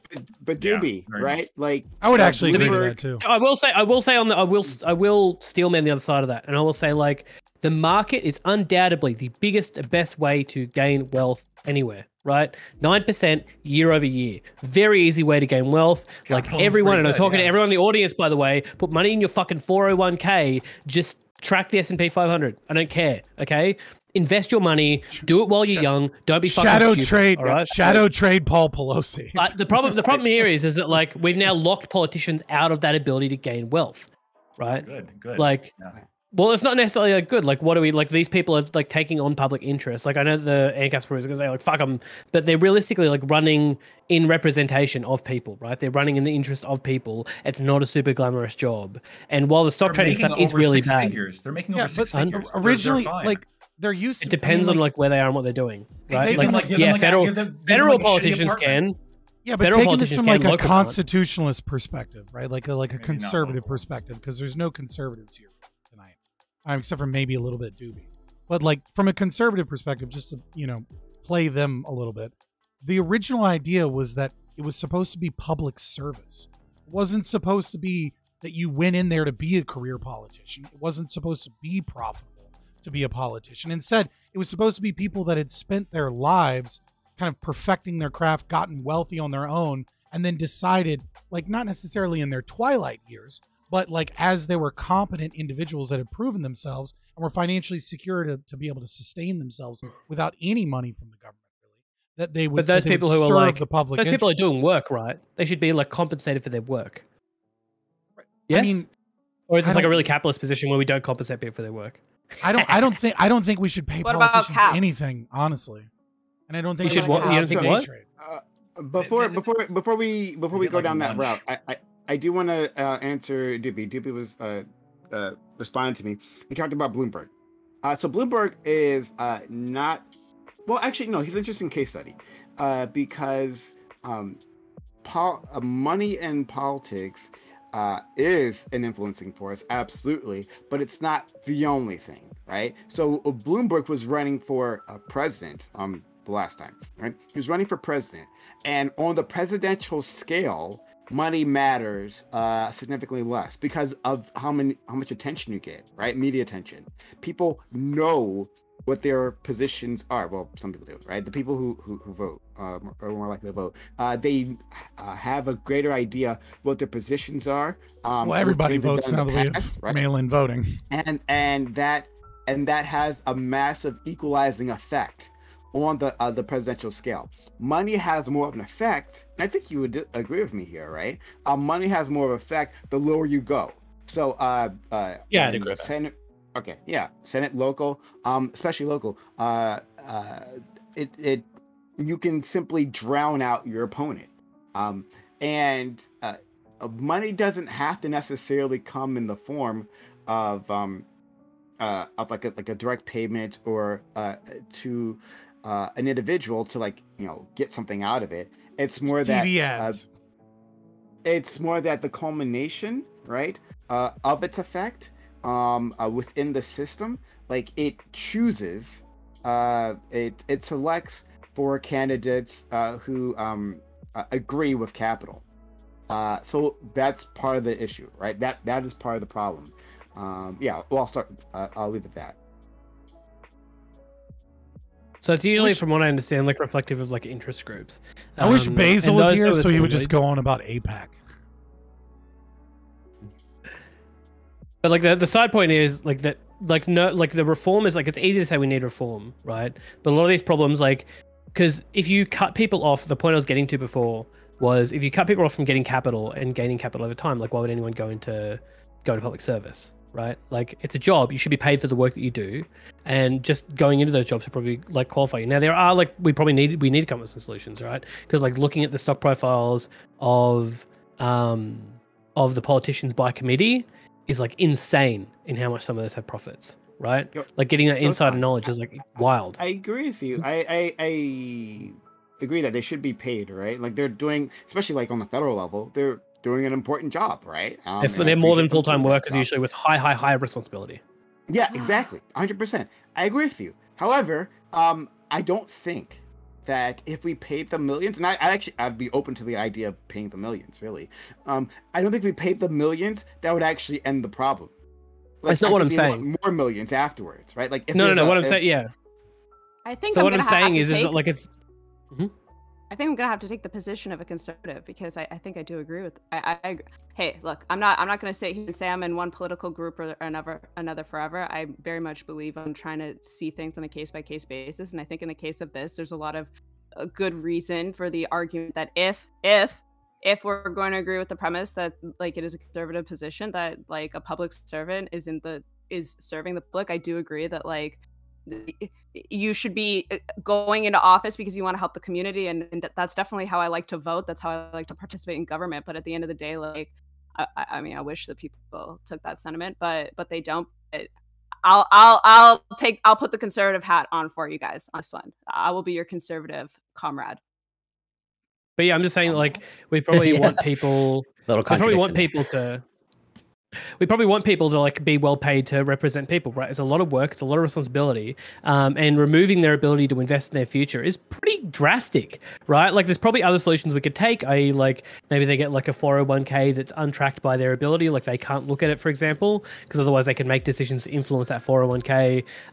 But like we know that markets grow wealth, right? And even then they could do like, what are they supposed to not buy houses? They're supposed to not buy goods and hold on to them, right? Like, because you could extend those out to all be the same thing. Like if you're going to talk about influencing the housing market, right, which they absolutely have the power to do, which is one of the big, like, this is where I put my fucking ANCAP hat on, and I'm like, abolish the fucking zoning laws, like, get the fuck out, get the what do you call it, the environmental, the EPA is a disgusting agency used by fucking landlords to increase their wealth. Fuck the EPA, right? Like, my ANCAP hat goes on here. But any of these markets, like, it's really hard. Like, they'll just move down to another market. It doesn't have to be a direct stock buy. They can buy another asset and then influence that asset. It's like almost impossible to fix, right? All of these like things are great to say, like we should get money out of politics. They're great affectations, but it's almost impossible to do. Just like we're talking about and bringing it back, talking about like taxing the billionaires. Like there's no way that you get money out of Amazon that almost wasn't there. So what you should do is just make sure that the unions are empowered enough, make sure the workers are empowered enough to make sure that they're getting their share of that money in the first place before Jeff Bezos gets all of it. And if they make a profitable enough company that treats its workers well enough that they have the turnover to become billionaires, as long as they've got all that person base, I don't see a fucking problem with it. We can limit I can't Basic speak, economics is the problem. I can't speak for Corey, who has his hand up, but if he's gonna say what might be what I'm saying, in Canada we have this little thing called the Sunshine List, and for all public servants, it's not going to create a full level of accountability, but it does create transparency where you can see how high certain political people in office are getting paid. It's not the case in other places, but I would say, as far as my 100% Canadian political bias, I think that it is good to have something like a Sunshine List in place so that you can see how much political people are making, because then it makes for a stronger argument when you're saying they're getting paid too much, because you can have the proof. Because in the case of Canada and Ontario right now, people are angry about certain politicians that are affecting teachers because they're saying that politicians are getting paid more than teachers, and they're upset about that. So in that same context, it's that similar argument of how high should it get paid, at least if you have a list or have something for a certain level of transparency. In the case of, you know, your little northern hat cousins, like it's not a perfect system, but it is quite helpful in these. I will say, and this is going to be like really like politicians probably should be paid more than teachers. And I say that as someone in education working with children. Like they are working like 70-hour weeks. They are under incredible amount of responsibility and stress. They have to know it's not just fundraising. What do you mean? It's mostly fundraising. Most Most of of the time, they fundraising do is an important part of it. Most fundraising is an important part of it, Hold right? on, then let's put But they also caps. have to go. We put caps in the fundraising, and then bam, it's like a third of their year that they can fucking vacation. But I'm saying, like, it's not just fundraising. Like, they're also like drafting bills, working with other people. They have to do like thousands and thousands of meetings to make sure they're properly representing their people. Policies. We're gonna let in. We are. Let's let yeah. in Corey. Let's let the But I Canadian think talk. we can all agree that everyone should be paid more than Kyo-san. All right. So let's go to Corey and then back to it. No, some people are useless. I'm not gonna touch that. So to what Amanda was saying, like I will wear that scarlet letter too. Of like, and I've had this conversation with Lactoid and Tiberius, if you remember, in terms of like public servants. Like you know, going back to my earlier point, like no surprise. Me. No. Everyone should go watch the Lactoid's VOD. He's just hijacking my talking I point. agree with you. Okay, sure. But yeah, going back to like an earlier point that I attempted to make of like, no surprise that like if there's a position, okay, that like, if you acquire that position, it allows you or it makes it easier to amass a certain amount of wealth and power. Turns out it tends to attract not the greatest agents, okay? And again, no surprise because like certain things are like correlated, where it's like, yeah, there probably should be a cap on like how much money that you can make in these public services because like you should be doing it for the right reasons. Like you shouldn't have to be paid millions in order for you to serve the public because like that should be the intrinsic motivation in and of itself. Where it should not be like you shouldn't have to necessarily like heavily incentivize it. This is how like you ensure hopefully that you have better actors and not and weed out the not so good ones. I'm going to go to Lactoid next, and I'm going to give Lactoid something to respond to. I think it's absolutely possible to tax these individuals, right? I don't think it's the case that all of their money is being used. So in the case of Amazon, saying they were running at a negative, because we know these people use tax havens, right? Like we know that they are hiding their money and saying, "Oh, and of course, they're hiding money." If it was the case that all of their money was going into the company where they were truly investing it, not doing stock buybacks or anything like that, but like actually truly investing it into the company, it's different. I'm actually open to having that conversation. But it seems to be like all these Fortune 500 companies have massive tax havens, so there seems to be plenty to tax from them. So I'll put that out there, but you can respond to that and anything else like that. Okay, I guess I'll just go in order here. I said my solution to I think your very real proposal is that once you go into public service, you have to sell all your assets and all the money gets put into a blind fund that you don't get to see. And then once you're done with your service to the community, you get that money back. That way you don't have any incentive in any commodity that you currently have. And while you're serving, you don't get to like buy and sell anything. You get to like maybe get a stipend for like an apartment in DC. I think that's perfectly fair. I think there is a real problem with like politicians gaming the system. And I think everybody's sick of it, which is why I think there's so much agreement on this panel between both left and libertarian and right wing, which everyone's like, this is a fucking problem. So yeah, that needs to be solved 100%. And it's a bipartisan problem. Prime. That's interesting. So we're talking about, I was going off of what Amazon's balance sheets were and what all the evidence we have currently is the reason why Amazon is running at almost no profits or very slim profits. I think just recently they're making profits now, but for a long time. And the reason is because they were investing a lot. They were investing all that we can see into warehouses, production, logistics, all that stuff that, investing in our economy. If we find out that people are hiding money in like overseas accounts, I mean, you can bring that forward and we can take a look at that and we can say, well, I'm not a huge favor of like taxes, but technically that could be illegal, right? But that's definitely not most of the issue. Most of the issue is reinvesting the money so they don't have the money in hand. And so my question for you, Prime, is before when I asked you the question, you said, well, it should just be a worker co-op. But before, and they may have been like, yeah, it might have been a meme or whatever, but like nobody really had an answer here because everyone was very strongly saying, well, billionaires just shouldn't exist. And so the question I want to pose to you is, let's say it is the case that Jeff Bezos' billions of dollars came from asset appreciation in Amazon. And the reason Amazon hasn't paid taxes is because they're spending, like they don't have like the money in hand. They're reinvesting all of that. So that's why the tax codes allow them to not pay the corporate tax. At that point, how do you make him not a billionaire? Do you take away his company shares? Like, do you take away his company that he founded from him and put it in the hands of somebody else?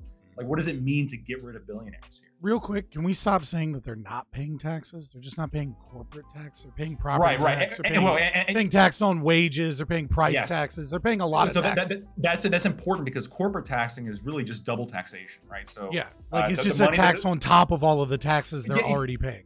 Exactly, because the C corp like has to pay taxes on the income it makes, and then when it distributes that, they have to pay income taxes themselves. So all it is saying like, I'm mad that they're not taxed twice on the money they're getting. But that's not even the case with Jeff Bezos because his money is just from asset appreciation. So how do you make him not a billionaire without taking his company that he built? So, like I said, I don't disagree with taking his company. Give it to who? Give it to who? Give it to Musk. Elon Musk. Let's turn it around. So I built. Okay. So I start a company. That a billionaire owns, they should just have it taken away. Just fucking take it. Just for the hell of it.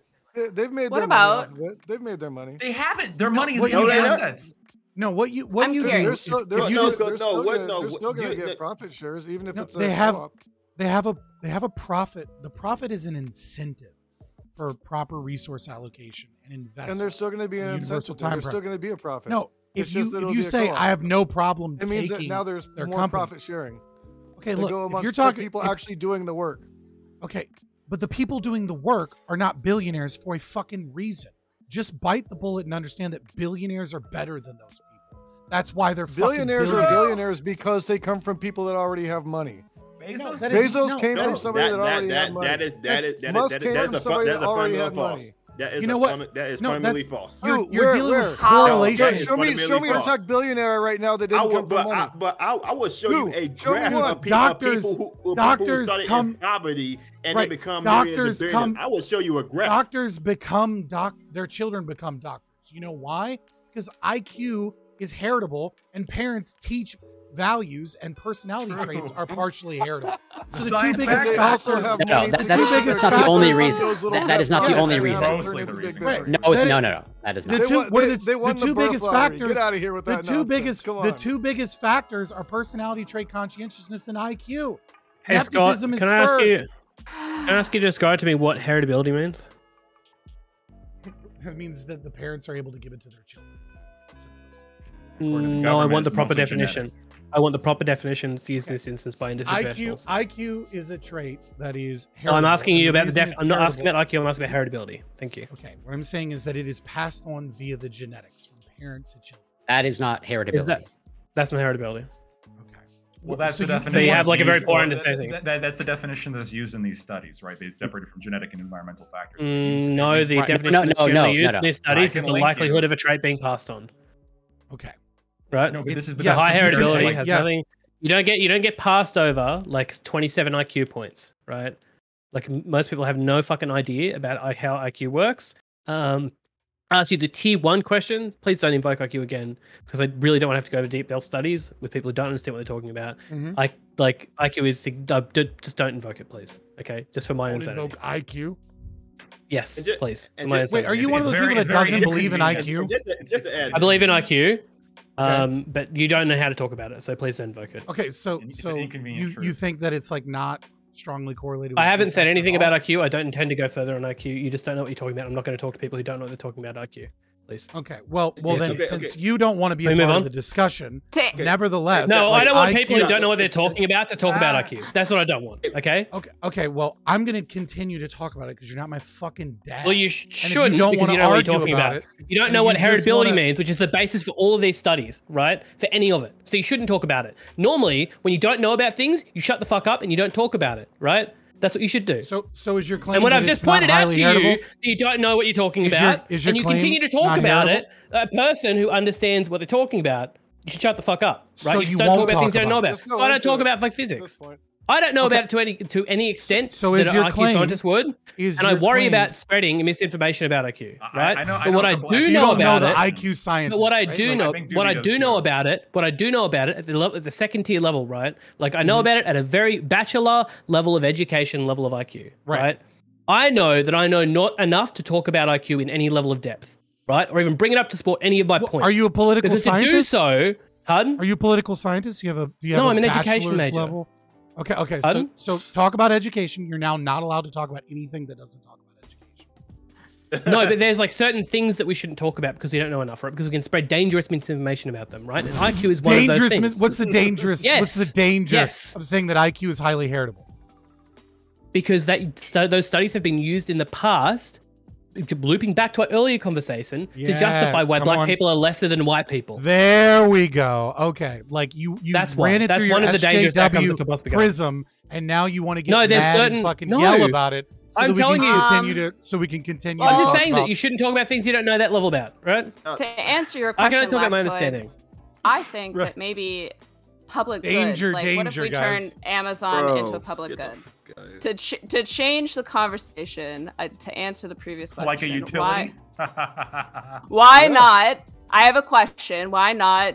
There was a case in it was a tech company in Barcelona that was doing really successfully, and they were growing at a really fast rate. It was connected to Web3, and a huge thing that they did that was different was connected as a public good. So the Barcelona citizens were able to have input on it. Is that that Dragon Company or what the fuck? What's it called? It was in a DW news report, so I can definitely Google it and find it for you later. But I do remember hearing about it. But in that case, because if you have a company that's this large, there's lots of. So can you cases explain where- what you mean by that? By as a public good? Like I don't believe in public property, but what do you mean they ran it as a public good? And the community had input? What does that entail? They created a situation where the general citizens, if you were a citizen of Barcelona, you were able to vote on actual corporate decisions that were being made in a democratic, like populist sort of situation. I can send you the information because I'm definitely going to be paraphrasing in this very moment. But I'm just curious. far as the conversation of public good, like if you have an organization that's large, would it be in the best interest of the citizens to make it a public good, whether it's Amazon or any other business? I mean, it's perfectly reasonable to adopt that as a business model. So ESOP models, I think, tend to work at a small scale too. Like, I mean, if it works for you, it works for you. Like, but like, did the profits go to the public, right? Or is it still an individual that came up with an innovative idea, which is that we would like community input to such a degree that we want to give them a percentage of the vote? And if that worked out for them, great. I don't know that it would work out in every instance, but hell yeah. But how does that solve the billionaire problem?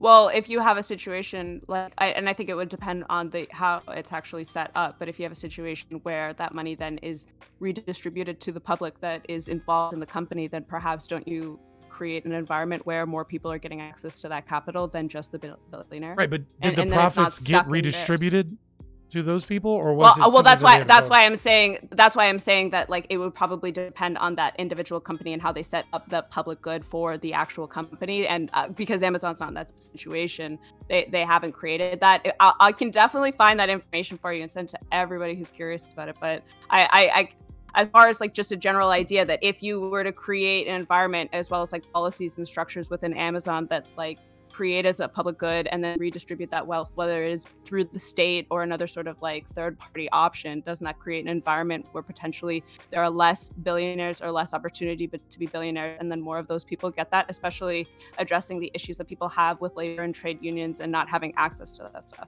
I'm just like, as far as curiosity so I mean, goes. like if it works for the individuals that choose to set it up and they're still able to maintain a profit, that's great.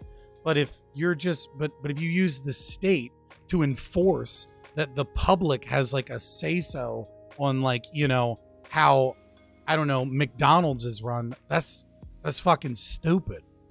Well, yeah, no, I'm not saying like for everyone, but I'm saying in the case of the original question of how do we sort of restructure it, maybe it's perhaps looking at alternative models for like a business that is that large. Yeah, I mean, if it works for the business, it works for the business, but it shouldn't be a choice of the people to do that. Like that's silly. I'm No, not it should saying be it's the choice of the employees. Why? Like why? Maybe Why would the Yeah. Why would the employees have a have a choice unless the company is set up that way? it's in their All best companies interest, should right? be set up that way. Yeah. So you think every company? Do you think every company should be an ESOP, or do you think it should be like a full blown co-op? Yeah. At this point where we're at, I could go for an ESOP, but I'd like to see full blown co-ops. Yeah. So Absolutely. why do you want like a less productive company model to be enforced upon people? Like I don't understand the logic. The rate of productivity in this country versus the rate of salary does not match. We are grossly underpaid for the rate of production that we produce on any given scale, on any product that we make in this country or that's used in this country. That said, I'm going to say that workers need to be paid more. They need to be paid according to productivity. And if production is so great and pay is so low, we need to balance that out. One way we can How do are they that not is paid allow according to workers productivity? to have a say in what's going on in the workplace so that they can effectively work to raise their salaries, which they should be raised. How are they I don't not know paid what via company you productivity? work That's in that's that, what but capitalism not- does. But not a lot of jobs are like that. So I don't know what exactly you working at. I don't understand. Like, Well, can you explain how they're not you've never paid heard of via a co-op? productivity? Co-op? I've heard What's of a that? co-op. That's not what I'm at. Like, how is it that Do you they're think not government paid officials are paid based via off their of the rate of productivity? their productivity? How Do I think help their politicians are? productivity? It's not going to Yeah. affect it at all. Not really, I don't think it'll no. have. Well, there's your I don't answer. think it'll have an effect either way. I think if anything, what it's going to do is put more money in the hands of the workers, which they deserve because they're doing the work, they're doing the Right. labor for whatever product. So it now, is that, so that now what you're saying owner is, wants to sell. so now you're saying, so now you're backing off of the claim that they're not paid based off the rate of the productivity. You're just saying workers No, deserve more. they're currently not paid off of the rate of productivity. How? Not even close. How? Because if we see a 70% increase in productivity across the board for every industry in the US, and we're not seeing the same match in salaries, the same increase in salaries, then yes, there is a problem. People are not being paid based off of their productivity. That's No, just that's called wages, not cost total disease. compensation. No, there's That's also that's total- cost the graph- disease. Like, the graph is also wrong. Like, so I know what your graph you're talking about.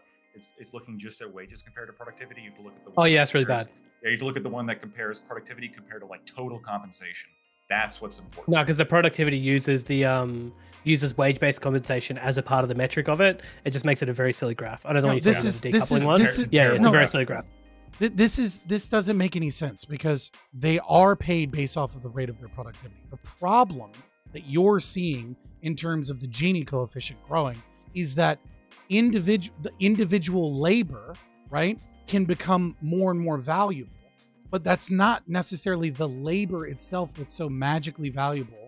In the instance, it's what the capitalist is able to provide. So when you increase automation, right, the individual labor in that system, the value of that labor goes up, sure, but what's happening is that it's not actually the value of the labor that is going up. It's the value of the means of production that they do not own, that the capitalist is providing, that is going up. Now, when you have cost disease, you have certain industries where the value of labor goes up, right? Like, let's say it's just like certain types of manufacturing, let's say chips, right? Where the value goes up and up and up and up, and the people are paid for their skills more and more and more. But then you have people like teachers, right? Where the value of their labor isn't increasing at all because we haven't innovated that market, mostly because the government's involved, but also because like you can only have like a certain student teacher ratio as opposed to like manufacturing widgets, right? And so what ends up happening is they demand more wages because the cost of goods and services is inflating because other people's labor is going up and theirs isn't going up. And so they use their power to try and demand more money because they say that they earn more, but they don't earn more. Like, So the Scott, do you capitalist think that system wages are pays- based off of demand or productivity? I think wages are based off of more things than just demand and productivity. I think when you I look would at say like it's pretty strictly marginal, demand. okay, but Yeah. there's also like marginal utility, right? So like the more employees you add doing the same job, the less valuable the labor is, right? demand. So, okay, it's not demand for labor at that point, right? Like, so like if I have, let's say like I run a McDonald's, right, and I hire one janitor, right? the janitor can only do so much. And so what he does is he targets the things that are most valuable, which is cleaning the bathrooms and like taking out the trash. Let's say I hire a second janitor. Well, now I don't need someone just to clean the bathrooms and take out the trash. I want someone to scrape the gum off of the bottom of the table. Except that doesn't give me the same value that the original janitor gave me by cleaning the bathrooms and taking out the trash. Those are more valuable forms of labor, but they're both janitors and they're both sharing these responsibilities. And therefore their labor is reduced by the fact that there's increased production, or sorry, that there's increased labor available. And so the jobs that they do get less and less valuable. So like there are other things to add into the equation about like why people are paid a certain amount. I don't want to go dive in that, but we could go further, but I won't because I feel like I'm not going to. It should be demand and not productivity, by the way. Yeah, so I said it's demand. It's all good. Hey, Prosit, thank you for subbing for tier 3 for 4 months. Get more That's water. awfully kind of you. Thank you for that. So I'll I never gotten a chance to answer Lactoid. Lactoid has been waiting patiently, right? Like a good Canadian. Third dodge. Now we're back. All Yeah, right. I remember I never dodged anything, right? I was like Hey, to be fair, you're the only one here who's actually provided an answer to my question. I'll give you credit. Okay. As a quick side note, I'm so sorry, offended. I just want to make a quick joke. If you think that wages are a product of productivity and not demand, you've never worked with contractors. Go on. Okay, so here's how the ultra wealthy like avoid taxes, right? And Lactoid was touching on it, right? He was hitting the nail on the head. Everything is locked up in their stocks, right? So everything is locked up in stocks, and that is their It really value, was, that's their wealth, Bandini. right? It's not liquid, not in that way. However, what they do is borrow against those assets, right? So the wealthy take out loans against their assets. And they live off those loans, and then after that they could just refinance. As the stock goes up, you can just refinance against it, right? And if stock goes down, they can just like sell some of it and then Great pay off the example is loans. Twitter with Elon, right? Like Twitter just took out a loan off of his Tesla shares to buy Twitter. He didn't like he didn't have all that money like in the fucking bank. Exactly. Thank you. Perfect. So what you would do is simply tax large loans against assets. That's what you would do, right? You think that would get rid of? Do you have any idea how much you would destroy investment if you did that? Yeah. Like, people would starve. You could. So do allergic personal, to that word. Yeah. You could do against personal. I'll just say personal just for now because I know tax policy is a lot more complicated than that. But yeah, personal loans against unrealized assets or unrealized gains. Tax that. Make that a taxable event. If you're having like loans against unrealized assets, you'd almost certainly like destroy all money creation. So because loans are taken against most people's unrealized assets, right? Most of those are business loans, so you would be destroying most of the money going into the economy, right? Like you'd have to, and interest rates are already low enough that we can't really encourage those to happen. And this is besides the fact that this would absolutely have a knock-on effect more to your average citizen trying to make purchases of like property and such. No. I specifically said large, large loans, right? Like against these assets, right? Like you could define, and as the tax specialist, I'm sure I could do. You could define this in a way that targets the ultra wealthy. This would absolutely not be targeted towards regular people. The plebs. What size would you be talking about in terms of the loan? Because any of those size loans are going to be pretty close to house loan size. Hey, I'm not gonna set a level here, right? I'm not gonna just set an absolute level. And this is outside of the fact that it destroys money. We'll say multi-millions if that helps you, right? But I'm not gonna necessarily like. And it fucks. Then you just fuck money. You fuck business growth until you fuck money. Outside of that, you just fuck money growth and you fuck business creation. Yeah, so like, sure. I don't. That's not. Because then you don't have enough money in the economy, and you have like rampant hyperinflation, right? Because nothing's. You're gonna be in the Weimar Republic, right? Like you're gonna get World War III, bro. Absolutely not. Yeah. Absolutely not the case. But because it's how. Sorry. The broad majority. This was to Lactoid, so I want Lactoid to be able to respond. Go ahead. 3 points. I want to point out, Prime, that one of the lefties here is agreeing with us. So that's not a good sign for you. No. You should listen. You should listen. One of you sees the problem. Some filthy liberal policies. Hey, at the end of the day, I am the only one here who engages in socialist practice. I am the only one here who engages in socialist practice.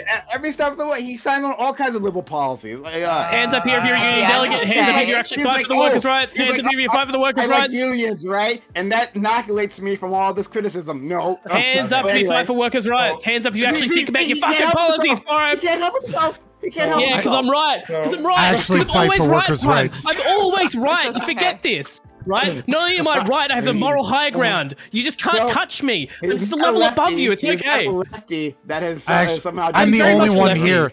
I am the only one here who fights for workers' rights. Jason's pretty probably lefty, but and I am the conservative. Yeah, Corey doesn't disagree with me, right? Oh, Prime, you're just we're always in alignment. You're so far gone. You're so far gone that you can't see these people are lefties too. You're just so far down the left. Remember, Lactoid, you agreed with me like 2 weeks ago. You were stealing all my. Me. That's the way. No. I think so. I know you want to like save your ego, but I understand. I make the good comrade. ideas. Here, so two actual points here. The first point is I don't see how that necessarily eliminates this person of being a billionaire, right? You get a $1 billion company, you say, okay, you can't take loans against it anymore. So it's the only person that fights for workers' rights. Okay, well, but here, so you could, I mean, if the tax was high enough and you have to pay that loan back, especially let's say your stock doesn't appreciate as much as you expected it to, because it is a risk. There are times in which your company can like depreciate in value. There's major companies like Altria, like recently, like over the past decades, or like GM and like all these companies are like losing market value over time. And if you know these people are like, oh, you get massive tax every time you take a loan.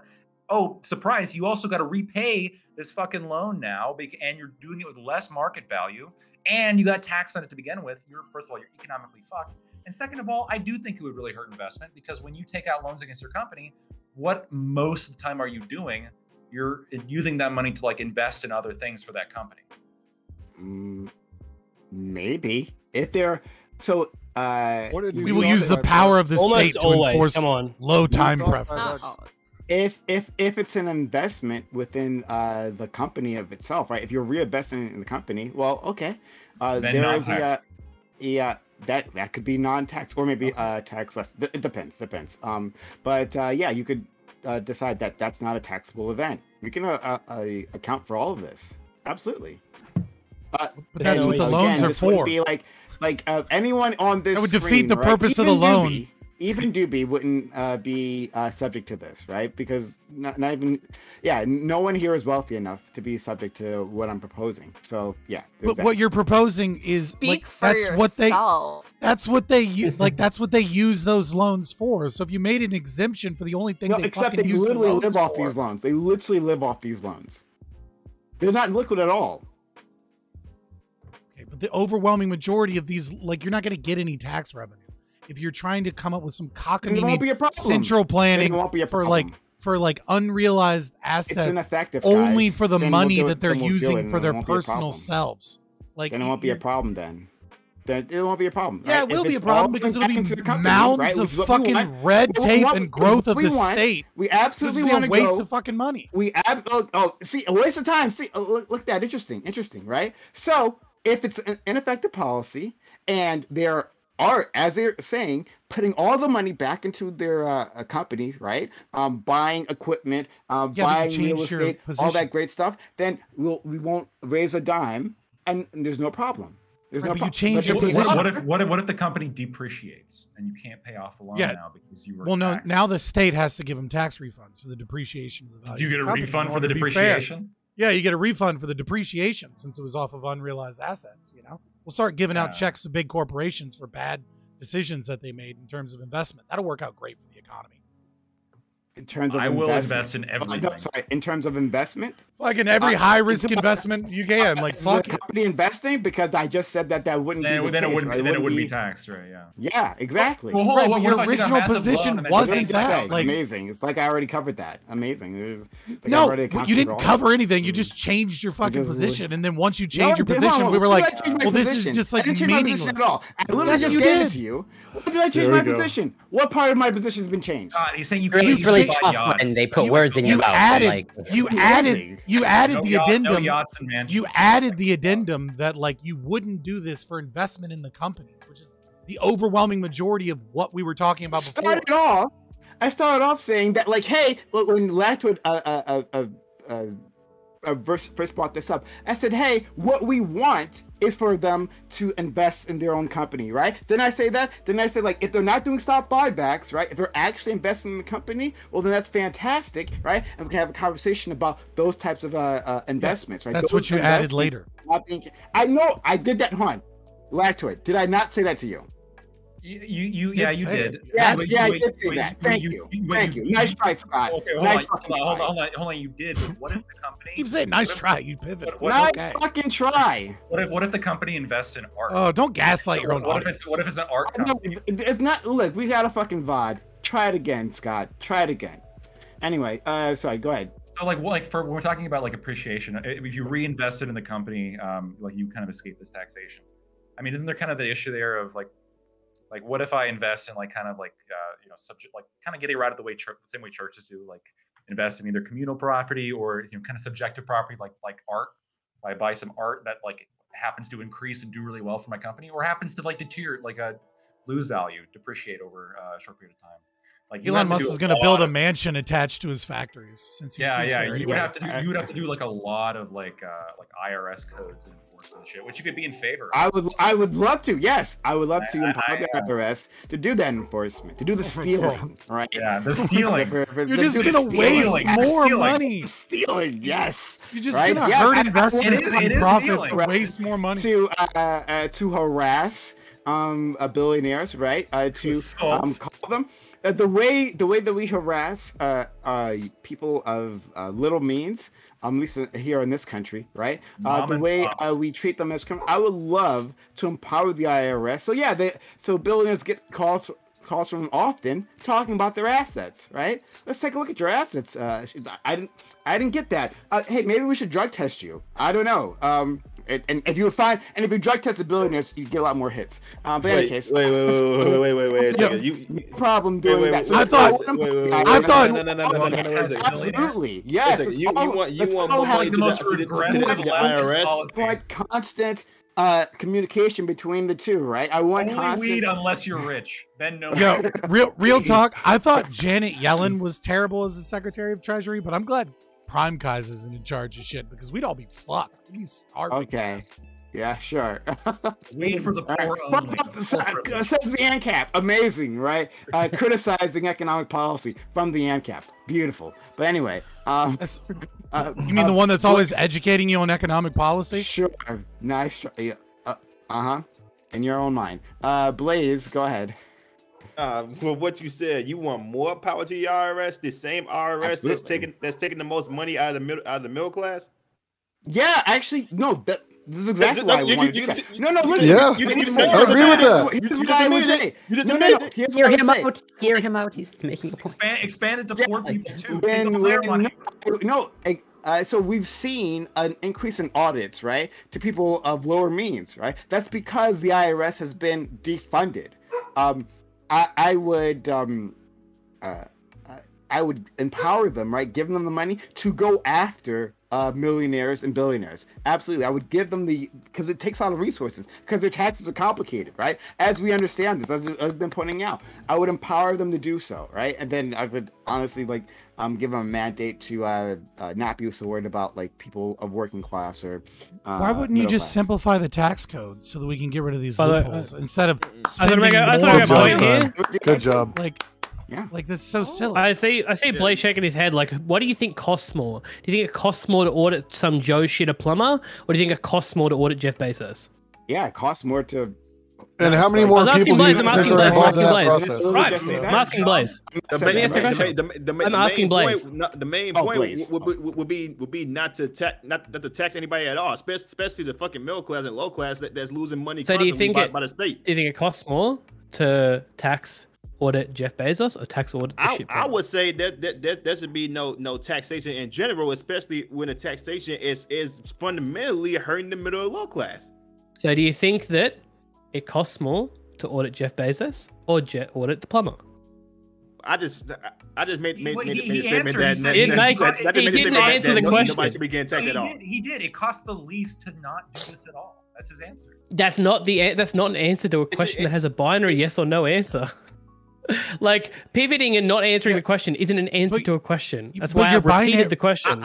But your binary is a stupid trap. You can say it costs. You can say it costs more. No freaking taxes taken from people at all, especially when it doesn't benefit the middle or low class. So you can say it costs more and then do your little virtue signal. It's okay. No, but You can just say it costs more. your question is So Yes, let's it costs not more, but tax I think your we should have budget, taxes not at have all. roads or No, your emergency question- services. I love the your idea question- of no taxation. Private Why are companies you acting like- would be happy enough to do all that instead of Your question is a bullshit binary because the amount of funds that you get from taxing I'm just asking a from simple auditing question about Joe like what costs Schmo more. versus Bezos means that you have to audit more people. So like in order to get the same amount out of both individuals, you have to audit a fuck ton of poor people or middle class people in order to get the potential landfall that you might get from someone like Bezos. So yes, it costs more to audit Bezos than it does Joe Schmo the plumber. But the thing is in order to recoup the funds that you're seeking to get from the audits, you have to audit a fuck ton of Joe Schmoes. It's a bullshit That's what I make it binary very that you clear. The set up IRS is to make your own incredibly fucking tax point. efficient. In terms of investment, the IRS is incredibly tax efficient. Okay, it turns out when you give the people who want to look for taxes more money, they find more taxes, right? in the middle class. Like, Right. no. It's happened as a downtrend in correlation with the IRS defunding. So I'm saying because you're defunding the IRS is when they're fucking over the middle and lower class because it costs more to audit richer people, right? There's no willingness to make that initial investment when you don't know it's going to pay off when you have only that amount of money. It doesn't You make do any understand sense. that when you go to audit What doesn't a make rich any sense person, about they have a that? team Do you of know? lawyers, Do you make an right? investment in Do you your life? understand that, Blaze? It Do you doesn't- understand it that doesn't make any sense. when you audit a rich person, they have a team of lawyers and a team of accountants? You understand that, right? So Millionaires and billionaires. So by your logic, it in costs order more. to audit It costs those more to go after the people, billionaire. in order to audit those people, to you save need money, they more would rather go after tax the middle and low agents class. to audit them, From your right? logic. Now, from your logic, because the billionaires have the lawyers and the attorneys, it would cost more to go after them on taxation Fucking lawyers. than it would be to go after the middle low class. So to save money, they would rather go after the middle low The class. ANCAP should not be But shaking if their head they're at the on fucking lawyers, properly, okay? they're going to Thank you for go pointing that after out. the I love people they lawyers. should This go is after. so That's stupid the because point. If Thank they're you going have after more- them, you have- they're going Thank you after for them. pointing that out because they No. have the lawyers and attorneys. It will cost them more. So instead of paying all this money, let's go to the middle low class. that only- that doesn't have money for lawyers and attorneys. No, because this is- they won't have that much of a fight. No, that's not how this works. The only reason that they would target the lower and the middle class in Most such a people way in the middle and as a lower means class aren't paying taxes like anyways. Like they're not cash paying exactly, taxes out of their pocket. exactly, Jason, exactly. So the I don't only know where this listen, audit on the middle and lower class is coming from because you would be talking about an extremely small percentage of people. Right. The only reason that you would go after the poor and the middle class is if you had mandates in terms of the red tape from the bureaucracy that you needed to audit a certain amount of people. And therefore, you would save the money that you spend by auditing people that it's easier to audit. But if you don't have that government red tape, it doesn't make any sense that instead of sending out 100 agents to go after 100 middle class people, you could put 100 agents on one rich person and you would probably get more money with the 100 agents going after the rich person than you would which with is why we 100 need to agents going fund after more of the 100 poor IRS more so that we can do that. Thank you. I thought we were about That's defunding not- the police. oh my God, More you- money, this is- more I'm gonna funding go to take a police. piss. I This is don't want to the go dumbest on the thing I've police, ever by the way. heard. I just want to say that. This This is fucking More funding, More, wealth distribution, and taxes. This is my favorite kind of conservative conversation. You guys are. No, I thought you guys were hitting in all favor the of marks for us tonight. defund the Thank you cops. so much for proving I'm my in favor of funding the the cops. IRS especially- are More I love funding it. the cops. Yeah. I love fuck it. You know, yeah, let's IRS go. has their own SWAT team. Does that change your opinion? No, no, Fuck it's yes, de- we do it's IRS de- SWAT teams Conservative all over. They have probably comrade. killed a dog at some point. I don't know. Well, we gotta keep those paintings. Hitler made some really great art, you know? That was always the criticism of the show Cops. Remember the show Cops, which is thankfully off the air, right? That was always a criticism, though it was quite entertaining, right? Is that like it was always against blue collar workers, right? I would love a show about the IRS SWAT team busting down the doors, right? Like throwing them up against the wall, right? Demanding to see the taxes, right?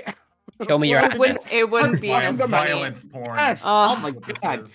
Treating them like the criminals that they are. Absolutely. Do that. It would- No, yes. this systemic So- injustice cannot So stand. again, so Oh, once can't again, have this. you guys are fundamentally promoting taking more action against the middle and low class.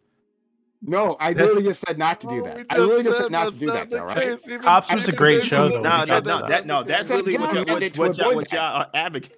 It's been my experience in Canada. The broker I am. It's not what you want, but that's literally what y'all advocating for. That's, I You don't know a know. lot of lower and middle class people getting audited by the IRS. In my experience in not Canada, be audited by the IRS because that's more money. Do you know out a their lot of pockets middle that and lower class they people could being have audited paid by for the their bills IRS right and now? other appliances. Jason, Governments once there's only give the them middle money. class, once there's only the middle class, then only the middle class will be audited by the IRS, right? So, Well, if that's the case, then we're all driving Porsches and it shouldn't matter. In my socialism, we all have Porsches. So you know. okay. Okay. All right. Well, then. In your socialism, you don't even all have food. I have. Yeah, I'm coming for yours, motherfucker. speak Let's go. for yourself. I've kept you over time. We're gonna go on to open walk on panel, so everyone stick around. I'm gonna send these amazing people away, but we will continue on to open walk on panel right after this. We'd love to have you here. Stick around for that. Hit that follow button if you haven't done so yet. Hit that follow button. Make sure notifications are on.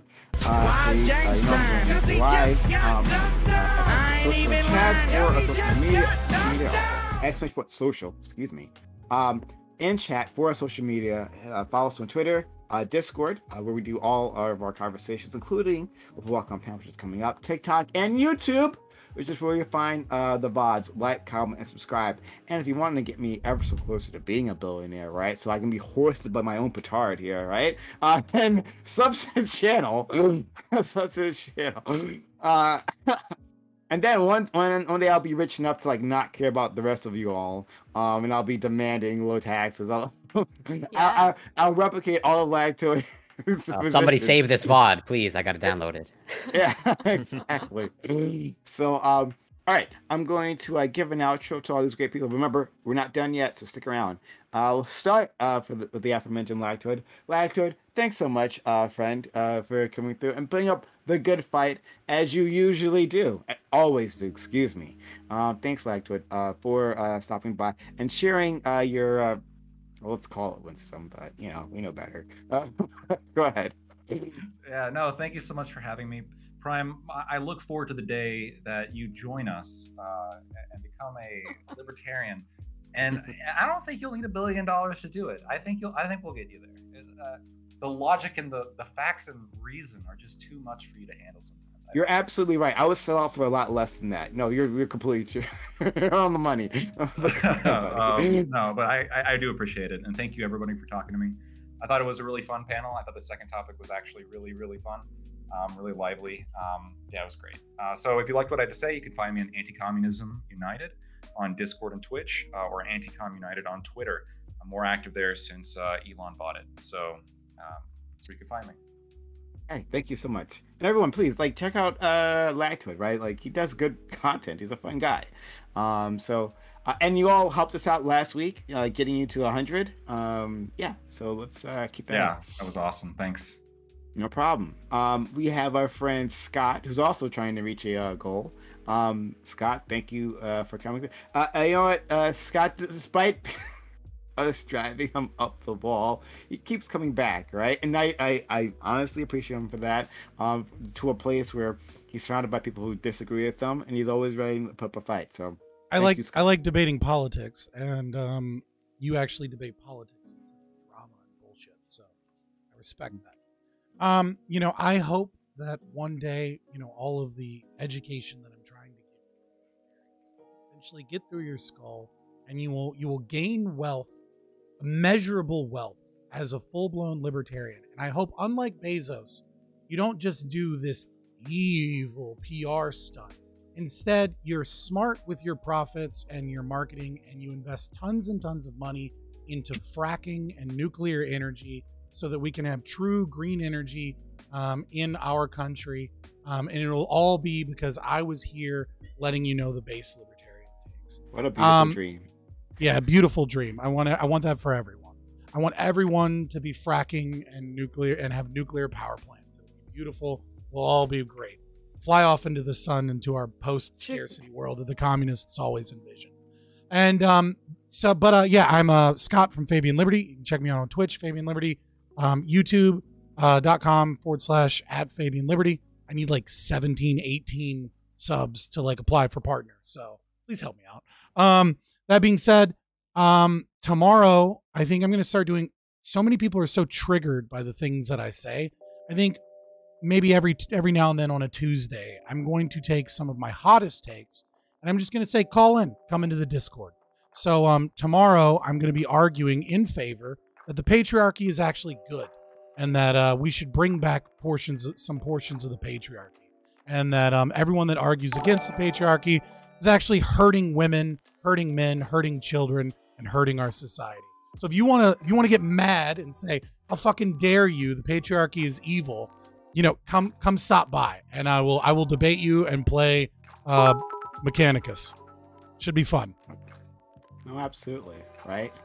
I think this is a perfect time for women to maybe listen, right, to a man talking and spitting out wisdom, right? Like, it makes sense. For once. For once, right? It's Like, about time. It really is. It's never happened before. You don't want to play Factorio? No. No, you won't maybe. play that game. Maybe, I don't know. I don't really play a lot of games, to be honest with you. Scott, if you could please put your link in chat. I want to spam that link because I do want people to go and subscribe to your YouTube channel.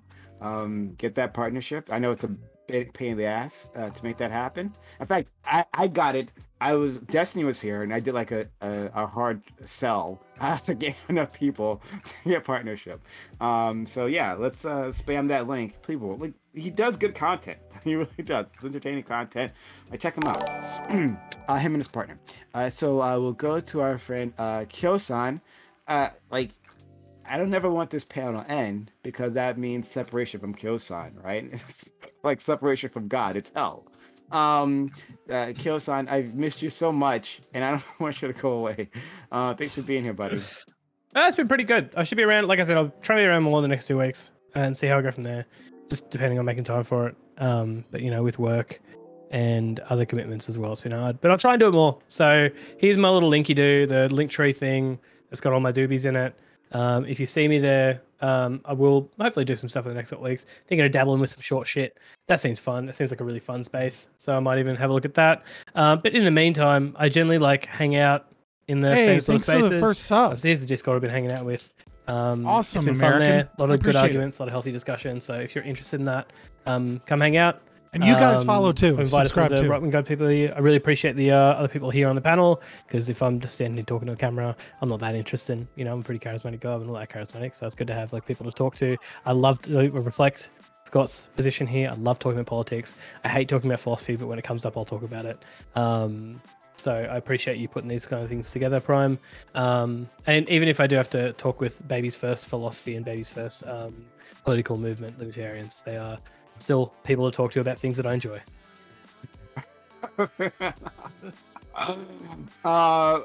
Appreciate you guys. I actually really enjoyed our interactions tonight, by the way. Like, I know you're shaking your head. I actually had some really good discussion with you. So every time I chat with you, I feel like I always have a really good discussion. So take that as an endorsement. Fabian did put his link in chat. Look, I think I'm already subscribed to his channel, but I'm gonna make sure, right? I'm gonna click this link, and it's gonna show up like you're gonna watch me, right? Where I'm gonna watch me, like try to subscribe to his channel, right? Here it's happening. Oh, I am subscribed. Okay, so I'm already there, right? You see that subscribe button clicked? At least maybe you do. You might not see it on the screen. Okay, it's on the far side of the screen. You can't see it, but it's clicked. Okay, all right. So click on Fabian Liberty's link. All right, I'm gonna spam it again. In the honor I'm subscribed. of Baby's First Philosophy, there is a book series called Tuttle Twins, and if you have young children and you want to teach them libertarian philosophy starting at a young age, you should definitely buy copies of Tuttle Twins children's books for them so that they don't have to grow up to become a stupid commie first and then learn libertarianism. They can confront their teachers indoctrinating them in school from a very young age. In accordance with libertarian philosophy, I'm gonna say we're gonna have to sue for custody of those children. Pro said, thank you for gifting a sub to our friend, Fabian Liberty Scott. So yeah, really awfully kind of you guys. Yeah, hey, hit up that link. So we will go to next. Blaze, thank you for coming through. Yeah, you did a great job. Really appreciate your presence here. Yeah, appreciate it, Prime. Lactoid, nice meeting you, Scott. You already know we're gonna be talking soon enough. Yeah, I appreciate it. It was a good talk. You know, good debate. Some things I definitely didn't agree with, especially when it came to like Jason. But you know, we gonna meet each other again down the road. You know, we gonna have his ups. We gonna have his downs. I'm gonna have my ups, mainly ups, no downs at all. But you know, it's gonna be a good talk. You know, appreciate you inviting me back here, man. It's always good to have a talk with people with different opinions. Yeah, absolutely. We definitely appreciate different opinions here.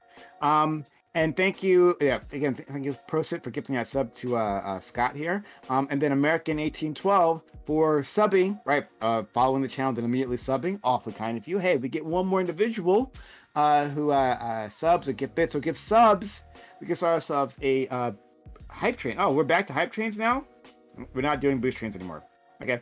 Well, hype train. I guess maybe that experiment's over. I don't know, whatever. But get the hype train started.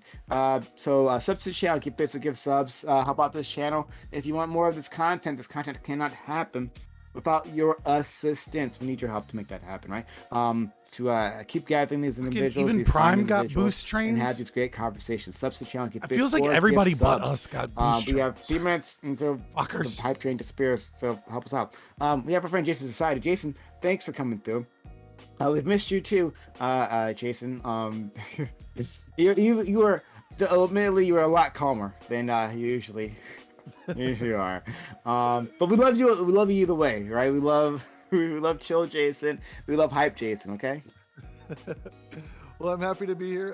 This is my first hop back into doing these panels. It's been a while. I did some stuff playing games, and I was kind of doing my own thing for a little bit. But I have always hosted StonerCast. It was on Sundays. It's now on Saturdays at 4:20 p.m. Pacific, 7:20 p.m. Eastern. It is a show all about cannabis, and I invite on some of your favorite streamers, and we talk about all things cannabis while smoking some cannabis, you know. So if you like that, definitely check that out. You can follow me at Jason_Society on Twitch, or Jason Society, all one word, on Twitter. Thank you. Okay. Everyone, check him out. He has it. That's also quite entertaining. So, guys, we're almost. How about the hype train? The hype train is close. Subs to the channel. Give subs. Give the hype train. It's the hype train, right? Sitting here enjoying this content. Subs to the channel. Give subs. And you'll get happy feeling and all that good stuff, right? And the emotes and stuff, right? So, hype train.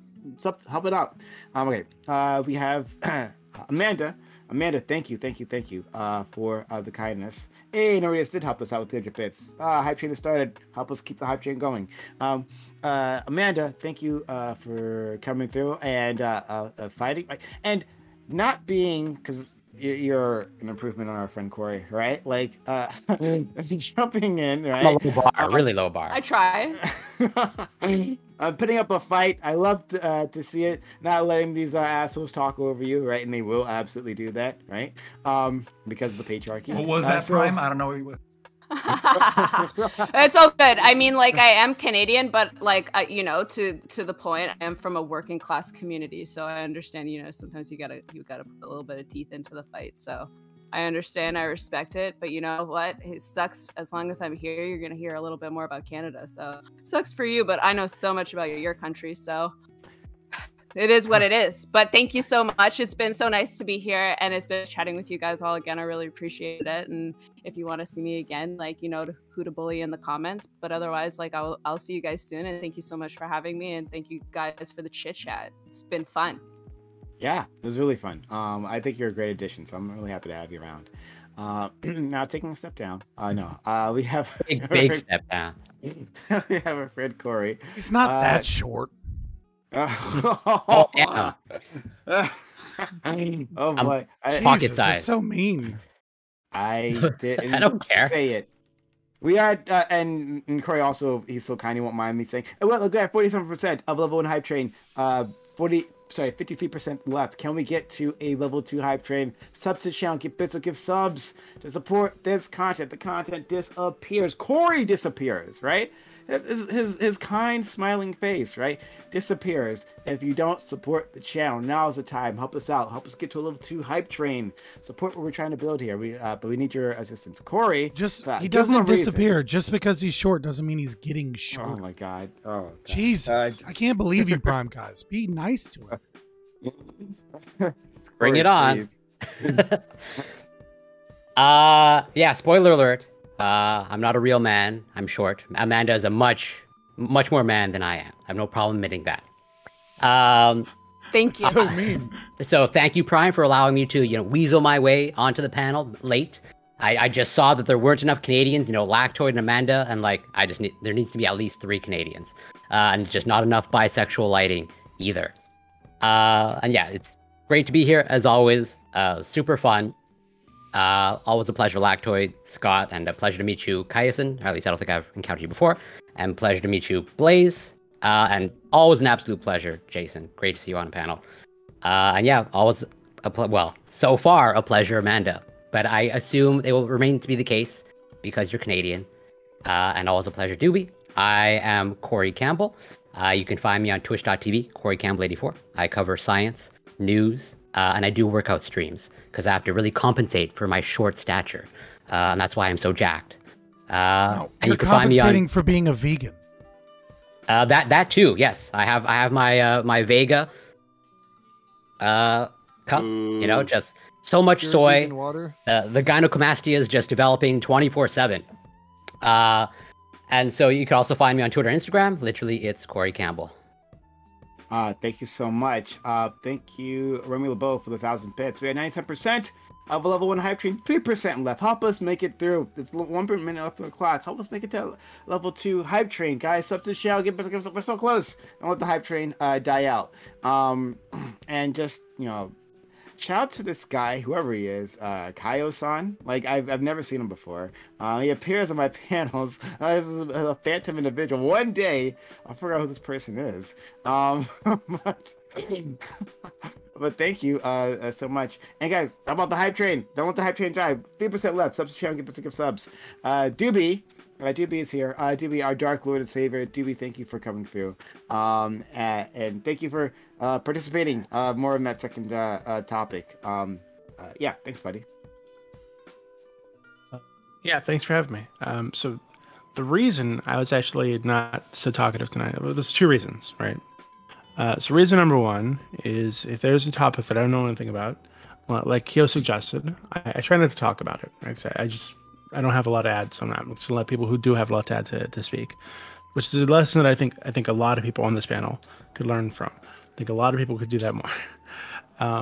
But the other thing is an opportunity came up while I was on here for my beautiful, wholesome Discord server, right?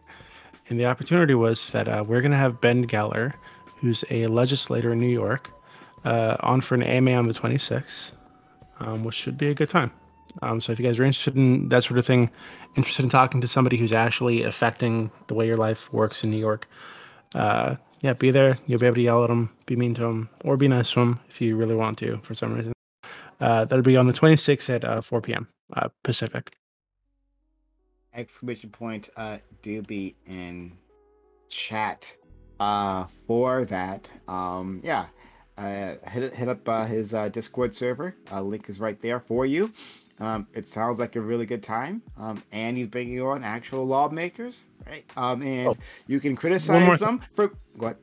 One more thing. I know you don't like the drama, but the price for my brutal backstabbing of Mr. Girl was an AMA from Destiny, okay? And I think that's happening on the 27th. I need to double check. Okay, just FYI. Really sad I didn't invest in Doobie stocks before this.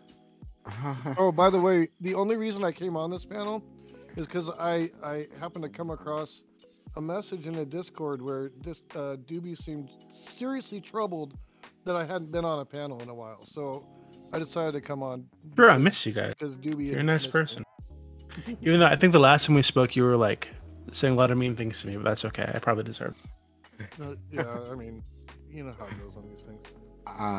No, truly, I love all you guys too. Thank you all very much.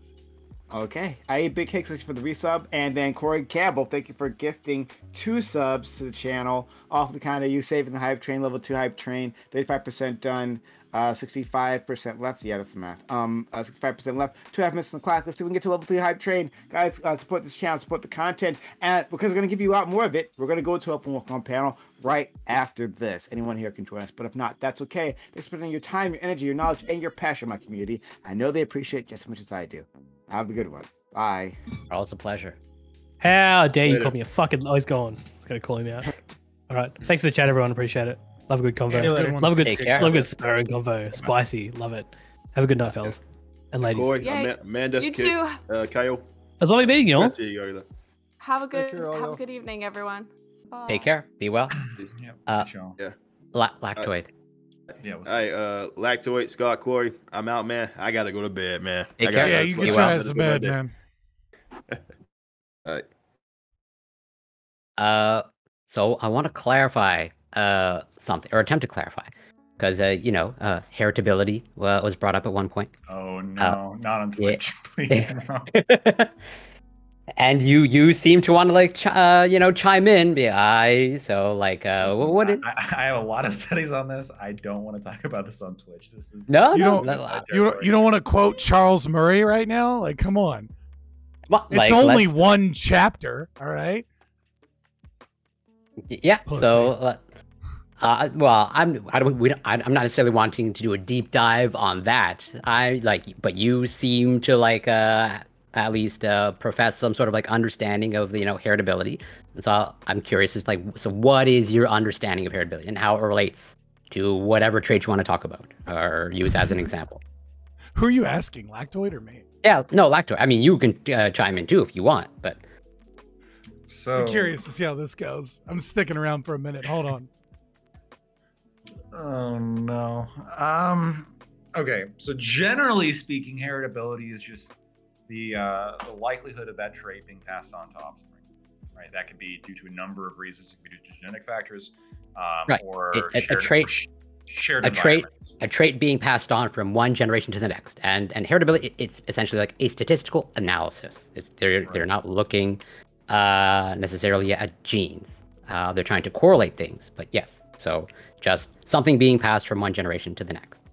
They're not necessarily, but if the study defines it, so the degree of heritability can be defined as the part of the total variance that is due to genetic variance, if that's the definition that they're using in the study, then I would say that study is arguing or showing this percent is due to genetic factors, and those are the studies I'm referencing. I would agree with you. When you let's say misdefine a concept, a biological concept, yes, you can attempt to draw correlations that aren't actually there. Whereas if your study defined it that way, that's not a proper definition or proper use of heritability. Isn't that maybe a semantic thing though? Because if you had a study that simply put the word genetic in front of every single time they use the word heritability, and they just ran the study that way, then would you have any issue with it? Absolutely.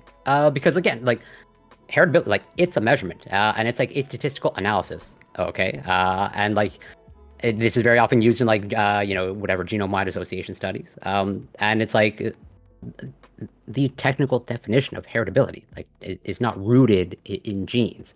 Yes, we very often use it to correlate to genetic to something in genes, but to saying something is whatever 30% heritable, and then to make the jump that this heritability is due to genetic variation, that is a leap, and that is a false leap to make.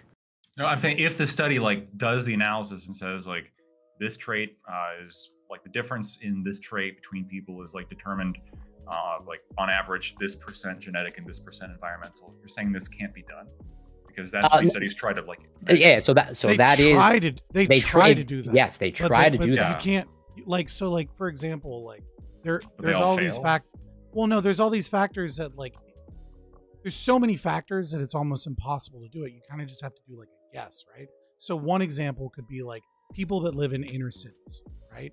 They tend to drink more lead in their water and they have more lead poisoning, right? So if you're going to have a conversation about IQ, for example, and you're not accounting for that specific variable, then that is a variable that's going to affect what the overall IQ is based upon the environment, right? But if you for whatever reason don't take that into effect, you might get a higher idea that the variance is due to genetics as opposed to environment, right? Because their parents and because people tend to stay in the same neighborhoods, right? People tend to live in the same areas, and also poverty tends to be something that remains intergenerational, right? So if you miss that, you may find that as a genetic thing, when what's really occurring is that the environmental pressure here of the lead poisoning is present both in the parents, the grandparents, and the child, and you just missed that. Okay, so are we gonna? I understand what you're saying. It just seems like this is a kind of a high standard that we'd hold any study to. No, that's not. It's not to say we've analyzed for these factors and we've analyzed for these factors. We're controlling for this, and we're measuring the difference between genetic factors and environmental factors here. But I guess it's possible we missed something, right? That's but that is something that we missed for a long time, and then found out and was oh shit, that's a statistical significance, that factor. Yeah, but as we learn more about this, the most recent studies put it these traits as more and more genetic. It used to be 43%, now it's 80. Yeah, but that can be, there can be a number of reasons for that perfectly explain that increase that is driven by either methodology or statistical analysis or controlling for certain variables. It's not a matter of because here I'll attempt to give you. There's also the Flynn effect, right? There's other things that affect everything. That's dropped off though. But we don't have to even talk about IQ. I'll try to give you an example of we've. Well, I say for example, Sure, yeah. But we've had, as a result of the Human Genome Project, we've had genetic studies going on for decades, and as of now, as a result of the concerted effort, we have good working models for certain diseases and conditions at the genetic level. For example, we are starting to identify genes, for strongly associated, for example, using my own condition of Crohn's disease, which is highly polygenic. There are over 100 genes associated with Crohn's disease. And the studies are pretty robust, and they're reproducible, and we're zeroing in, as opposed to we've had decades and decades of research at the genome-wide association studies and a bunch of other genetic studies, trying to narrow down at the genetic level a trait. You can even use a personality trait like conscientiousness, which does appear there appears to be some heritability about that. Yeah. But we are consistently coming up pretty blank when it comes to identifying genes, or actually not only genes but some sort of causal mechanism, as in of the genes that we've identified for even my own condition, Crohn's disease, we are able to say these genes make sense in terms of we can see how they can play a role in the pathogenesis of the disease. You cannot say anything close to that when it comes to just a simple trait like conscientiousness. There are some loosely correlated genetic locations, but then when you actually look at some loose genes that they've identified, it's we can't say anything about any sort of causal mechanism. As we don't really know what this gene we is know doing. That, we know that conscientiousness is heritable, but like there's also like a whole nother field, like epigenetic research that we would barely fucking touch, right? And I think something that is highly effective on the mind, such as like ACEs, right, adverse childhood events, could almost certainly have a really large portion on that. And like we might like traditionally just call that environment, right? But if there are genetic markers that we're unaware of that are affected by the environment in such a way, then the lines get even more blurry about what is environment and what is kind of like genetic. If like there's a certain genetic predisposition for something that is then triggered by your environment in such a way that changes the way those things are expressed in the brain. Yeah, absolutely. And where it's like trying to understand these traits, like at a genetic level, or like the biology of it, like it's very much like in its infancy. And if you're going to start like, if you're going to attempt to like quote numbers like, oh, intelligence is 80% heritable, like I would say you're misusing, or like you're, whether knowingly or not, like you're misleading people. There's a wide range. There's a wide range, right? Like it's a fucking debate, bro, panel. So it's difficult to like actually have an in-depth conversation on any of this because the moment you say something, you get someone jumping down your fucking throat, as was seen. But like, you know, there's a wide variance, right? And intelligence psychology is also a pretty small field, anyways, because it's such a dangerous field that so many people, like, you have some cognitive psychologists that want to do that research. And it is research that is fraught with like basically ensuring that you don't get tenure, right? You like it's like if you want to get tenure as a cognitive psychologist, you don't fucking touch IQ. Like you stay the fuck away from it. And so, you know, like that leads. I don't know though. Doesn't that kind of lead more credence to? I don't know. That leads me to be a little bit more skeptical about like the anti-position. You're saying, well, you can't study it because we're scared of what you might find. What do you mean? If you're saying like you can't study this, otherwise you're not going to get tenure because we're scared of what you might find. I mean, that makes me a little bit skeptical of the anti-position, right? Whenever you have one party that's trying to like hide knowledge, that makes me immediately like be biased against whatever their position is, because I'm assuming that they're trying to hide what the actual answer. Well, I mean, like in like this is the type of research that like Nature said like we're not publishing. Right? Like if you found some form of like, I mean, I think you can read between the lines. They didn't explicitly say that. They didn't explicitly say that, right? But like, but if you were doing like intelligence research, especially if it was like racial, right, or something like that, Nature's basically like already admitted like we're not publishing shit. I mean, like, yeah, I don't want to have that conversation right now, but like I understand the sense you're trying to, but like. I agree. Nature came out with a statement saying that they might be more stringent in what they accept for publication, or they might be more strict in, you know, the type of whatever editorialism that they carry out. I have no problem saying that. But like, why more strict with this particular subject as opposed to? Well, they didn't say this particular subject. They said things that seem to purport something that would be like negative for equitable like society, essentially. I don't remember the exact quote, but basically they were saying, if you post research that like, you know, goes deeply against certain like, you know, DIE like kind of narrative, like they're going to be like, we're going to be really strict on whether or not we publish that. No, I mean, they also said that like if you are going to use any sort of, you know, race-based metric, you kind of like have to justify that. If you're going to start grouping people by race, you should have some sort of reasonable justification to do that. Because you say that, but like literally every like critical theory from fucking Frankfurt, like from the beginning, we've used race, age, socioeconomic status. I was like, and race, age, socioeconomic. What's the other big one? There's another huge one. Yeah. Oh, gender. Like gender, race, socioeconomic status, and rate. Fuck, I forgot it again. That's getting late. But regardless, like. We've used them in like basically all social science. So it's a meaningless fucking statement to say that you need to justify categorization by race when like literally every other social science, that's like a major metric that they measure by anyways, right? Come on. No, I don't just, and they didn't explicitly say you can't do it. It's just, and they also like, they made it a point of like, you know, pretty much like the language that you use matters. Like, you know, they're not coming out right and saying like, hey, you can't, you know, you can't group by N-word and you can't label this group by N-word. Okay. Like, fuck. But we both know that's not what they're talking about. That's a fair rule, Like, but that's not what they're talking about, and you know it. But I step off of that. I mean, you were having a great conversation about like the heritability and like the issue with using it.